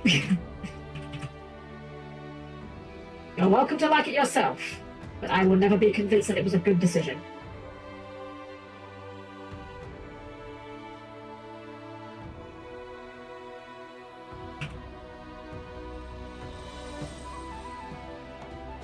Alright, there's his arm. Yes, but also no, where does it say I can't Miracle Fusion, Neo's Fusion because Miracle Fusion is a polymerization? Well, because Miracle Fusion says you fusion summon a monster. That's a game mechanic of fusion summon a monster. If a Neo's Fusion specifically says, you know, like, if it said that you have to fusion it with polymerization, oh sorry, Neo's Fusion, I'm thinking about. There's like contact fusions. So like, what is it you can't? I believe that's because it says they must be summoned using their procedure, right? Does the procedure not say you must, or you must summon it by using it? You can? Because if it says you can, then I would agree with you that you should be able to.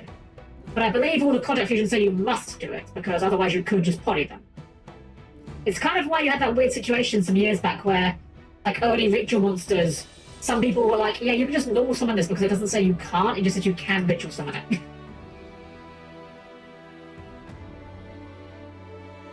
Let's get Kazejin's Kanjian. I do know this is the kanji for wind. But I do not know how to type the kanji for wind, so we're going to steal it from the internet.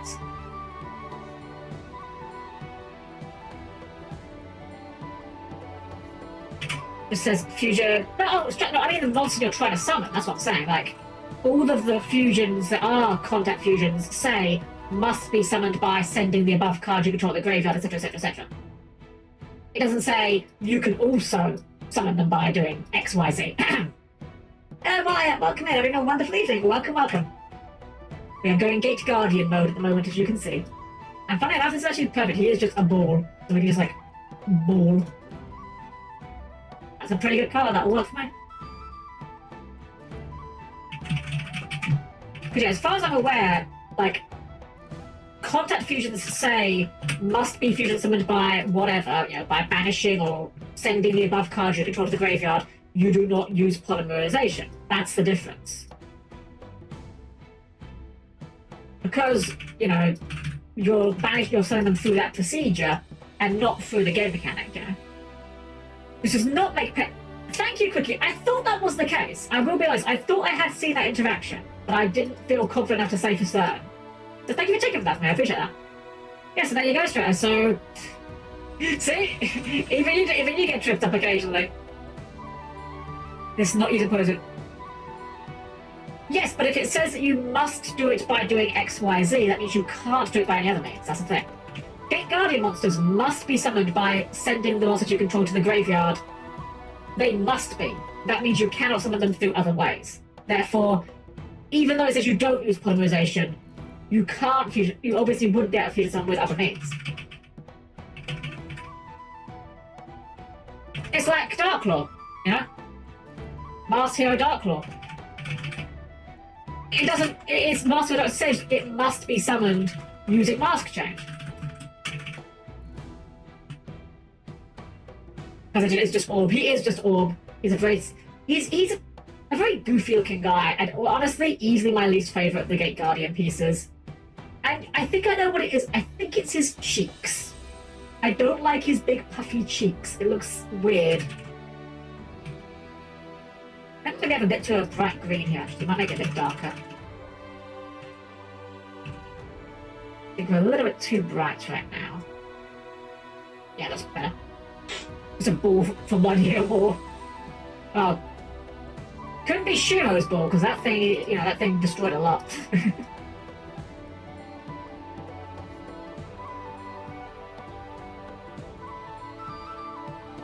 He's got weird arms as well. Why do all these guys have weird arms? Well, I guess Suijin doesn't have weird arms, but he has the whole crutch mouth going on. Oh my god. I hate it. I hate him here.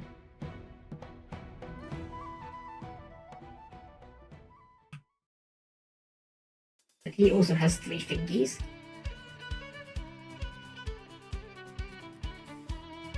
I don't remember this track. But it's a bop. Pick out 3 exactly, yeah. Is this track even in the game? I don't recognise this. But this is just a Master Duel playlist I've got going. I don't remember this track. It's kind of a banger though, I'm not gonna lie. 3 fingies and a thumb. True, well, you can't see the thumb from here at least, so that's alright. We'll hide the thumb.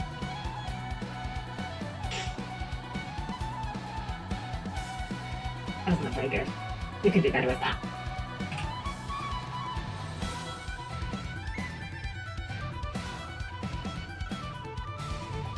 So this is so much for the first SP changes. Ah, that explains it. That explains it.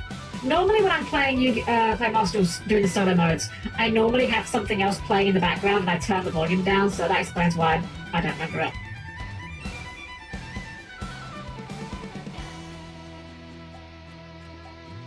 Let's do his stupid face, I guess. Can't put it off any longer. I could do the other arm, but I'm gonna have to do the stupid face eventually.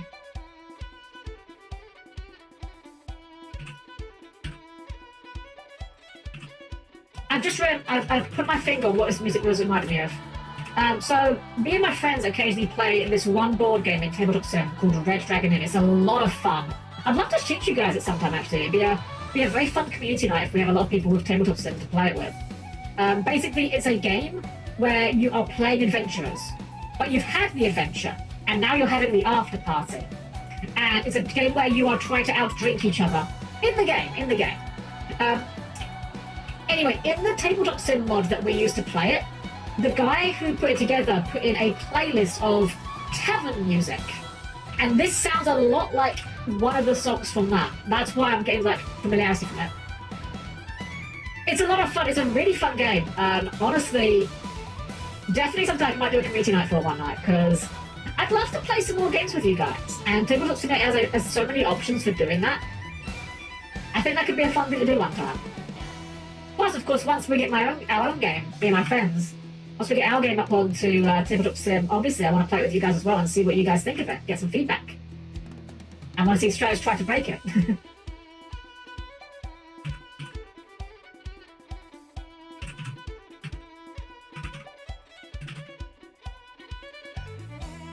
We've got your stupid face. Actually, I think these are meant to be more gold than yellow, aren't they? Maybe we'll make this more of like the same colour as Sandra. Yeah, that looks better. Magenta Smash. AO? Excuse me? What? Oh! Video games! Right, okay, sorry. I don't know what I was thinking there for a minute. Yeah, I would love to see you try to break it, because you know, that's how we will learn and how we will fix the game. If we've got rules that aren't well written or well explained, or combos that we didn't foresee, we need them fixed.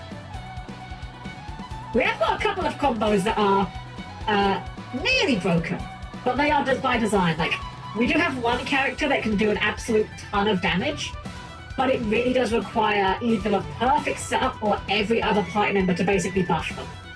And we're like, you know what, that's fine. We're okay with that.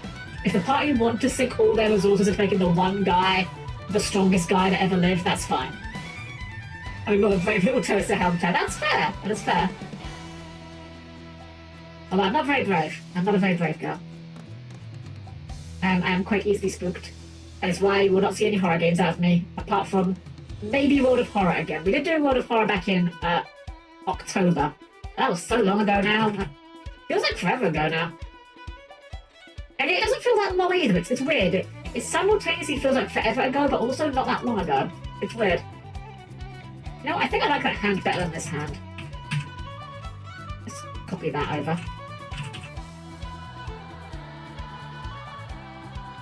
Oh, grabby hands. Let me get you.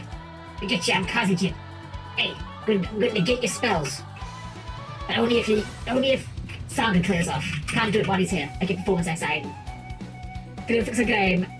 Understood that MST negated things, otherwise yes, you can destroy it before then the card you're destroying so has to option to go off. Yeah, it's one of those weird interactions that you have to learn. And the worst part is it's not even always true, because if you are able to destroy a continuous spell, or a field spell, or a equip spell, or a pendulum monster that is acting as a spell card, it will negate.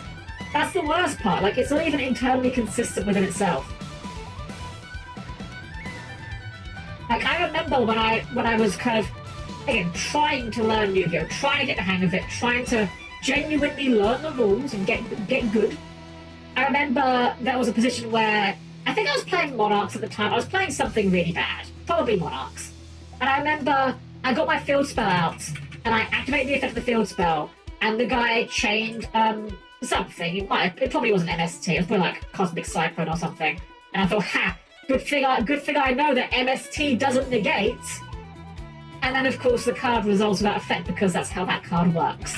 And I was like, what? But MST doesn't negate! I was like, yes, but actually, no. Alright, let's get Suijin's little... Oh, that's handy, right here.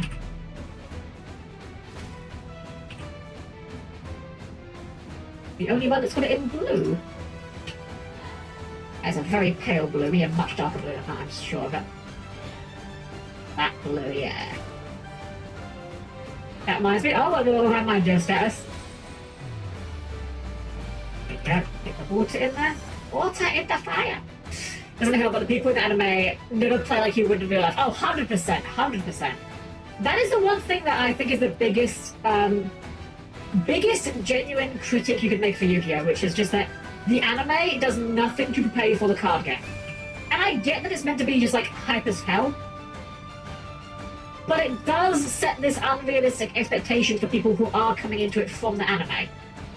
I would rather they make the anime more like the card game, at at the expense of making it a bit less bonkers at times. Actually, this at least comes down lower. His eyes are below that, so this is a bit further. Oops.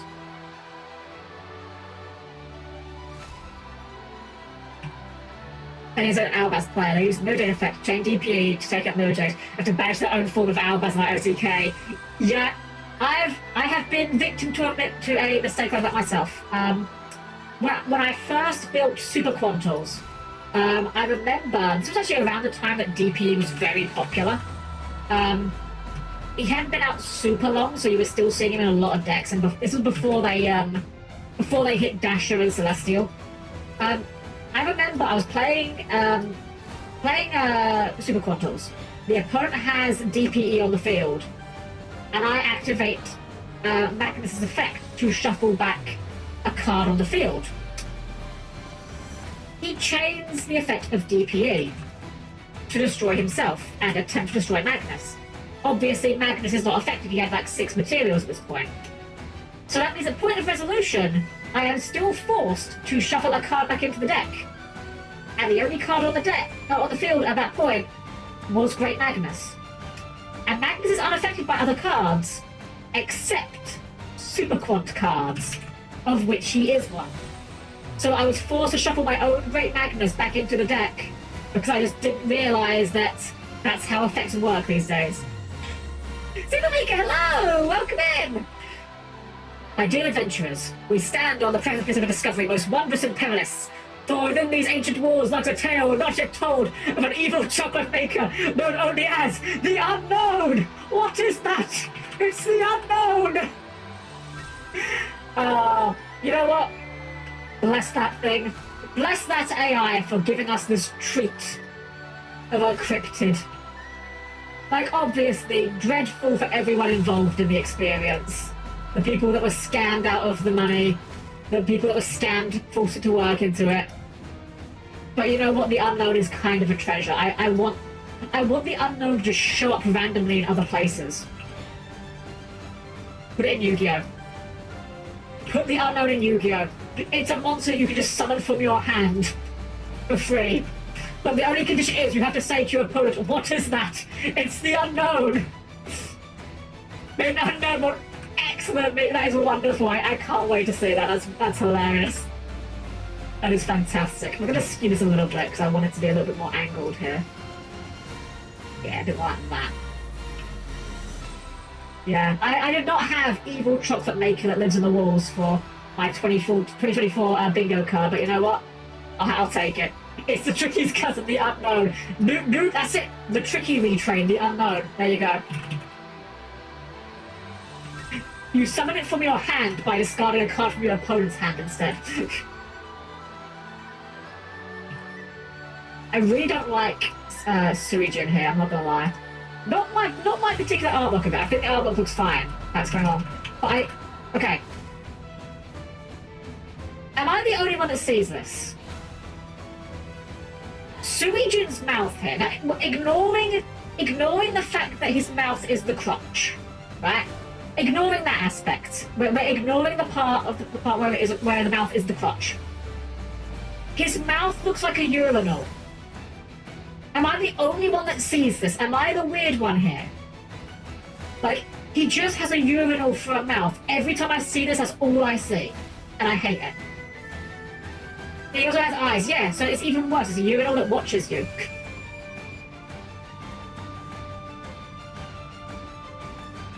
It's an underbite, yeah. He's obviously British. Obviously British. Terrible teeth, terrible underbite.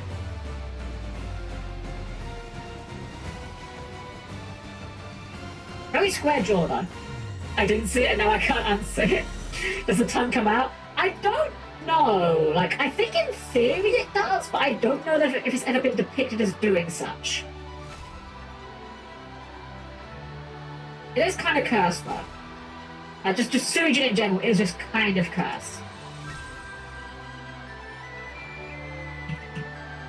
Also, actually, can I give you a bit of my thesis on Gate Guardian design as well? There is one thing about the Gate Guardians that I think is a poor design choice, right? Very simple. Sangha here. I don't think Sangha should have this reddish color. I think this should be blue. Because when you look at it, Sangha is red and gold. Kazejin is gold and green. And then Suijin is blue and green. If Sangha was blue and gold, then every one of them would have, like, they would all have a color in common, you know? Across them. Alright, we're just gonna make the inside of his mouth, like, dark. The makes me think about this mouth, the better. The worst part is, because I've done this so Chibified, like, this mouth is gonna be scraping the floor, basically. Oh my god. You and all the tongue is also having my bigger card for images I'd imagine today. The worst part is, I have been on the internet enough that I have unfortunately seen that image before, and it is not an image I am keen to revisit.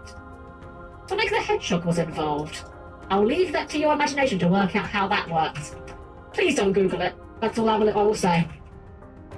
Why did you have to say that? I'm sorry. Sometimes the obtrusive thoughts just win, and I'm powerless to stop them. It's Sonic! Gotta go fast! Hey everyone, it's me, Sonic from Hedgehog. One of my favourite Sonic things is the Prosy D video, where it's Mario and Sonic if they switched personalities. And it's just like Mario's really arrogant, and he's got like his baseball cap on backwards, and Sonic's like really humble. And Sonic's just like, hey everyone, it's me, Sonic. I gotta go save my friends from that mean old Dr. Robotnik. Gotta go pretty quick. Back with you. Back with you. Oh, Teddy! Thank you for the follow. Welcome in. I hope you're having a wonderful evening today, despite this cursed image I'm drawing. Welcome in. Welcome. Order the layers here correctly. Okay, I think we're good now. Yeah. I'm actually going to have to reference my figure more than the guy here. Hope Friori, thank you for the raid. Welcome in, raiders. Ghost loves art too. Helm-Chan, we're bringing spooky vibes to your stream. Let's create together. Heck yeah, welcome in. Nick Sparkle and Curry the Cat. Thank you for the follows. We give you a shout, of course. Friori, hope I spell. Hold on. I'll make sure I spell this correctly. I'm bad at spelling names. I'm bad at spelling names. 1 second. Hope. F-R-A-Y-O. Wait, that's an L. Sorry, it's an L, not a... Oh, you know what? Let's do it this way. Let's just copy paste on it. That would be the smart way of doing it, wouldn't it? Copy. Paste. That did not work. Hold on. Sorry, I will wait a second. I'm copying things. I want to make sure I'm doing shout out properly. There we go. Shout out done properly. There we go. And Blaze Solaris as well. Thank you for the follow. Welcome in. I'm Smooth Curry. Gate Guardians. We are doing some Gate Guardians. We're going Gate Guardian mode. So design on the front page. I was like, oh, thank you so much. Welcome in. We are doing a Chibithon. This is today's work. Apart from Key Skill here. Key Skill here was done yesterday. And we are going through this big list of chibis here. Everyone here that is underneath static is one that I am doing for myself. It's a personal chibi. But people, if you would like, do not feel obligated, of course. If you would like to donate 5 subs, you may add a chibi to the list, which will take priority over my own, which is why we're only about a fifth of the way through the list so far. I feel there's a full-blown Gate Guardian deck. Let's go. Love the Gate Guardian deck. It's really not good, but I love it. I have it myself. I'm allowed to call it bad. I play it myself. It's one of my favorite decks. It's so goofy. You know, a robot, I can't just take the critical value true, because it beats me all the time. Oh no! What deck do you play, Tim, am I asking? I will say, the Gate Guardian deck has a very sneaky OTK that it can definitely, actually, I'm a filthy Sky Striker player, so I can't talk. I see. Maybe it's powerful with the new Gate Guardian cards. Photons are Harpies! Heck yeah! Based? We love Harpies in the manner. My best friend actually plays Harpies, and she's definitely got me into them as well. I wants to ban my heroes, but needs Prisma. Look, Prisma, how do you know Prisma is actually a hero, Stratus? Have you considered that? If Prisma can change his name by just revealing a monster in the extra deck, maybe that's not his real name. Did you ever consider that? Maybe his actual name is just Jeff. He's just Jeff. Just a guy. He's just a guy. He works down the post office. He just changes his name as a whim, just because he can. You just think he's a hero because you've never seen him without his real name tag. Exactly. Still trying to build a Red Eye deck. Oh, nice. I wish I would give Red Eyes more of an identity, unfortunately. Like, it's one of those decks that's just kind of a whole bunch of almost random effects they've just kind of shoved together. They need a more cohesive game plan, I think, but I'm sure they'll get it one day. I mean, they gave Flame Swords as new cards this year, so anything is possible. Supposed to be the Ultra Blue Eyes, but yeah, they got lost like the other ones, yeah. It's a shame. But it says identity burn. Kind of. I mean, it's a thing it can do. But it also has, like, other weird stuff. It's strange. I wouldn't even be mad if it has got a more clear burn identity, but I don't know. It's just one of those. It is one of those very forgotten archetypes, I think. Right, this looks really weird, but this is kind of how the foot looks. Because he's got like very wide ankles. Yeah, I'm looking at the figure for reference here while I'm saying this. So, alright, I'll lay on, and then we'll lay onto the shading. Actually, I think I missed a bit on the top here as well. I've just realised. Always a pleasure to meet fellow Yu-Gi-Oh players, fellow enjoyers of cardboard and terrible decisions. You can kind of tell by that Yu-Gi-Oh we're doing. We love Yu-Gi-Oh in this house, even if it's not in a wonderful state at the moment. Oh, that's what I need to do. This needs a... Ah, right, because this guy's got... Right, okay, this is the issue. This guy... Their artwork's at an angle more than ours is. That's why it looks off. This one will be at an angle, though.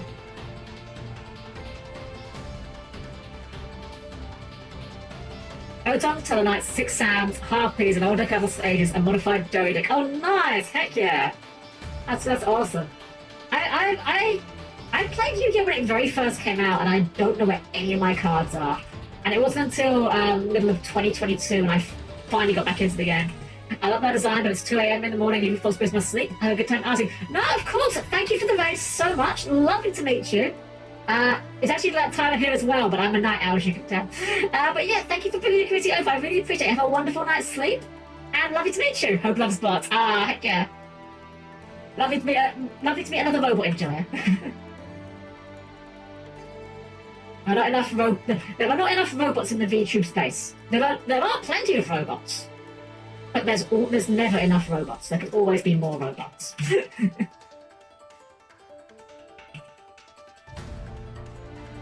Get out. Last claws done here.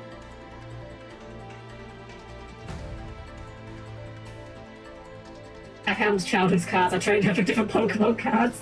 I have my cards somewhere. I know they are in the house somewhere. I just have no idea where. They could be like in the attic and have been eaten by rats or something by now, for all I know. Like, I genuinely have no idea where they are. Also, he actually has the bird feet going on. He's got like a back claw. Very strange.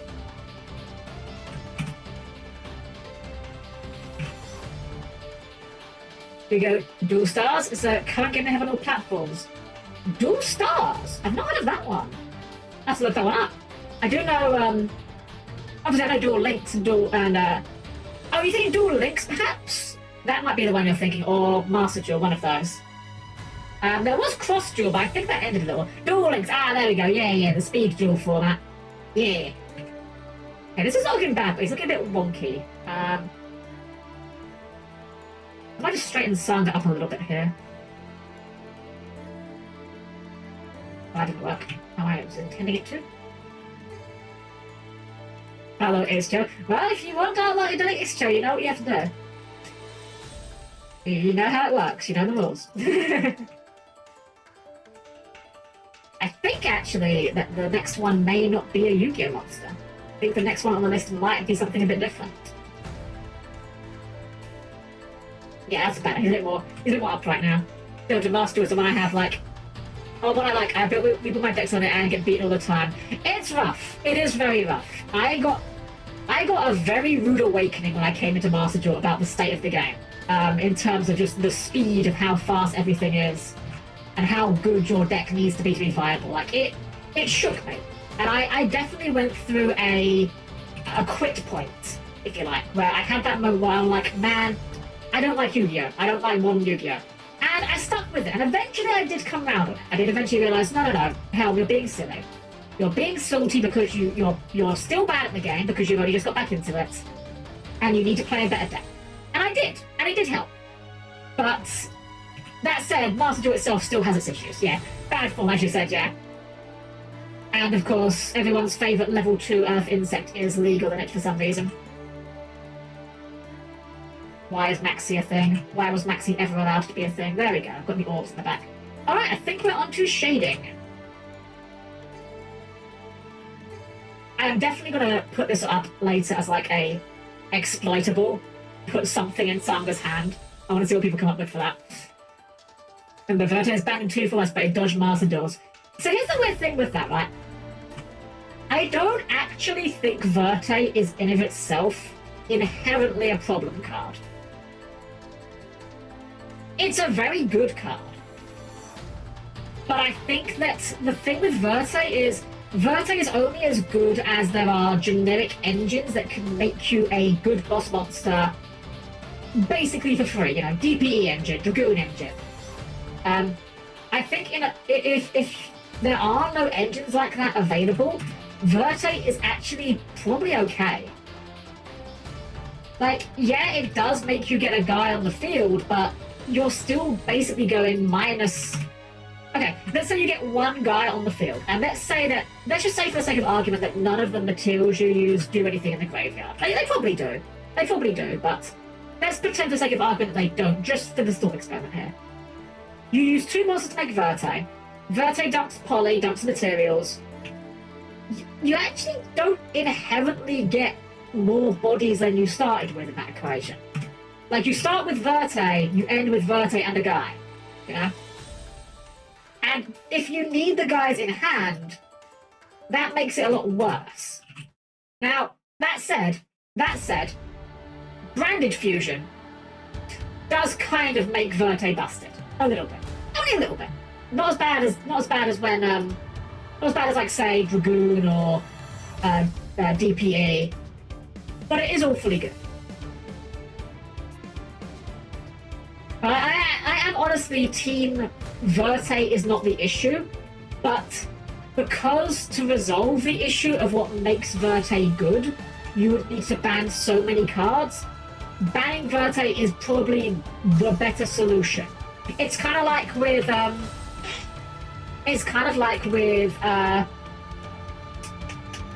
Branded Expulsion, right?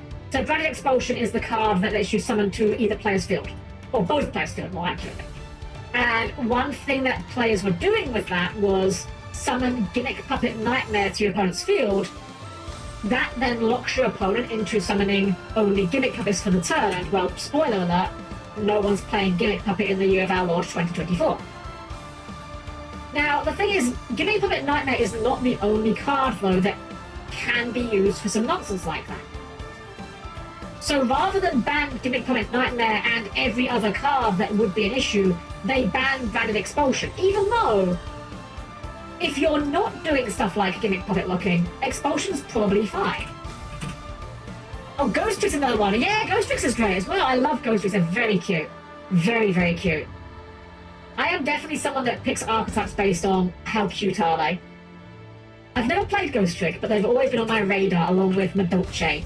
For that exact reason, they're just cute.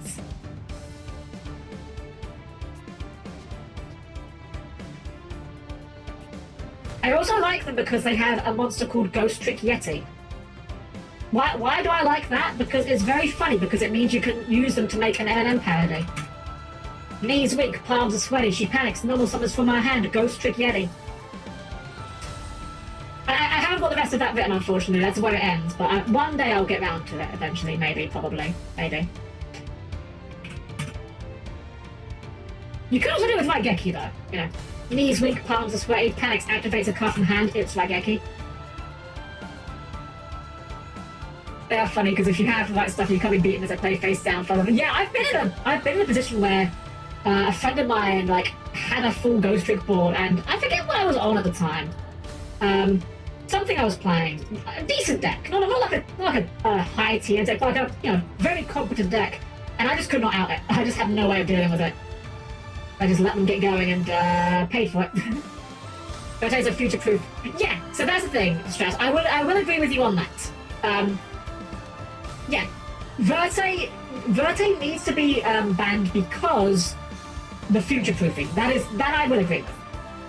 Verte on its own, in a vacuum, not that busted of a card, but the thing is, because you never know what comes next, that's the issue. That's how they made Expulsion. Banning it was toxic, they made a branded fusion monster Expulsion on legs. That one's really weird to me. I don't know why that monster's been allowed to stick around. I don't know the lines very well for branded in that regard, so I don't know whether or not like it's not as good for them to make on their opponent's turn or not. But yeah, it's very weird to me that they just made branded Expulsion on legs and just left it as a thing. Regards to the budget event, my stance is ban all the cards involved, see if I care. Fair. I mean, it won't affect me if they do, because I don't play fusion decks. Gate Guardian is not a fusion deck, I don't care what you tell me. It is only a fusion deck for the purposes of Dimensional Barrier and nothing else.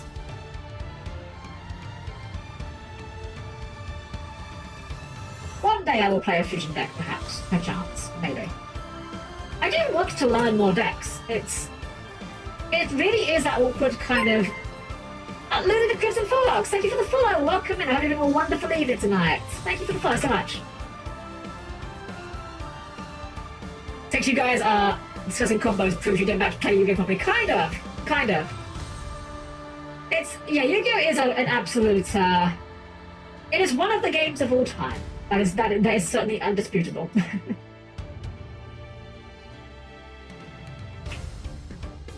Well done. I'm doing well. I hope you are as well. Thank you for the follow. I really appreciate it.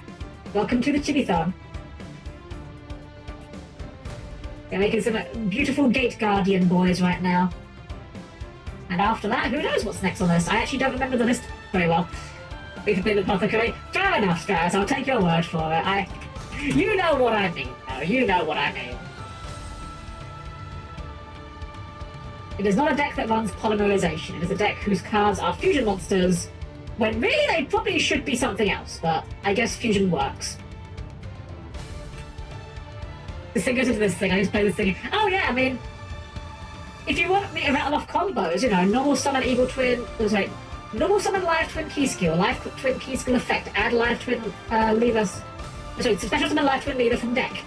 Link live twin leader, live twin key skill, make evil twin key skill effect, reborn live twin leader from graveyard. Link live twin leader, evil twin key skill, make evil twin leader effect, reborn evil twin key skill from graveyard, evil twin key skill effect, draw one card, link evil twin key skill, evil twin leader, make evil twin sunny stitch, activate Parallax Seed from hand, Parallax Seed effect, special summon Parallax Seed from deck, overlay Parallax Seed and Parallax Seed, special summon number 41 Bagooska the Turning Tide tape here. It's very simple, really. I don't know why you'd have trouble keeping up. Completely understandable.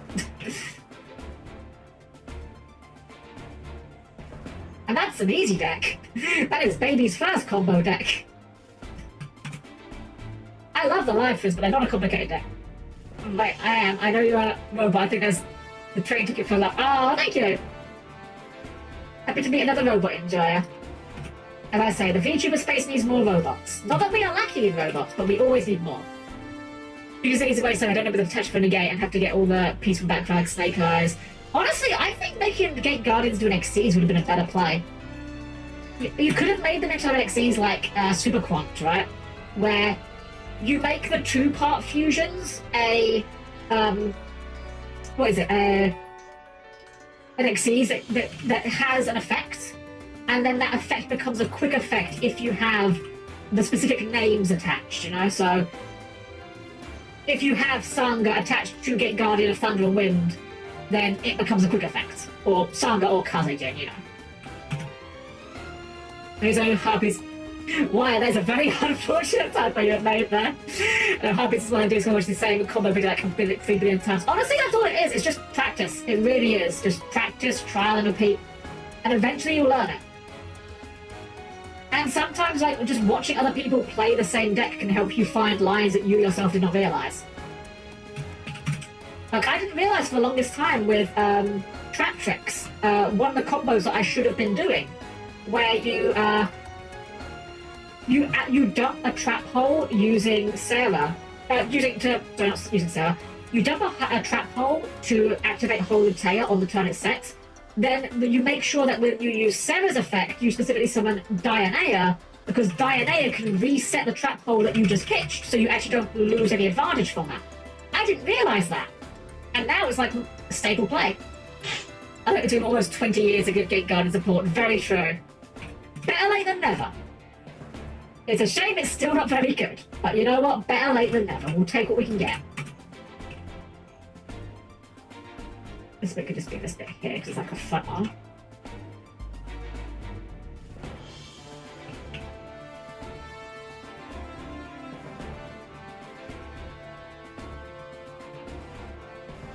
And now I kind of want to do a tabletop game where I throw Gate Guardian at my players as a boss. I always call them my opponent. That's Yu-Gi-Oh terms, not D&D terms.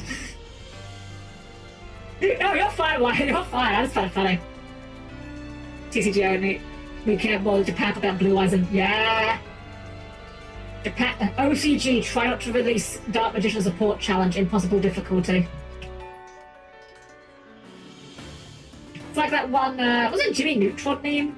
Where it's like, this is Dark Magician support. Konami Japan. This is the 5th time you've bought Dark Magician support to show and tell. Something like that, at least. I've actually never seen Jimmy Neutron, I'll be honest, so I don't entirely remember if it's that or not. Okay, there we go, yeah, got it in the end.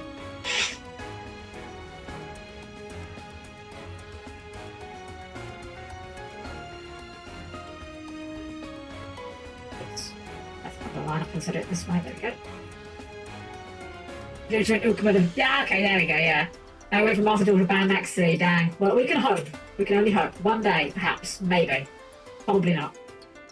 It's very funny how Master Duel had the event recently that was the TCG ban list, so no Maxi. And loads of people were saying, wow, this is the most fun I've had in Master Duel for ages because there's no Maxi. Apparently, even some of the OCG players were saying, wow, it's really nice now to play around Bug. I wonder if Konami will actually pay attention to that. Probably not, but we'll see. There was a very funny story I saw actually where I forget what the card was, but there was a card interaction that was bugged in Master Duel, right? And these guys found out this interaction was bugged and they sent a message to Konami. And Konami basically said, yeah, okay, we'll look into it whenever. But basically said, don't expect... No, sorry, they didn't say that, sorry. They said, sorry, we can't fix this because unless we can reproduce it, we don't know what causes it. Basically saying, yeah, no, go away, we don't care kind of thing. They then sent a report to the Japanese branch of Master Duel, who sent back a response also basically saying, very blanket response, basically just saying like, okay, thank you for your report, do not expect a response, we will look into it kind of thing. And, oh, I think, no, we're good, okay, I thought we were bugging there, I thought we were running out of memory, but I think we're okay. No, we are definitely running out of memory, we're going to save. Pastime Surprise is a very big achievement we're doing.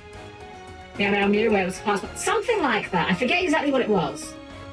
Something was happening, but basically they sent it to the Japan Master Duel team, who basically gave them a very stock response, you know, like, thank you for your report, we will not be contacting you further about this kind of thing. But it got fixed.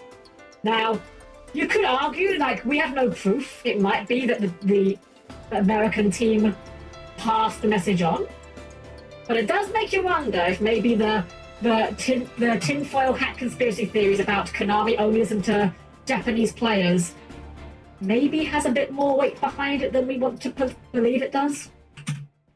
You never know. You never know. Probably not. Probably not. Oh, come on.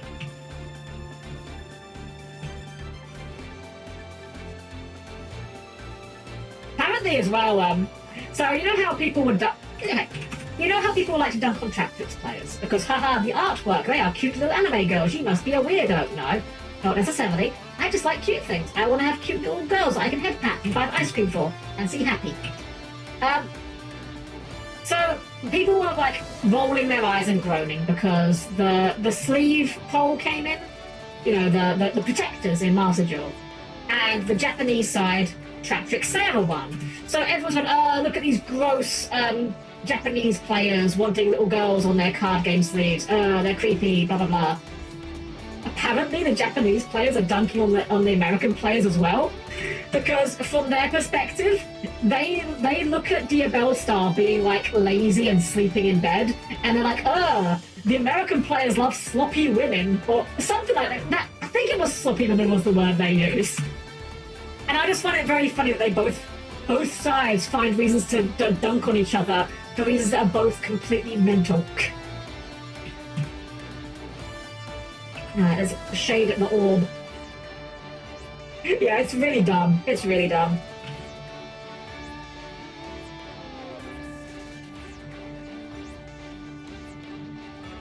Like, who even cares? Like, literally, like what you like. If you don't like them, just don't use those sleeves. It's really not that hard. I wonder if the Japanese players like Diabell Star less now. Huh. Because, quote-unquote, sloppy woman, or whatever the term was that they used. Probably just, if I had to guess, it's probably just like the super turbo nerd types. That's of anime girls that care about someone. Yeah, good! All fan bases are just toxic. Honestly, Stratos, you might be cooking with that. You may be cooking with that. I think any fan base can ruin something sufficiently if you are exposed to it enough. Great example for me, actually. Attack on Titan. Now, I will say this for Attack on Titan. I've never seen it. Everything I've heard about it makes me think I probably would not like it anyway. However, I was already predisposed towards not liking Attack on Titan because you know where I'm going with this. You've heard this phrase before. The fan base ruined it for me. And it's really weird, right? Apparently this is a genuine psychological phenomenon. Apparently this is a real thing that's been observed in humans. That is, the more, if you hear about something, you might initially go, oh, that sounds pretty cool, I might check that out. And then apparently, if you hear about it more without having checked it out, either because you just didn't find the time or you didn't think it would be for you, or whatever reason might be, apparently the more you hear about something without being part of it, without checking it out or whatever, it actually makes you dislike it, apparently. This is a real psychological phenomenon that has been observed. So that expression you hear a lot of people say where they say, oh, the fan base ruined it for me, it's actually just apparently a psychological thing. Like, it's not that they're being picky or anything, or that the fan base is necessarily obnoxious, although they certainly can be. But apparently humans are just predisposed towards not wanting to try things where they hear about it too much, if they haven't tried it already. It's very weird. Watched Attack on Titan a lot to give it a shot. Watched it, sucks. Lots of garbled mess, and manga has Eren just a dick because anime does explain his actions and not in the manga. Fair. Version to hug? Of course, why? Of course you may hug. Yeah, I don't think it would be for me. For me, the funniest thing when it comes to Attack on Titan fans ruining it for me. We're gonna go back to the past for a moment. I'm gonna take you back to the past. However, there will be no shitty games that suck ass. So years ago, I've told you guys before how I met Yomi. I met Yomi through role-playing on Gaia Online. Now, me and Yomi did lots of role-plays on Gaia Online. Often ones that she would run, because she was very good at organising these sort of things, and I, frankly, was not. One of the role-plays we ran together was a giant anime crossover. Basically, the plot was all these anime characters have been invited, forcefully or otherwise, to live at this map. And that is it as far as the plot goes to start with. The idea being that more plot could develop over time. It was a lot of fun. We had a lot of really interesting characters, and it was very fun seeing characters from very different series, like how they would act together. It was quite fun. However, this was around the time Attack on Titan was very popular. And we had people that wanted to roleplay Attack on Titan characters. That's fine. Nothing wrong with that. That's A-okay. That's all good. That's all good in the hood. However, in the greatest example of the fan base being crazy and ruining something for you, there were two people in this roleplay. Now, I don't want to assume, but I feel very confident in asserting that these two people were probably girls of a teenage age. They very much typed and spoke like teenage girls. And that's fine. No, that is kind of the target audience for Gaia, after all. Or it was at the time, at least. I don't know if it still is. But I'll never forget this. So we had this one girl that was playing, I don't know, one Attack on Titan character. And again, I'm assuming they were a girl. They might not have been. It doesn't matter whether they were or not.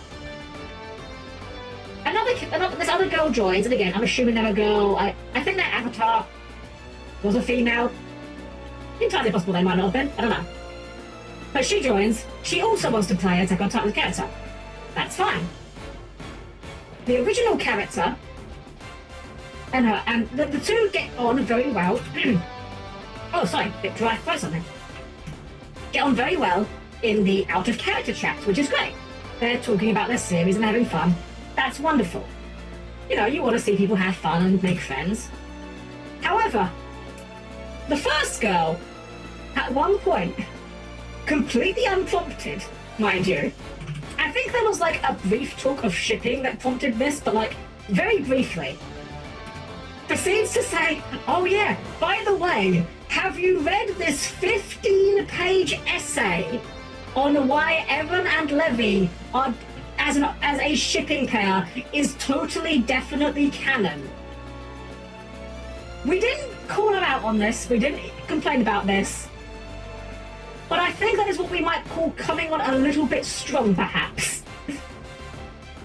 Don't get me wrong, you're allowed to have, you know, you're allowed to have your shipping pairs. You're allowed to ship whoever you like with whatever you like, but at the point at which you are linking multiple page essays, maybe you need to consider that maybe it's a bit unhealthy. That's a doctor, yeah, exactly, yeah. It is a bit obsessive. A bit obsessive. Alright, I think we're done though with Sangha. Without the Gate Guardians, rather. I am very happy with this large man, very intimidating presence. Let's put him in the back. Get it? Put it in the back, because the Gate Guardian pieces put themselves in the back row because of their continuous spells. I'm very funny, you can laugh. Save again, save early, save often. Let's go ahead and open the queue. So, we've done Gate Guardian. We can cross him off the list. Bathroom robot is complete. Let us find out who's next on our list, shall we? Croc! That's not a Yu-Gi-Oh monster. What is Croc referring to? Well, you guys know that I have a hobby, right? Besides VTubing and Yu-Gi-Oh! My hobby of turning things that are not anime girls into anime girls. We're not making Croc. We're not just gonna turn Croc into a chibi. We are turning Croc into an anime girl. I've already done this character some time before. This will not be hard. But here is Croc as a reminder. If you've never seen Croc, this is Croc from the PS1 game Croc, Legend of the Gobbos. As long as you get much then Canny's here. Well, we're gonna mix it up with Croc at least. So let's get... So Croc is a short stack, which means that she gets significantly less orbs in terms of height. Let's just grab, I don't know, like key skills complexion here will do. Because I know how much Yomi loves this character design. So, actually, we are going to jump into Croc. We're not done. I've just noticed we're about to get an advert come, and I do actually think I need to hydrate myself. We've been going for 5 hours? Does not feel like 5 hours. It feels like 3 if even. But yeah, I'm gonna take a brief hydration break. Would encourage you guys to as well. Stretch your legs, get some snacks, get a hydrate, take care of yourself. I love having you all here, but I would never want you guys to suffer on my part. I'm gonna hydrate, I'm gonna grab a quick snack, quick 3-minute break, and then we'll be back to begin the Curse and Cute Croc short stack girl. See you guys in just a few minutes.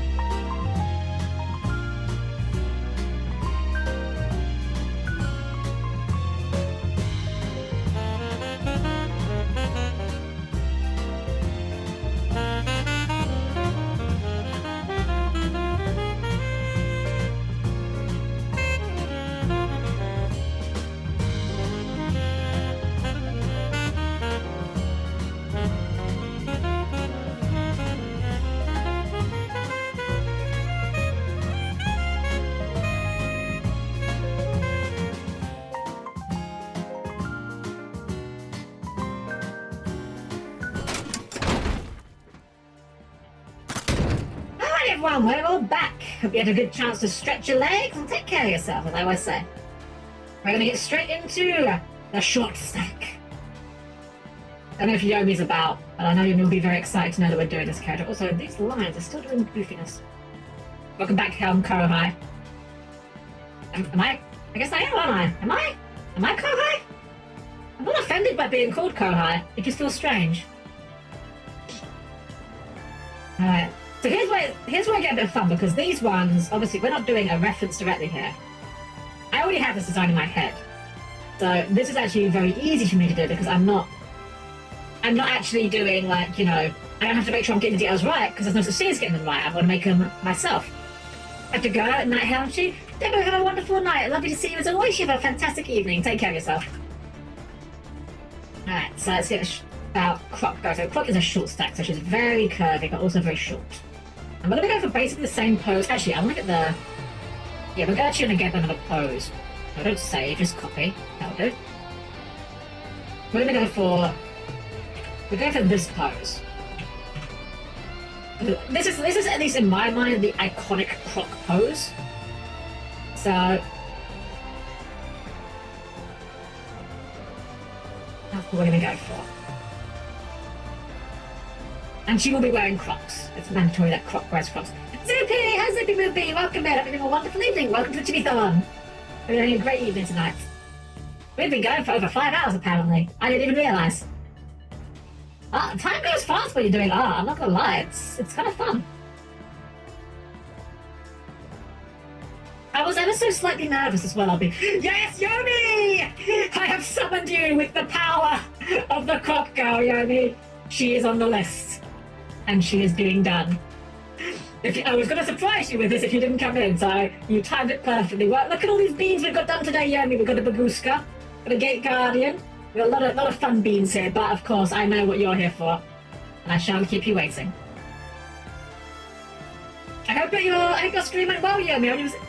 Short stack, short stack, short stack, short stack, short. Oh, Yomi, you are incorrigible, and I am encouraging you. She's going to be wearing the Crocs, so this is mandatory.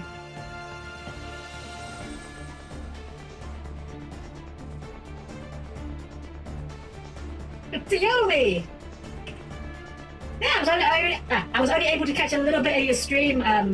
It is, yeah! Yeah, they came into my chat, and one of their viewers booked them a chibi. So yeah, we got Kalidori here as well, along with Angie Witch, Dear Bellstar, who I know that you haven't played Yu-Gi-Oh in a while, Yomi. Get very used to this character, because when you come back to Yu-Gi-Oh, you're going to be seeing a lot of her. I'll just say that. And of course, EP Boy. EP Baguska.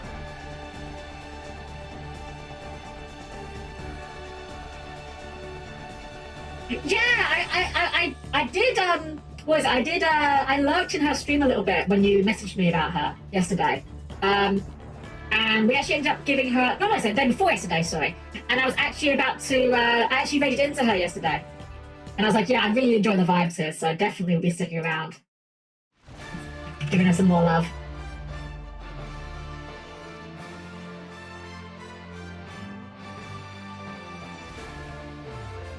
Doing this body a bit more seriously than I usually do on the first try, but that's alright. Yeah! Yeah, thank you for pointing me that way. It's funny, I am very bad at finding new streamers myself. Not just streamers, actually, anything. I am very much that person who is... I don't like trying new things. Even though I often enjoy the new things, I just don't like trying them.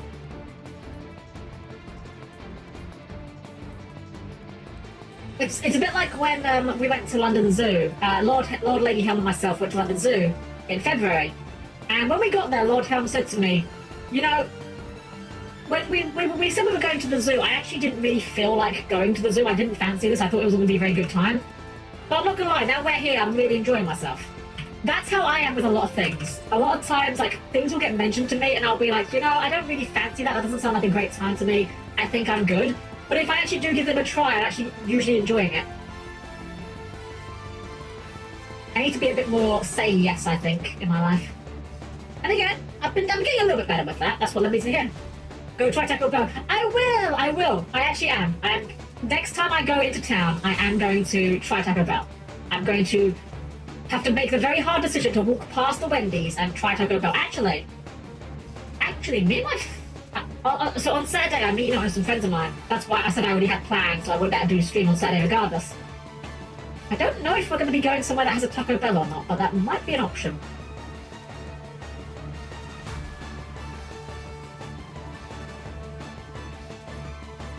So man, this music is very hyped for Croc. This music is as hyped as Yomi is when she discovered Croc girls being drawn.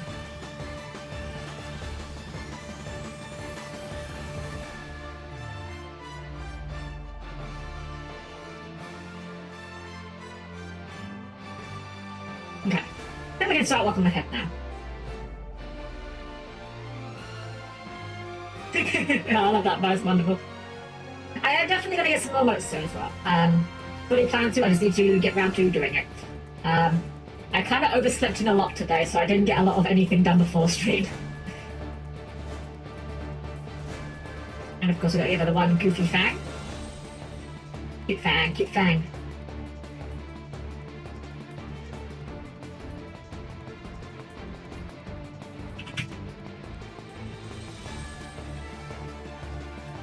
Oh my gosh, Stratos. Oh my goodness. Well, I'm not going to tell you what to do, but what I will say is, you know, do take care of yourself. So that lack of sleep will catch up with you eventually.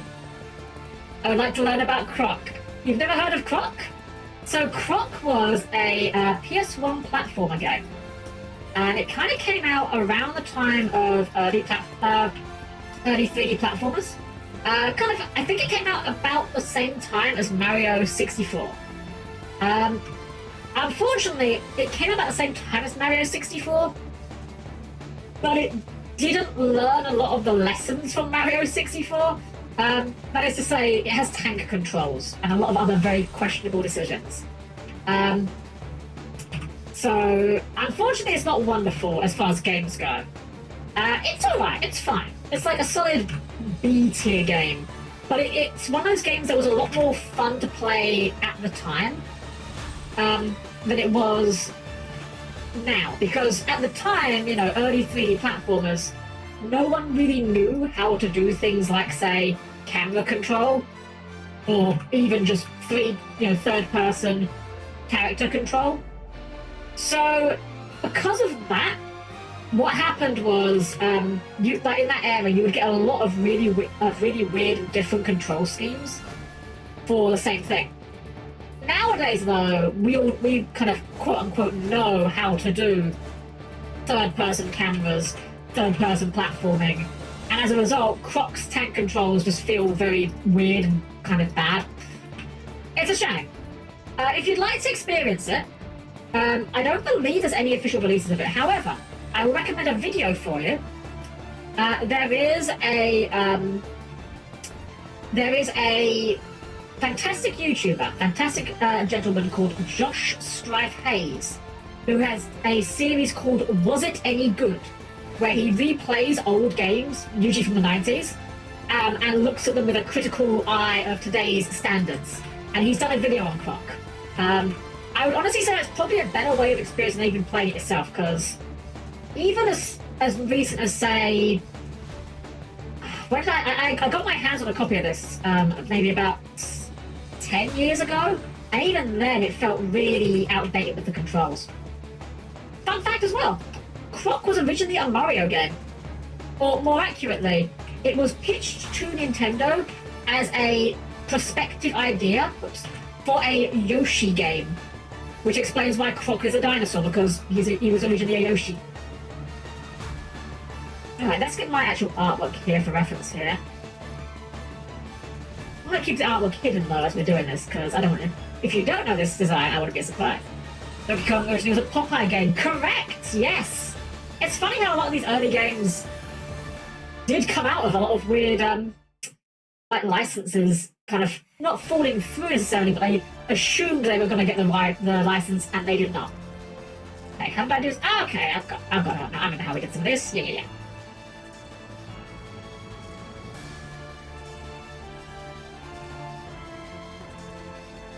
We're going to give a big bit in the middle here. And then we're going to give her a couple of hair clips here, because this is going to represent Croc's nostrils. Yes, we've turned his nostrils into hair clips. Again, I feel it's kind of more relaxing doing this kind of design, because I'm not trying to copy a thing. I'm not trying to reference a thing, I'm just trying to do an original thing. Actually, this is a little bit bigger.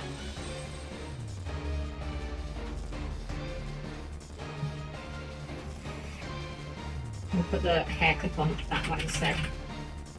Then for the other side. Oh, and Yu-Gi-Oh's card. You can't quote Monsters and Wizards with magic cards. Yeah, that's so funny to me. Is it? Did they change that in Japan, or was it only in the West they changed that? Do they still call it magic cards, don't they, in Japan? Or am I wrong on that?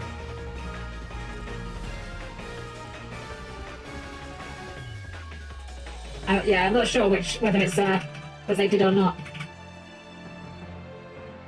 I guess it's spell cards. It's so funny to me. It's like, yes, you can't call it a magic card. We hold copyright on the term magic and card. Meanwhile, the entire Wizards Guild just be like, allow us to introduce ourselves. I mean, actual wizards, you know. Magicians, stage magicians.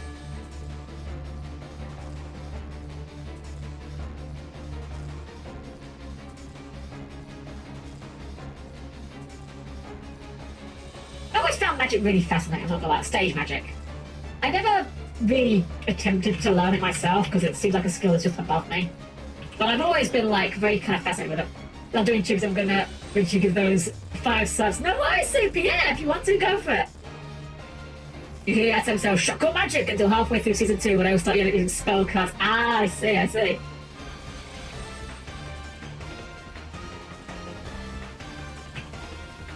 That is really goofy though.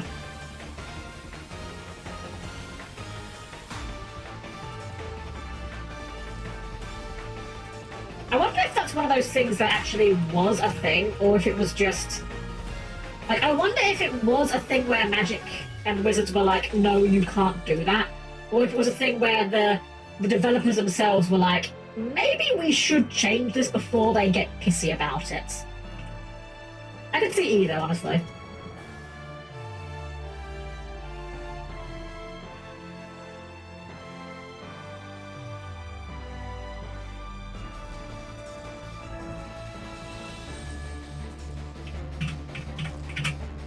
We can get rid of the orbs now. We've basically done the whole body blocking out.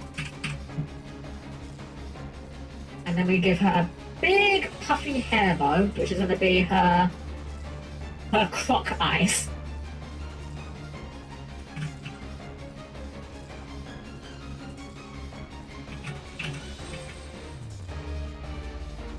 Okay, Monster Energy is literally trying to copyright the word monster. That's so stupid. Magic Media Chat, I asked, could you prevent this confusion by chance for like other audience by... You know, yeah, you know what? And if that's how they approached it, that's a fair enough way to do it, honestly. Which I guess kind of benefits both of them in that regard, right? Like, you don't want your...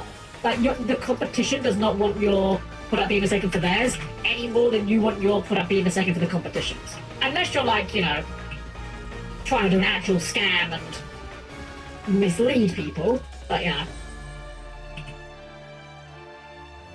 I'm going to put a couple of dots in the middle here.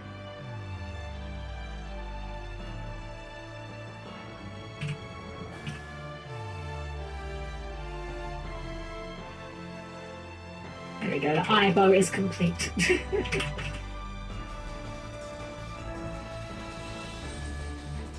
Alright, let's close this chibi.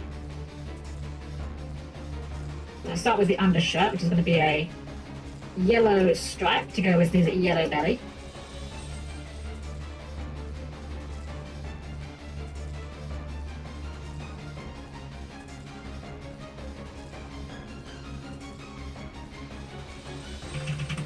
Put that arm above it so I can see what I'm doing. We'll be heading out. Have a lovely day. Have a lovely evening, Suki. Always a pleasure. You take care. Lovely to have you here. Take care. Like, actually, was super nice. He did base a lot of cards with MTG, and they sent him every card he referenced in a special print. Yeah, that's fair. That is very fair. I mean, the one I find the funniest is, I noticed this was probably, like, I'm certain this probably was not Takahashi himself, but Mad Lobster is just the funniest Yu-Gi-Oh card to me because they literally just traced another card game. I think it was Magic, I think it was. And then when they redrew it based on the artwork still. It wasn't like they changed it altogether. They're like, no, we're sticking with this. This is our vision. Yeah, I think we've done the top a little bit too high to show off some cleavage, which is important. We need Chibibuba. Chibuba.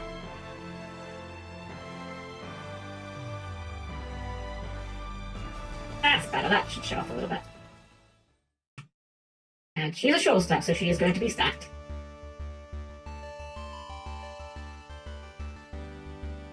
Oh man, this is like the retro one, yeah. Chibuba works great on short stacks. It does. And Lobster does. Yeah, it was a Takashi. Yeah, I didn't think it was. Yes, Chibibuba does work good on short stacks.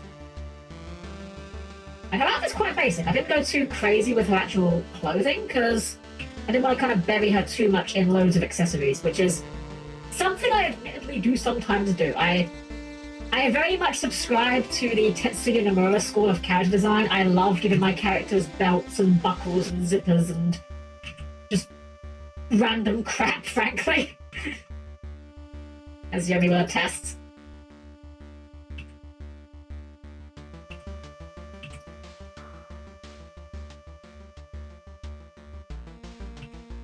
And then she has a backpack on, but we'll put the backpack on after we've done the jacket. I love the jacket like flat a little behind her because she's like in motion, so the jacket would be like a little bit flared out in the back. Put it on this layer. Perfect.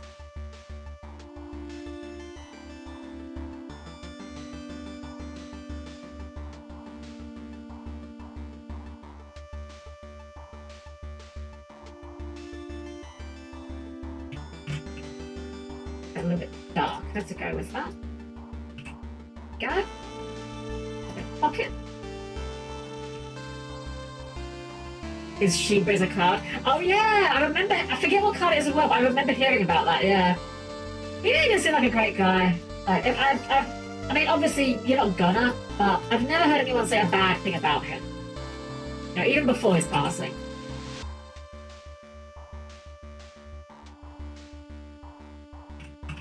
Right, let's get that backpack on her because Brock has a backpack. Because he's like an adventure guy, he's collecting things, and so shall our short stack also have a backpack.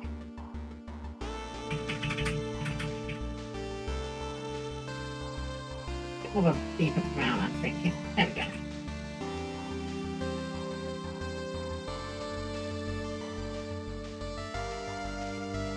It's so funny though, Jamie, that you just happened to drop in right as I was starting this because I knew that like you would be excited for this when I showed you it later because I know how much you like this design. But it's just like fate that you happen to drop in right when I start drawing her.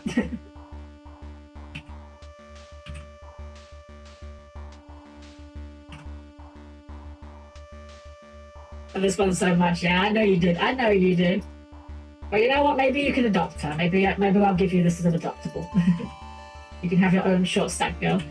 Doing the design your chippies the same way of mine. I'm joking. Maybe.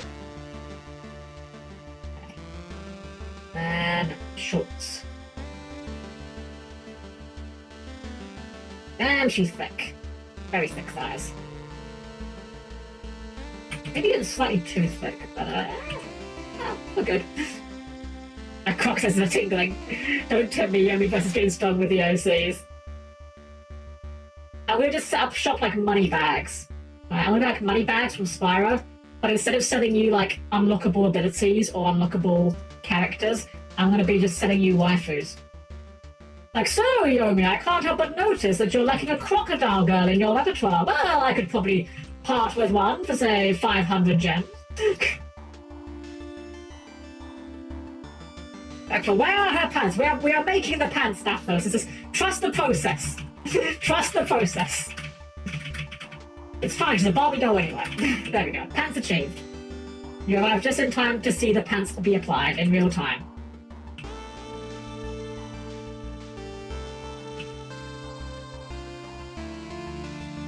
Good lord, what is happening in there? Robo-ass. Aurora Borealis, at this time of year, at this time of day, in this part of the country, localized entirely within your kitchen. Yes. May I see it? No. Damn. I didn't think to include it. But steamed hams chippies would have been a funny idea. I didn't think to put them on. I will spoil that they are not on the list, but that would have been a funny idea to put them on the list. These crocs are way too luminous for croc. Need to make them a bit less luminous. There we go. And you know what? I actually am going to change. On the original design, I gave the crocs just a regular button, but I think we'll actually make the bottom of them based on croc's footprint as well. Because it's croc in crocs.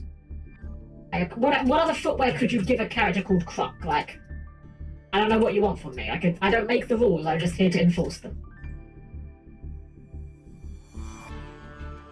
Let's see. Yeah, he's got like a paw print on the bottom, so we'll put that on the bottom there as well.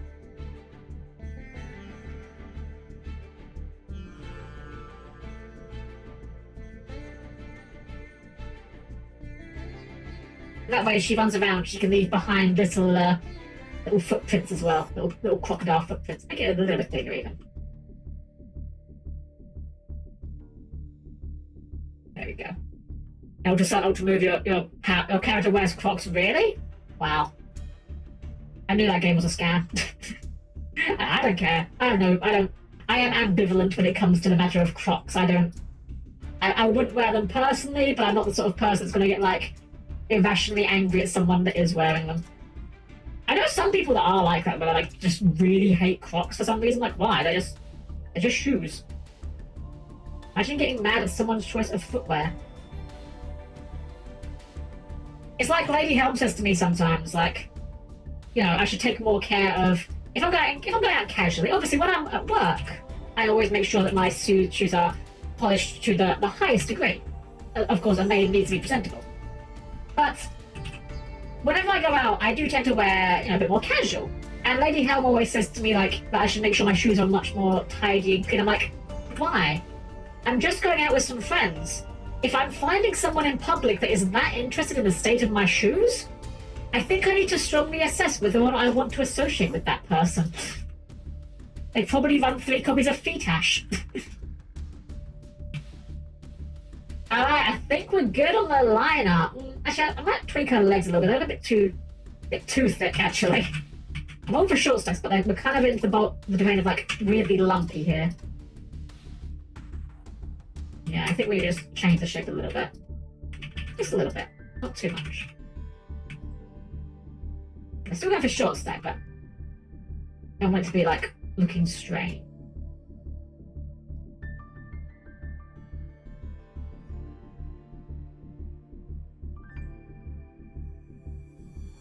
Angle looks slightly odd.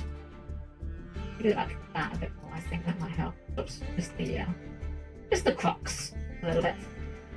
Try a bit like that. I think that's better. I think that's looking better. Mossy Borger levels of thick. She do be thick though. Alright. On to the shading. Save first, save early, save often. Save more with your car insurance by switching to Geico. Hashtag not sponsored. Hashtag I have no idea what Geico actually is. It's not over here.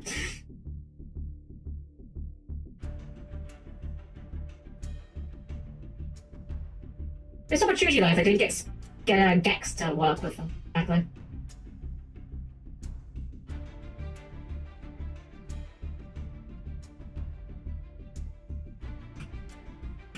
It's not good, but I can't explain why, but I just put my shirt so it feels like my shirt. Oops. That goes, oh yeah, no, I know it's car insurance, I just don't really know much about them beyond the meme. That's all I really know. Oops. Oh gosh. That's unintended.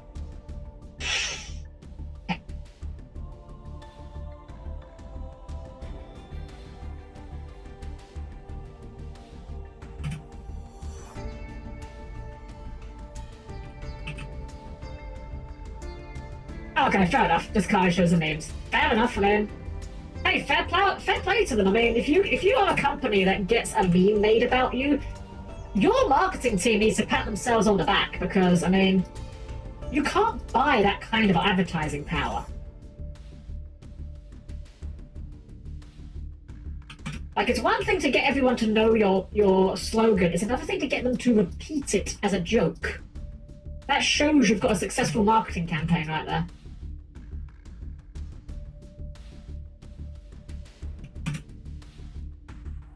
And as I always say, there's no such thing as bad publicity. Watch him get to Fortnite. Man, do it. Epic. Put Gex in Fortnite. And dub him with both his actors. Do them his piss.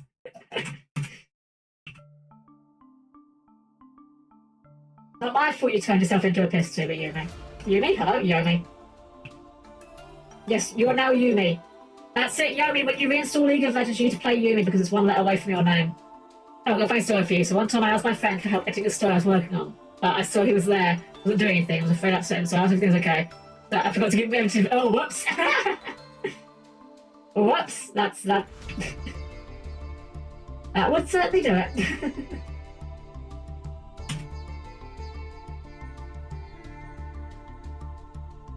I think we had that when we were doing our card game. We've got all of our all the cards in our game are on a master file, or 2 master files actually, on Google Docs. And I'm pretty sure when we first started doing that, like at first we didn't realise that only one of us actually had editing privileges. We're like, wow, why aren't you guys doing anything? Like, because we can't. You didn't give us the rights to. Although, weirdly, we've had a very strange thing with Google Docs in particular. For some reason, Google Docs have been working absolutely fine.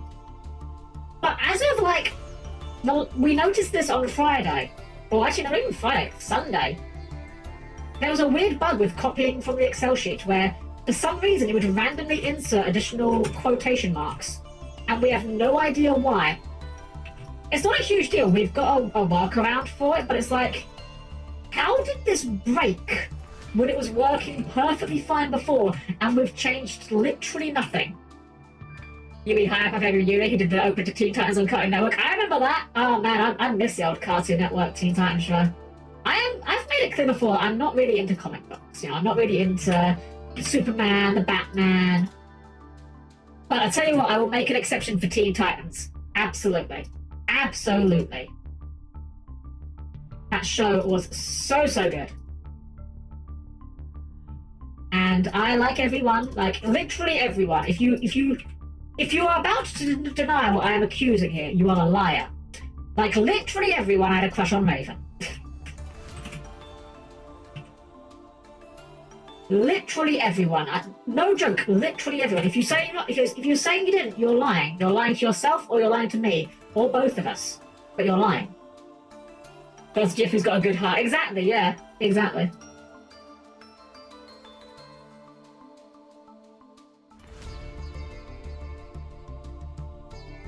Also, one of my favourite examples of what's the word? Voice actor connections. Tara Strong, who voices Raven, she's voiced a lot of stuff. Like, Tara Strong is a very prolific voice actress. You've probably heard her in a bunch of things. But the one that I always found the funniest, in my opinion, was the fact that Tara Strong was both Raven in Teen Titans and Riku in my favourite 22-year-old Final Fantasy game, Final Fantasy X. Because those characters are just the exact opposite of each other. Could not be more different.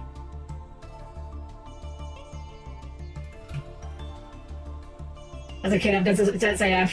It randomly flirt with me and it's smooth brain. That's fair. That's fair. I am the same in that regard. I am definitely the same in that regard. So many people think Go and everything. Technically it didn't. The Teen Titans you know and love is still there. It is. The one thing so here's what I'll say with that. I don't care about Teen Titans Go existing because it's not for me. That is fine. That I have no issue with. What I will say though, there is one thing that Teen Titans Go that even as someone that is not watching Teen Titans Go did anger me. And that is they dunked on the old fans for not liking Teen Titans Go. By saying like, wow, could you imagine if our show was like all serious and stuff? And like, you know, there was like plots where we had to fight bad guys. Imagine wanting that and they look directly into the camera, completely deadpan. You don't do that. You don't do that. That is. It's fine for your fans to not like what you're doing. It's fine for you being okay with the fact that your old fans don't like what you're doing. But the thing is, it's disrespectful to your fans, and also just comes across as a bad look to you to dunk on people that liked the things you used to do because you're not doing them anymore. It's like with DMC Devil May Cry, the one with Dante as he became known, how he had like black hair with like an undercut, and there's a scene where a mop falls on his head and he looks in a mirror, sees this mop head on him, and he looks exactly like Dante from Devil May Cry 3 and 4, and he just looks in the mirror, he's like, nah, I don't think so. And it's like, come on, that's just rude. I'll just fix the bow, actually. The bow's a little bit at an awkward angle, but I think besides that, we're good.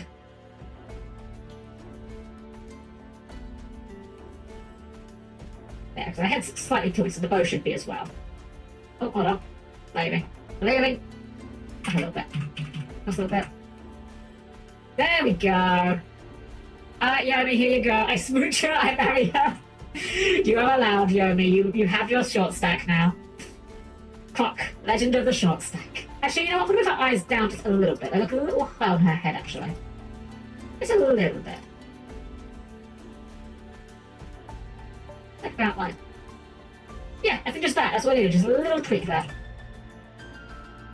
DMC was a game for the people who don't like the Devil May Cry games. Yeah. It's... Actually, I just realized I forgot her eyebrows. Very quick. Couple of eyebrows. There we go. I like to do eyebrows above hair a lot of the time. I just think it looks more expressive. There we go. Short stack at the front. Okay, I just realized why I put her real quick. I just gotta show us. Leela just be like, what's with this sassy lost child? Alright, let's move on. That was a nice quick one. And I knew it was to be a quick one because, again, we're not trying to... we're not copying a design here. We're making our own one, so it's on the fly. Let us see what is behind us. We've got 1, 2, 3, 4, 5, 6, 7, 8 left to go. We are definitely not fishing tonight. But we might be fishing... Oh, Perfect Monster! You've given Yomi a sub! Heck yeah! Oh, thank you so much. I really appreciate that. Hold up. Oh, are you cooking? Are we cooking? You got an idea? What's your idea? What is your idea? I'm waiting. We are waiting. We are waiting with bated breath. What is the idea? Gate Guardian, hold Baguska, bet. Hold on. I'm actually thinking I'm going to put the Gate Guardian out as like an image to let people like mess around with. What's the best angle for this? You know, maybe the tail. Or his leg. There we go, his leg. There we go. I'm not going to mess around with the layer right now, but there we go. Gate Guardian is hauling Baguska off to sleep. I am definitely going to do some goofy images with these later. I'll just say this. I think a certain level 2 water aqua monster might be just the exact size to fit in that grip. Anyway. 1, 2, 3, 4, 5, 6, 7, 8 chibis to go. This is the halfway point of the list. Let's see what's behind the next banner, shall we? Crash Bandicoot. And of course, you guys know that we're not doing regular Crash Bandicoot. We're doing Crash Bandicoot. But I've never turned Crash Bandicoot into an anime girl before. So you know what? Let's do it. Cash Banuka, prepare to be animated. So let's look at Crash. Crash as a character is very wacky, very off the wall, very high energy, very positive though. He's a very positive guy. So I'm thinking that the Crash Bandicoot girl is going to be like I think she's going to be quite high energy, quite dinky girly. The awkward part here is that Crash Bandicoot does not wear a shirt, but I think we can easily adapt his colours into like an orange jacket with like a yellow undershirt here. I've seen the one page on the twist. Okay, Stratus. I want to. Okay. Give me a second. I need to see if I still have this. Oh, Vitalia! Thank you for the follow. Welcome in. Welcome. I hope you're having a wonderful evening. Okay, I need to find this real quick, see if I have this. Did I save this, or was this an image that I made but didn't actually save?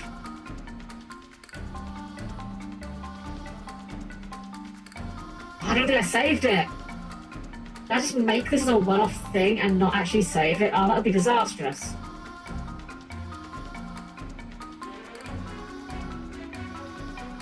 Okay, you know what? We're making this in real time. Give me a sec. Give me a sec here. I am making a meme in real time right now because I can't find this meme and I need to make this meme for you guys.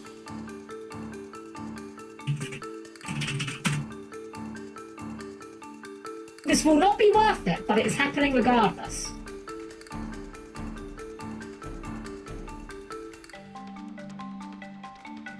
Hey Stratos, you know what happens when you activate a hero lives? How you summon a monster from your deck?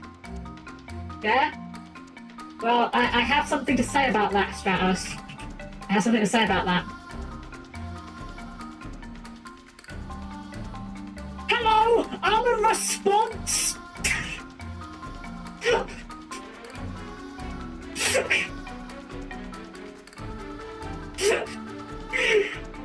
I don't know why I even laugh so hard at that. I made this joke years ago.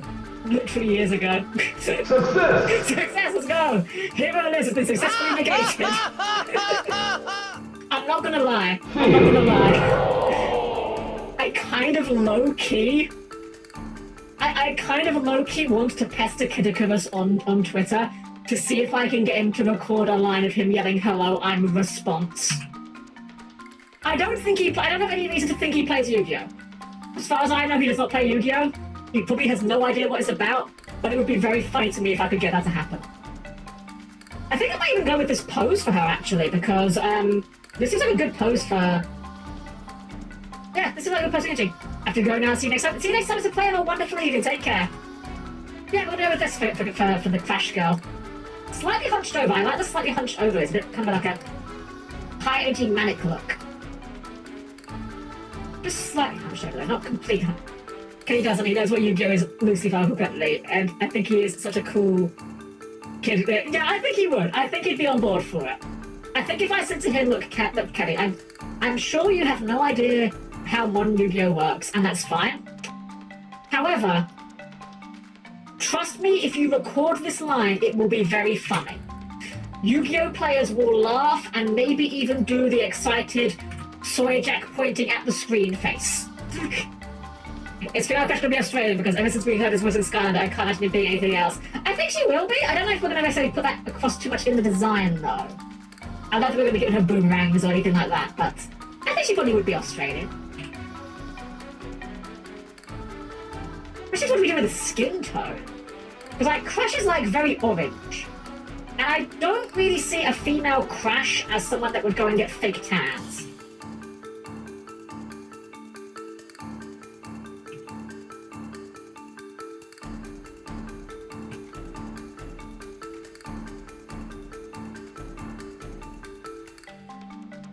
He got like a toe.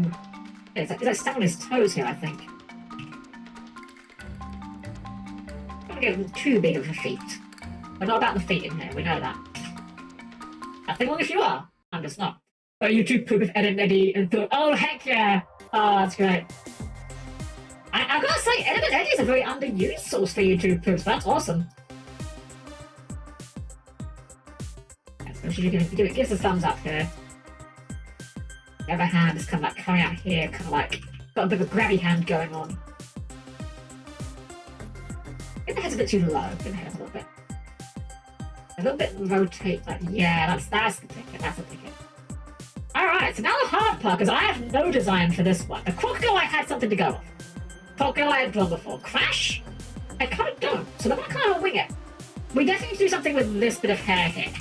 This whole bit of head here, like we definitely need to do something with. And I think we definitely need to give her a big, cheesy grin.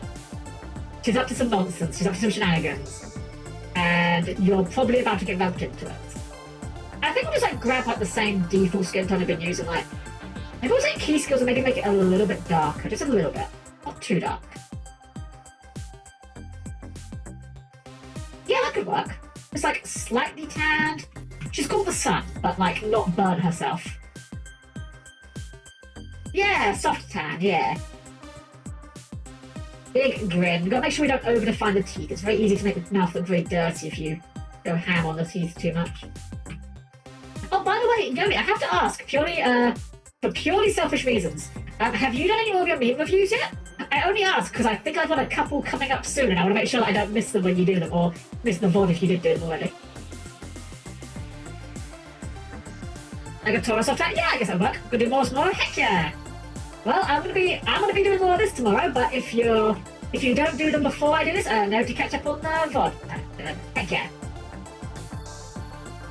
Yeah, so Crash is up to some shenanigans.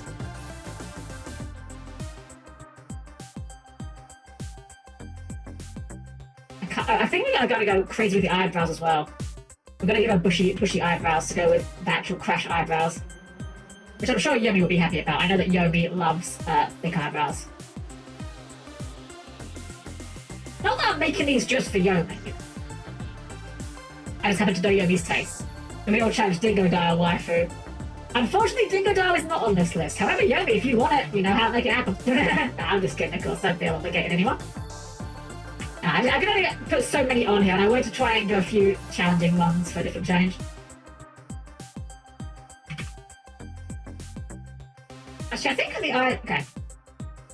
I know what's going wrong here. I'm working at an angle, and it's throwing me off here with these eyes. Let's straighten her head a little bit. Yeah, these are way too angled, these eyes. Let's redraw that. No, yeah, you're fine, you're fine. I'm just being goofy. I'm just being silly. I know.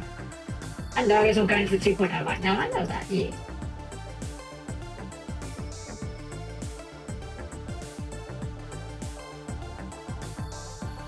Yeah, we'll leave out crazy eyes, I think. Big, wide, crazy eyes. She has found a box of TNT and she's about to make it your problem.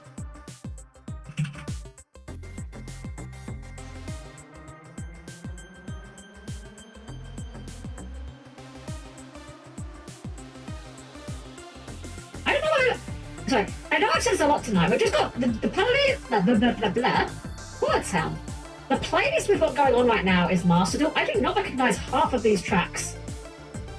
I don't know if I just don't pay much attention to Master Duel's music, or if there's just a lot of unused tracks that I've just never been heard. Asking, how do you design the waifus? How do you decide how the body should look? I just kind of wing it. There's no rhyme or reason. I just kind of go with a gut feeling.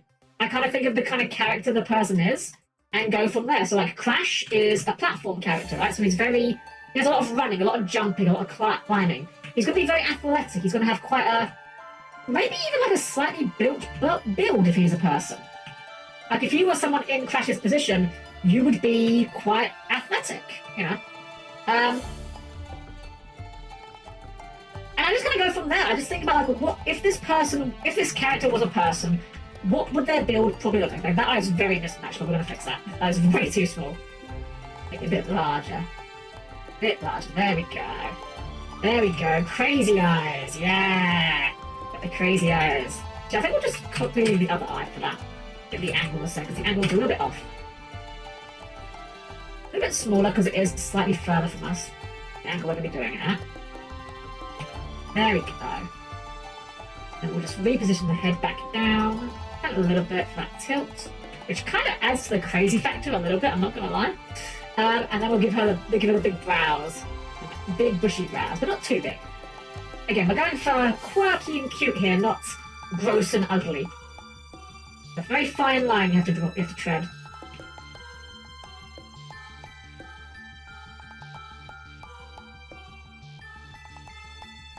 Okay, I think we're getting there. So give it up for day 15 minutes, but with hours and chipping. Hey Spoon, welcome up, welcome. We are making Crash Bandicoot into an anime girl, because I am committing war crimes. Alright, so now the hard part. What do we do with the hair and the hair situation? Okay, this needs to come across a little bit here, I think. The mouth is a little bit... No, it's the mouth that's off-centre here. A little bit more I'd like. There we go. So there's two options we could do with this. We could keep the ears. Or we could remove the ears altogether. That doesn't look right either, actually. Let's fix that again. Maybe just be a bit more like this. Maybe it's a bit too big as well. It's a little bit too big. Yeah, that's looking a bit better. Mohawk going into a braid. Ooh, that could be a fun idea, actually. But yeah, the mohawk kind of seems like kind of obvious, like having like, we need to do something with this. That's obvious here. So yeah, something like that could work. I might change the colour a little bit on here though, because I don't know. Look at Crash's other references, but I think this is a new reference. I don't know if his hair was always a different colour on top, or if I'm just like misremembering that. They're all the new art, aren't they? Okay, yeah, it was always a bit of a different colour on top. Not quite as red, a bit more of a brown, perhaps, but... Okay. Let's start giving out the mohawk first, or like the spiked hair. Which is a bit of a hard one to do, but I think we can figure this out. And we have like a couple of crazy bits coming down. We'll make it a bit more full. Just a few left locks on top.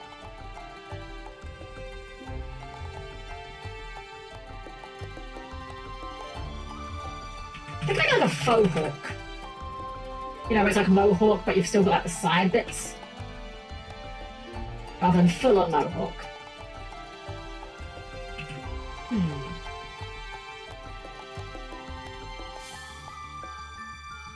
Yeah, this looks a bit too red to me. I'm thinking what we'll do is make this the same colour as the eyebrows. And then the rest of the hair will get more of the orange to it. That looks much more natural to me, yeah. I'm still very umming and ahhing on whether I want to keep the ears or not, though. That's the thing I'm not sure about. If I keep the ears, it kind of does give this character immediate, like, Monster Girl energy. It does do something to fill in with this side of the head, though. You look at my hair like, well, that's fair. That's a lot. You're allowed. Yeah, I'm really just like tossing up on how Monster Girl I want to do it. Some fun ears? Yeah, maybe we'll stick with the ears. Just thinking out loud here. If we don't give her Monster Girl ears, we're going to have human ears. Which is fine.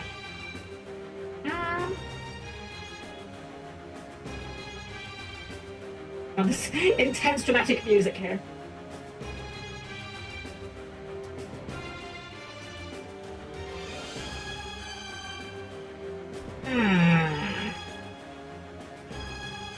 Actually, you know what? I think I'm going to avoid the ears purely because Croc doesn't have any Croc features besides the fang. I think we're going to try to avoid Monster Girl if it's too hard. I like Monster Girls, but I think for this case we'll avoid it. So what I think we'll do is we'll give her some more hair. Maybe we can make it look a bit like ears with the hair. Like I'm just going to start drawing a shape here, frankly, and see how it looks. Might not look good. This might be an awful idea. This does not look good already. I'm just drawing shapes for experimentation purposes, but I'm not feeling this so far. Up an orange on that. Yeah, that ain't it, Chief. That ain't it, Chief. So what do we do with the side of the head? We could just go for like the undercut kind of look, where it's like the shaved head. Well, actually, good idea. If we go for like that kind of look, we could go for the rest of the hair pulled back into that braid that someone suggested. Yeah. We do it like this, but we put a bit of volume in it. It's not just shaved. Get a nice orange, and we'll put like these marks here, showing that it's all been pulled back into a single point in the back of the head. It's a very strange hairstyle, I'm not gonna lie. It's a bit weird. Not necessarily my taste, but about trying different things. We're trying to make an anime girl a Crash Bandicoot after all. Not exactly a normal human thing to be doing.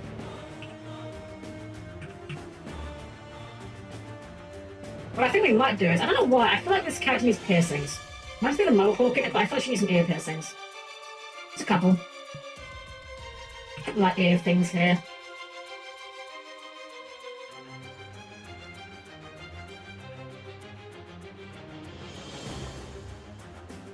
Let's make that have a bit more fun. That's a bit too flat now.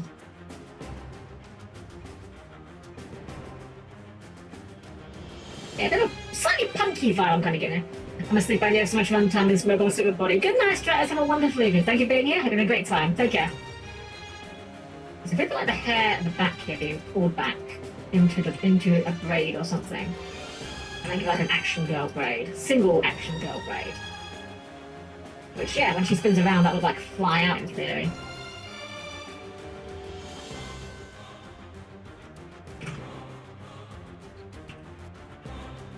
Kashpanuka's gonna steal you, girl.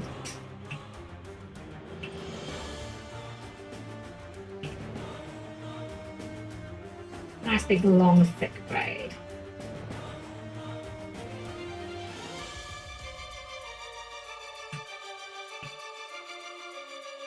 It's kind of funny because it almost looks like a tail and she doesn't have a tail. Well, Crash doesn't have a tail.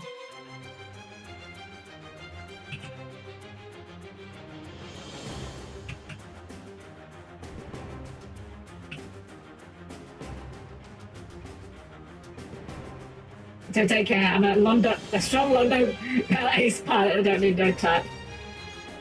Then you get an EP, then hearing braid. You'll be like, I am summoned. Yeah, we're going for like Action Girl braid.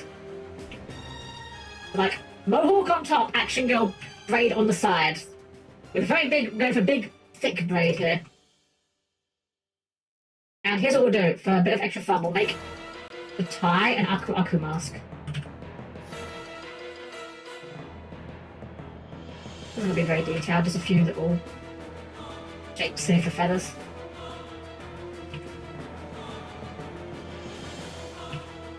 I don't know Aku's colours, is he? I know the bottom one is green. Purple! Right, that's what I'm forgetting. Oh, that's blue. Purple! Then red. Then blue, then yellow.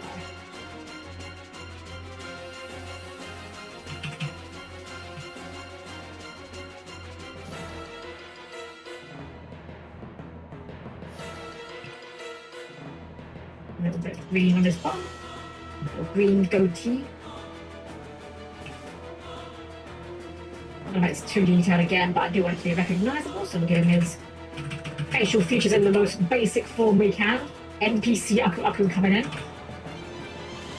We can just look square for this.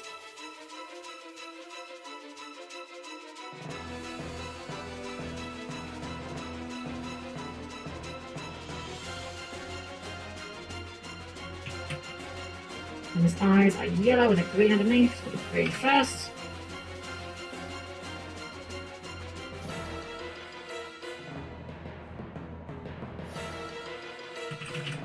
This looks very Cursus close, I'm not gonna lie, but it should hopefully look okay when we shrink it.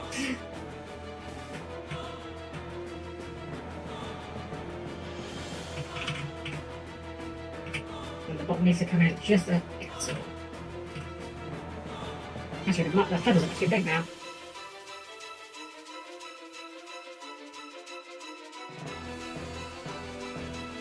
That looks about right.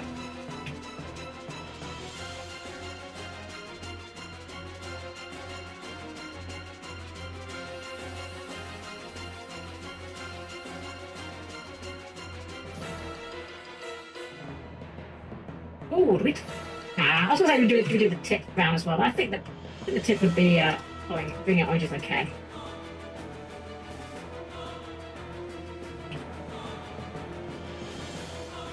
Wait, these are prologues in my mega list. Ah, okay.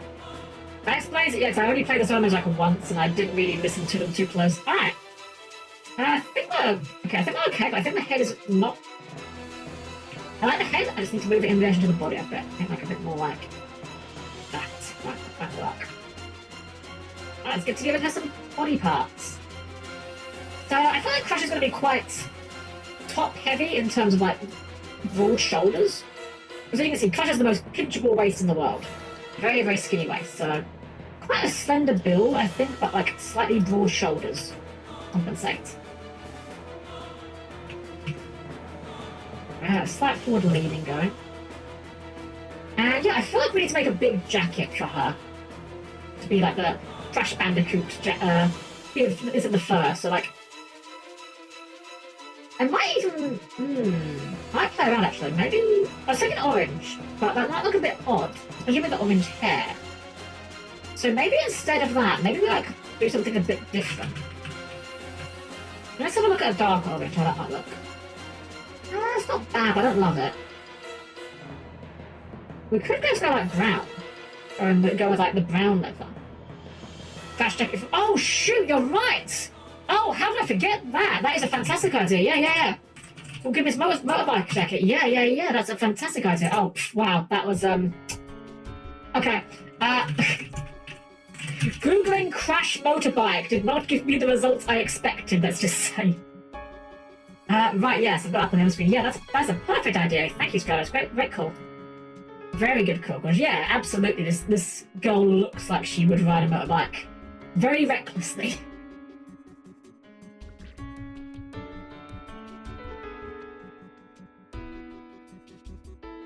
Black leather jacket.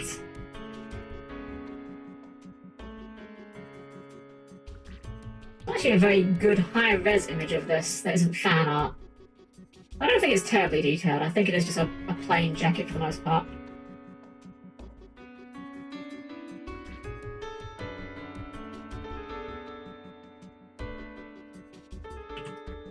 With the puffy white furry trim at the top.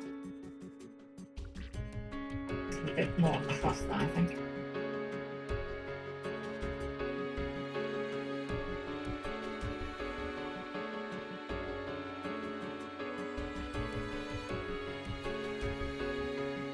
Slightly darker, so I'll make it too black. Yeah, that was definitely the right call. Thank you, Vesperis. I was thinking we're holding off from getting Sun Hill Fog. Yeah, that's fair, go for it. What more for the history, yeah. That is true, Yeah, I kind of forgot that a motorcycle crash is an actual thing. Oops. I had to blip again.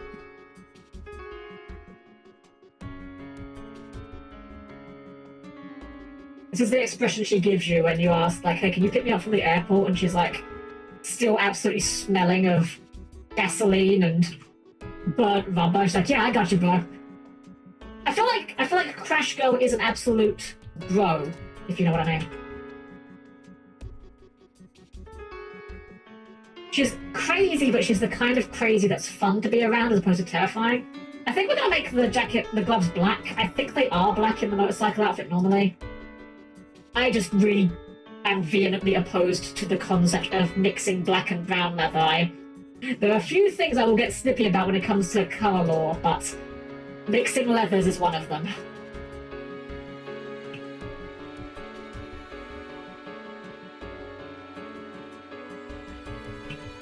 And then we can give her an undershirt, which we can go for the orange here.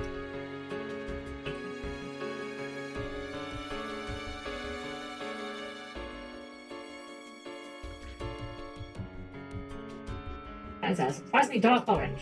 Yeah, that'll do. It's something that kind of sells, again, a bit more of the Crash Bandicootness.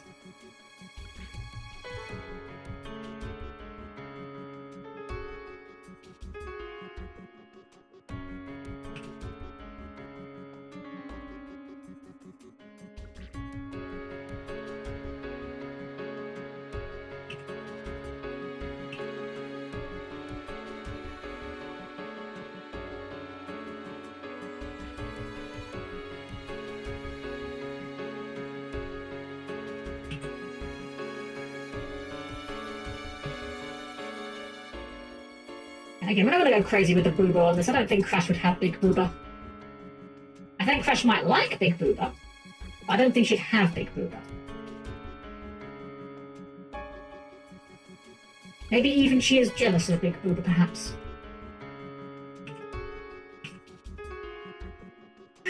But I'm now just imagining Crash Bandicoot Girl goes up, sneaks up behind Croc Girl, gropes her, and just goes, "Whoa!" What is wrong with me? Why am I like this? Okay, they're friends. They do it all the time.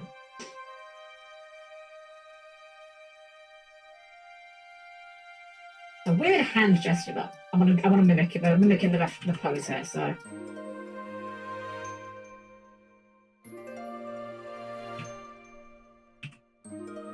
Okay, so it's this thumb down. It's up and over like this. That's the front part of the hand. And then... Oh, it's Crash, so he's not got a full hand of fingers. So we have to improvise the rest. Or the last one, rather. That turned out alright, actually. that. Tap on the fingerless gloves. Or glove in this case.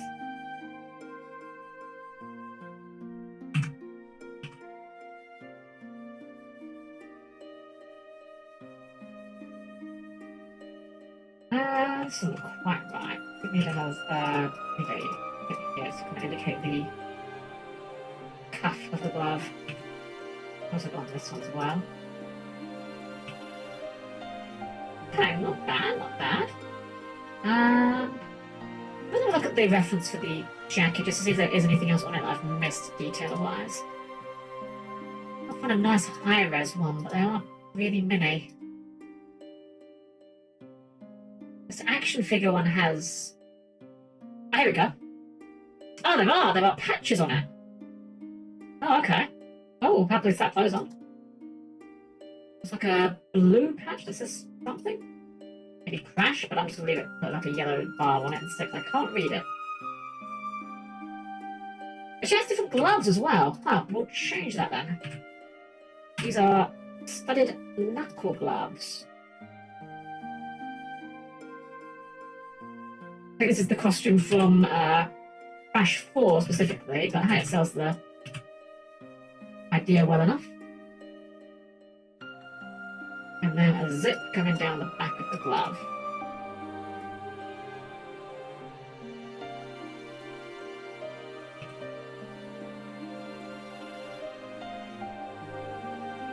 Which means we don't need this anymore. What we do is just change the shape because this is not going down far enough down the hand. Bring it down to here. That looks better. I think that was the issue. And we'll just mark that off a little bit here. Maybe even do a bit of the glove underneath.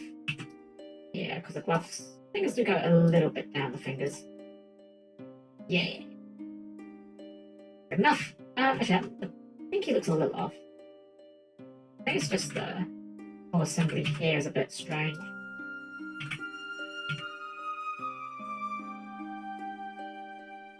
That was better. Yeah, I'll do. Actually, we'll hit this one just a little bit. Just a little bit. There we go.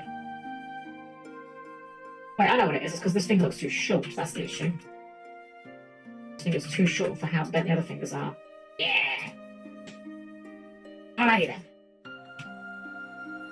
I think we will probably wrap up when we're done with Crash here because it is getting quite late and I'm getting a bit eepy. But we're making great progress, so once we're done with Crash, whenever that ends up being, that'll be our call-in for now. This outfit shows Crash with a different set of boots, but I want to keep the iconic boots. I think the Crash shoes are too iconic. They're kind of like 3/4 length trousers as well, so that doesn't seem very safe, but you know what? I don't think you're really about safety, are you, miss?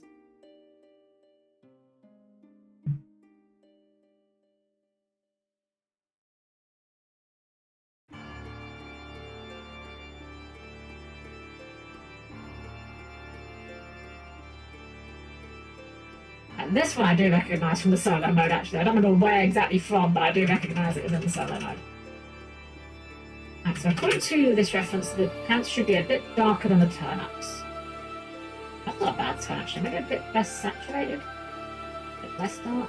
Yeah, it was kind of like denim-y sort of vibe. This needs to come down. This needs to come down a little bit. Same as this and this and this. This needs to go up a little bit. Cut these construction lines a bit.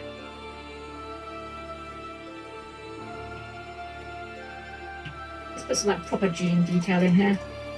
A little fly here and seams on the side here. A little bit of detail. I don't want to be too plain. Now we can actually do these as proper turn-ups even.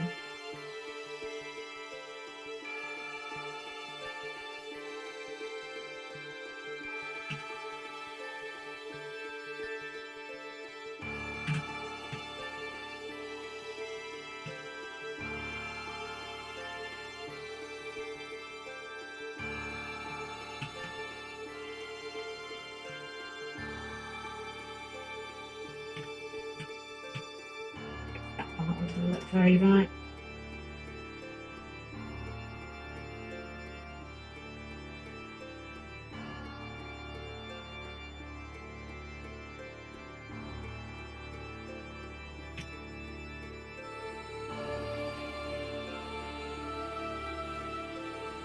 It's looking pretty good, actually. I'm kind of liking her vibes.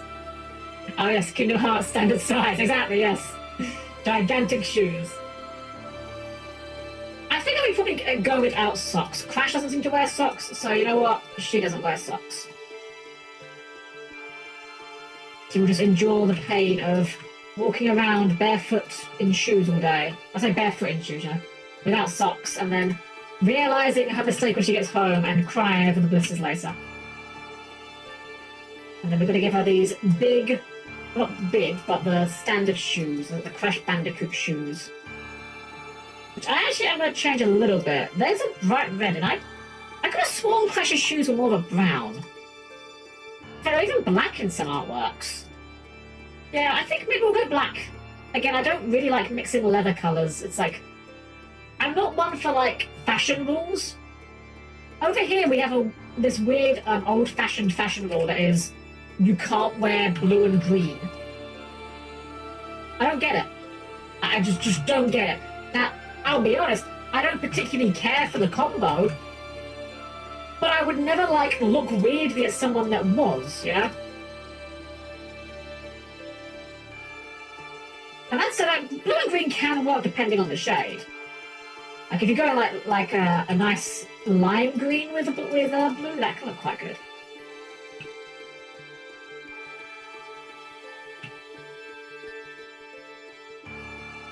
The most important thing is, I figure as well, she probably has her laces undone.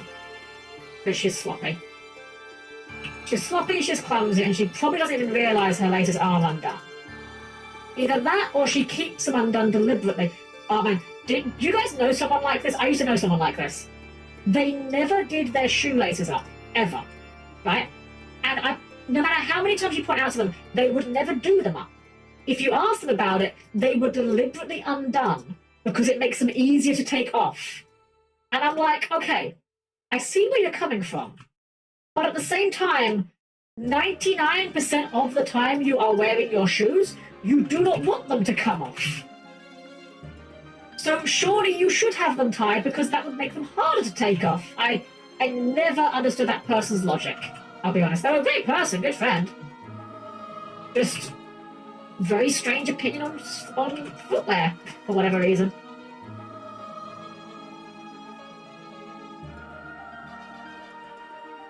Yeah, I think the black here is the play. It does take away a little bit of the Crash Bandicoot illusion, I think, but I think the style of the shoes is somewhat distinctive enough. And I'll probably just wear... Yes, exactly, yeah, wear slip-ons. Or get those, Gosh, do you guys remember this? When I was little, they used to do these, Oh, whoops. Well, they used to do these particular laces that were designed for children. And the idea behind them was they were... Okay, I was going to draw them real quick. They were curly laces, right? So they were like this. They were like little spiral laces that you got two of in the set. Obviously, they were like joined together. And the idea was you would just kind of twist them together, and by doing so, the loops would lock with each other. Sort of. They weren't perfect, but like they'd end up like kind of getting tangled up with each other like this, in a way that kept the shoes somewhat secure. It wasn't wonderful. It wasn't perfect. It was good enough. I had those when I was like very, very small for a while. They didn't work very well though, I'll be entirely honest. Alright, I think Crash is done. Let's save. Yeah, Crash is going to be our last one for tonight. Once we're done with the shading, I think we're going to call it there. How many have we done tonight? We've done 1, 2, 3, 4, 5, 6, 7, which, considering yesterday we did 7 plus Frog the Jam, like, let's be real, I think Frog the Jam took us like 20 minutes. We don't count Frog the Jam. This is the one rare instance in which we do not count Frog the Jam. I think we made about the same progress, so I'm happy where we're at. Let's get some shading going. Oops, that is a large line.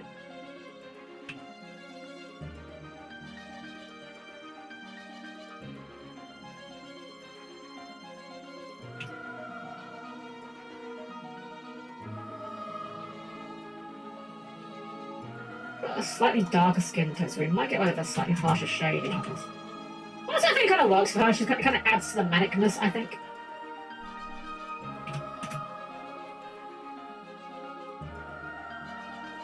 this look kind of has the, hey, you want to see a dead body kind of vibes. Like, hey, look what I found. It's a corpse! Yay!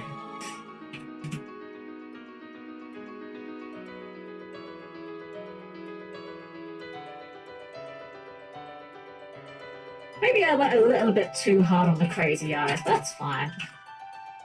It's Crash Bandicoot. You can't make Crash Bandicoot too crazy, I don't think.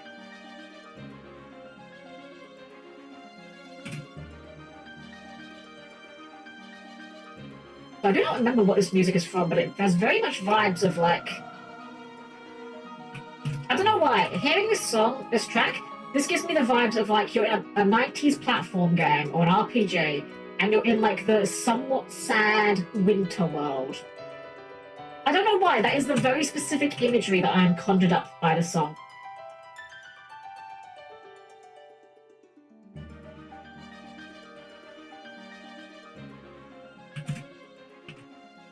It's got that kind of twinkly in the notes there.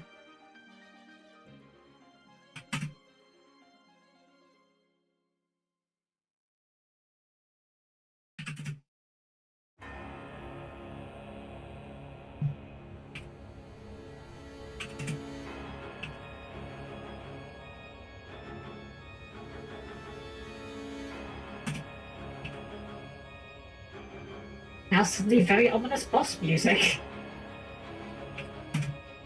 Not sure what we're going to do for our soundtrack tomorrow. We'll figure something out though. I like having these sort of low, slightly lower energy tracks that aren't too disruptive. It helps me to stay a little more focused. High energy tracks tend to get me a bit more distracted actually.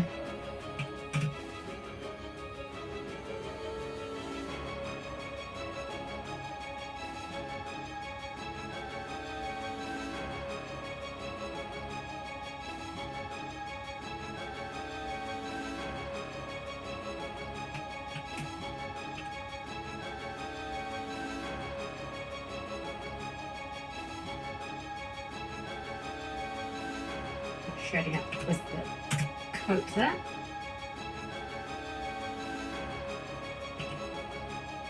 Akuraku's just like, really, Crash? This is what we do? We turn you into an anime girl and you're just going to use me as a hairpin?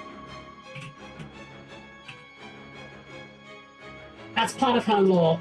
At some point, she gets, like, attacked. Someone shoots a gun at her. It deflects off her hairpin. The Aku saves her life. And from that day forward, every time she goes out, she always makes sure to wear one.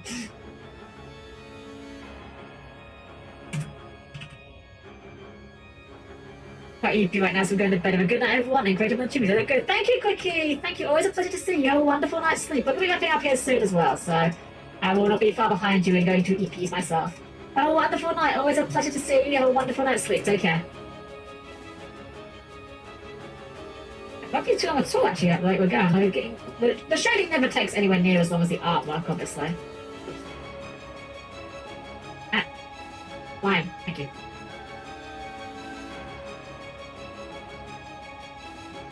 I have to get something to munch on before we go to EP, though. I am a little bit hungry. Haven't eaten too much today.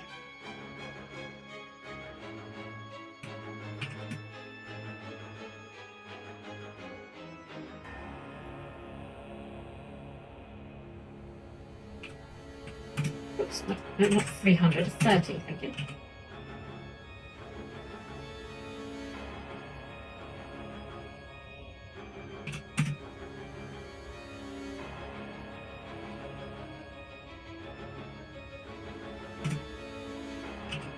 As well, it's quite a workout in some aspects because every time I do the transparency, I have to go across, type in 3, and enter.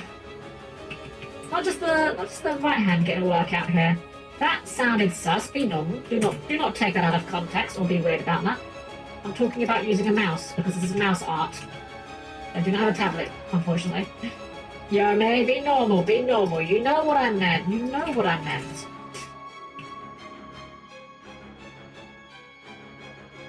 I'm happy with how this Crash Girl's turned out, actually. I was a bit unsure at first with the hair. It's not honestly my preferred kind of hairstyle, from entirely honest, but I think it fits really well for this vibe here. Which is more important, like, obviously it's great to design characters that you like, but sometimes it's nice to try and design things a little bit outside of what you would normally like. Like, there was a thing with, of all things, salsa. Basically, a salsa company polled people on what they liked with salsa. Did they like chunky salsa, or did they like non-chunky salsa? I may be misquoting part of this because it's been a while since I heard this story, but it turned out that nobody, when polled, specifically asked for extra chunky salsa because they didn't even know that was an option. Thus, they realized there was a hole in the market for extra chunky salsa. They made it, and it did really well. And basically what it comes down to is sometimes people don't know that they like something because they never even considered it as an option. So sometimes it's good to try something new, just almost spontaneously, and see if it clicks. Might not always. Not every shot you take is going to be a hit, but you miss 100% of the shots that you don't take. I think we're about done with her. Let's have a good look. Chunky salsa all the way. I can't do salsa, unfortunately. I do not like tomato at all. Just the flavour of tomato, not my thing. But I can see it.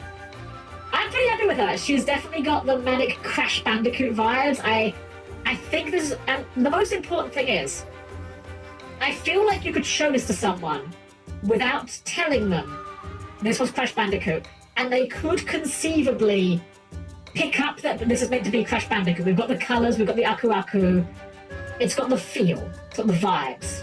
I'm gonna take Kiska off this group because she was not part of today's group. We've got Croc and Crash ready to cause trouble together. Along with Evil Twin Leela, the second best girl. Diabelle Star, guest starring Snake Eye Poplar, here to ruin your meta. Sanga of the Thunder, who heard you had games on your phone, hand them over. Kalidori, who's trying to get Baguska to shift. And Baguska, who is not shifting. Ever. He's too EP. Terminally EP. Just put Gate Guardian here so that he's not really angered with Baguska. Alright, one last save, and I think that's going to be us done for tonight, guys. We've been going for a heckin' long time, 6 hours. Slightly shorter than yesterday, but not by an awful lot, if I'm entirely honest. Let's go ahead and check off Crash from the queue. Oh, just in time for us to run out of memory. That was perfect timing in the worst way. Hold on, I want to tick it off properly. Hold on. We're taking Crash off the queue, and then we'll call it. We'll take Crash off. And we'll take a quick head count of how many we've got left to do. We've got 1, 2, 3, 4, 5, 6, 7 left to do. And today we did 1, 2, 3, 4, 5, 6, 7. So we might possibly be finished tomorrow, guys, depending on if we get anyone else asking for chibis. However, I will say this. The last 2 on this list might take us a while. Especially this long one here. I'm not going to say what it is. That's, it's a familiar face. That's all I'll say. That's it though, guys. Let's start winding down and let's see if we can find a lovely beam to do a raid into, shall we? So please keep your arms, legs, and other assorted body parts clear of the closing doors. And I'll meet you by our chatting screen in but a moment.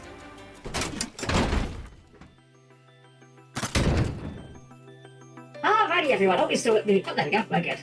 Well, thank you all for being here tonight and for watching me do some art. I am really touched and, like, honestly really happy that you guys are enjoying watching this, honestly.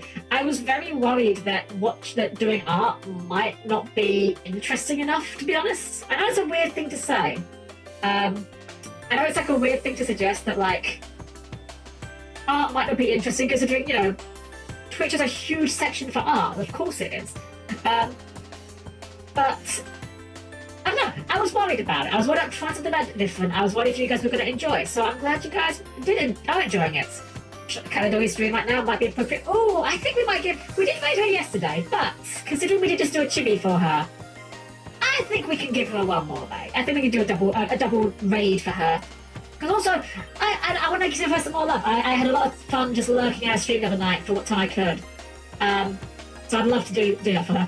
Our streams are super inviting and chill and do. They are! It's that silly thing. Again, I'm worried that it's not going to be interesting even though I myself have sat in on art streams and enjoyed them. I don't know. It's silly for me to worry about it, but at the end of the day, I am just very glad that you guys are enjoying being here and enjoying watching me doing this. It genuinely has helped me remind myself how much I do enjoy doing art.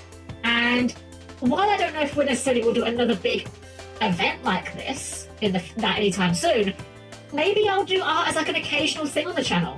It might be just quite a nice thing to do to unwind and maybe be a bit more productive in some other ways. Yeah, make some pieces we can share. So I think we will give a little rating to Kelladori. Because, yeah, I had a lot of fun beating her, and we did do a Chibithon today, so it's only fair, it only seems appropriate that we do give her a raise. So you guys know the message. It goes like this: perfectly normal, made raid. And if you have the emote, if you are subscribed to Twitch TV/Helm-Chan, you can put in the Helm-Chan heart emote. And if you're not, you can always just leave a regular heart, or a smiley face, or even just leave it blank, because no emote is also fine. I will catch you guys tomorrow. Tomorrow, same time as before, 5 PM EST. We are picking up the list and we are running with it. If we finish tomorrow, that's wonderful. 3 days is perfectly fine. If we go into the 4th, then you know what? You love to see it. Either way, thank you all for being here. Thank you all for supporting me with this, and thank you all for just enjoying yourselves here tonight. I do this for you guys as much as I do it for me. If it wasn't for you guys being here, I possibly wouldn't still be doing this. So thank you all for being here. Thank you all for your support. And thank you all for being such wonderful guests. As always, it's been an absolute pleasure to serve you all, and I hope to see you all again tomorrow.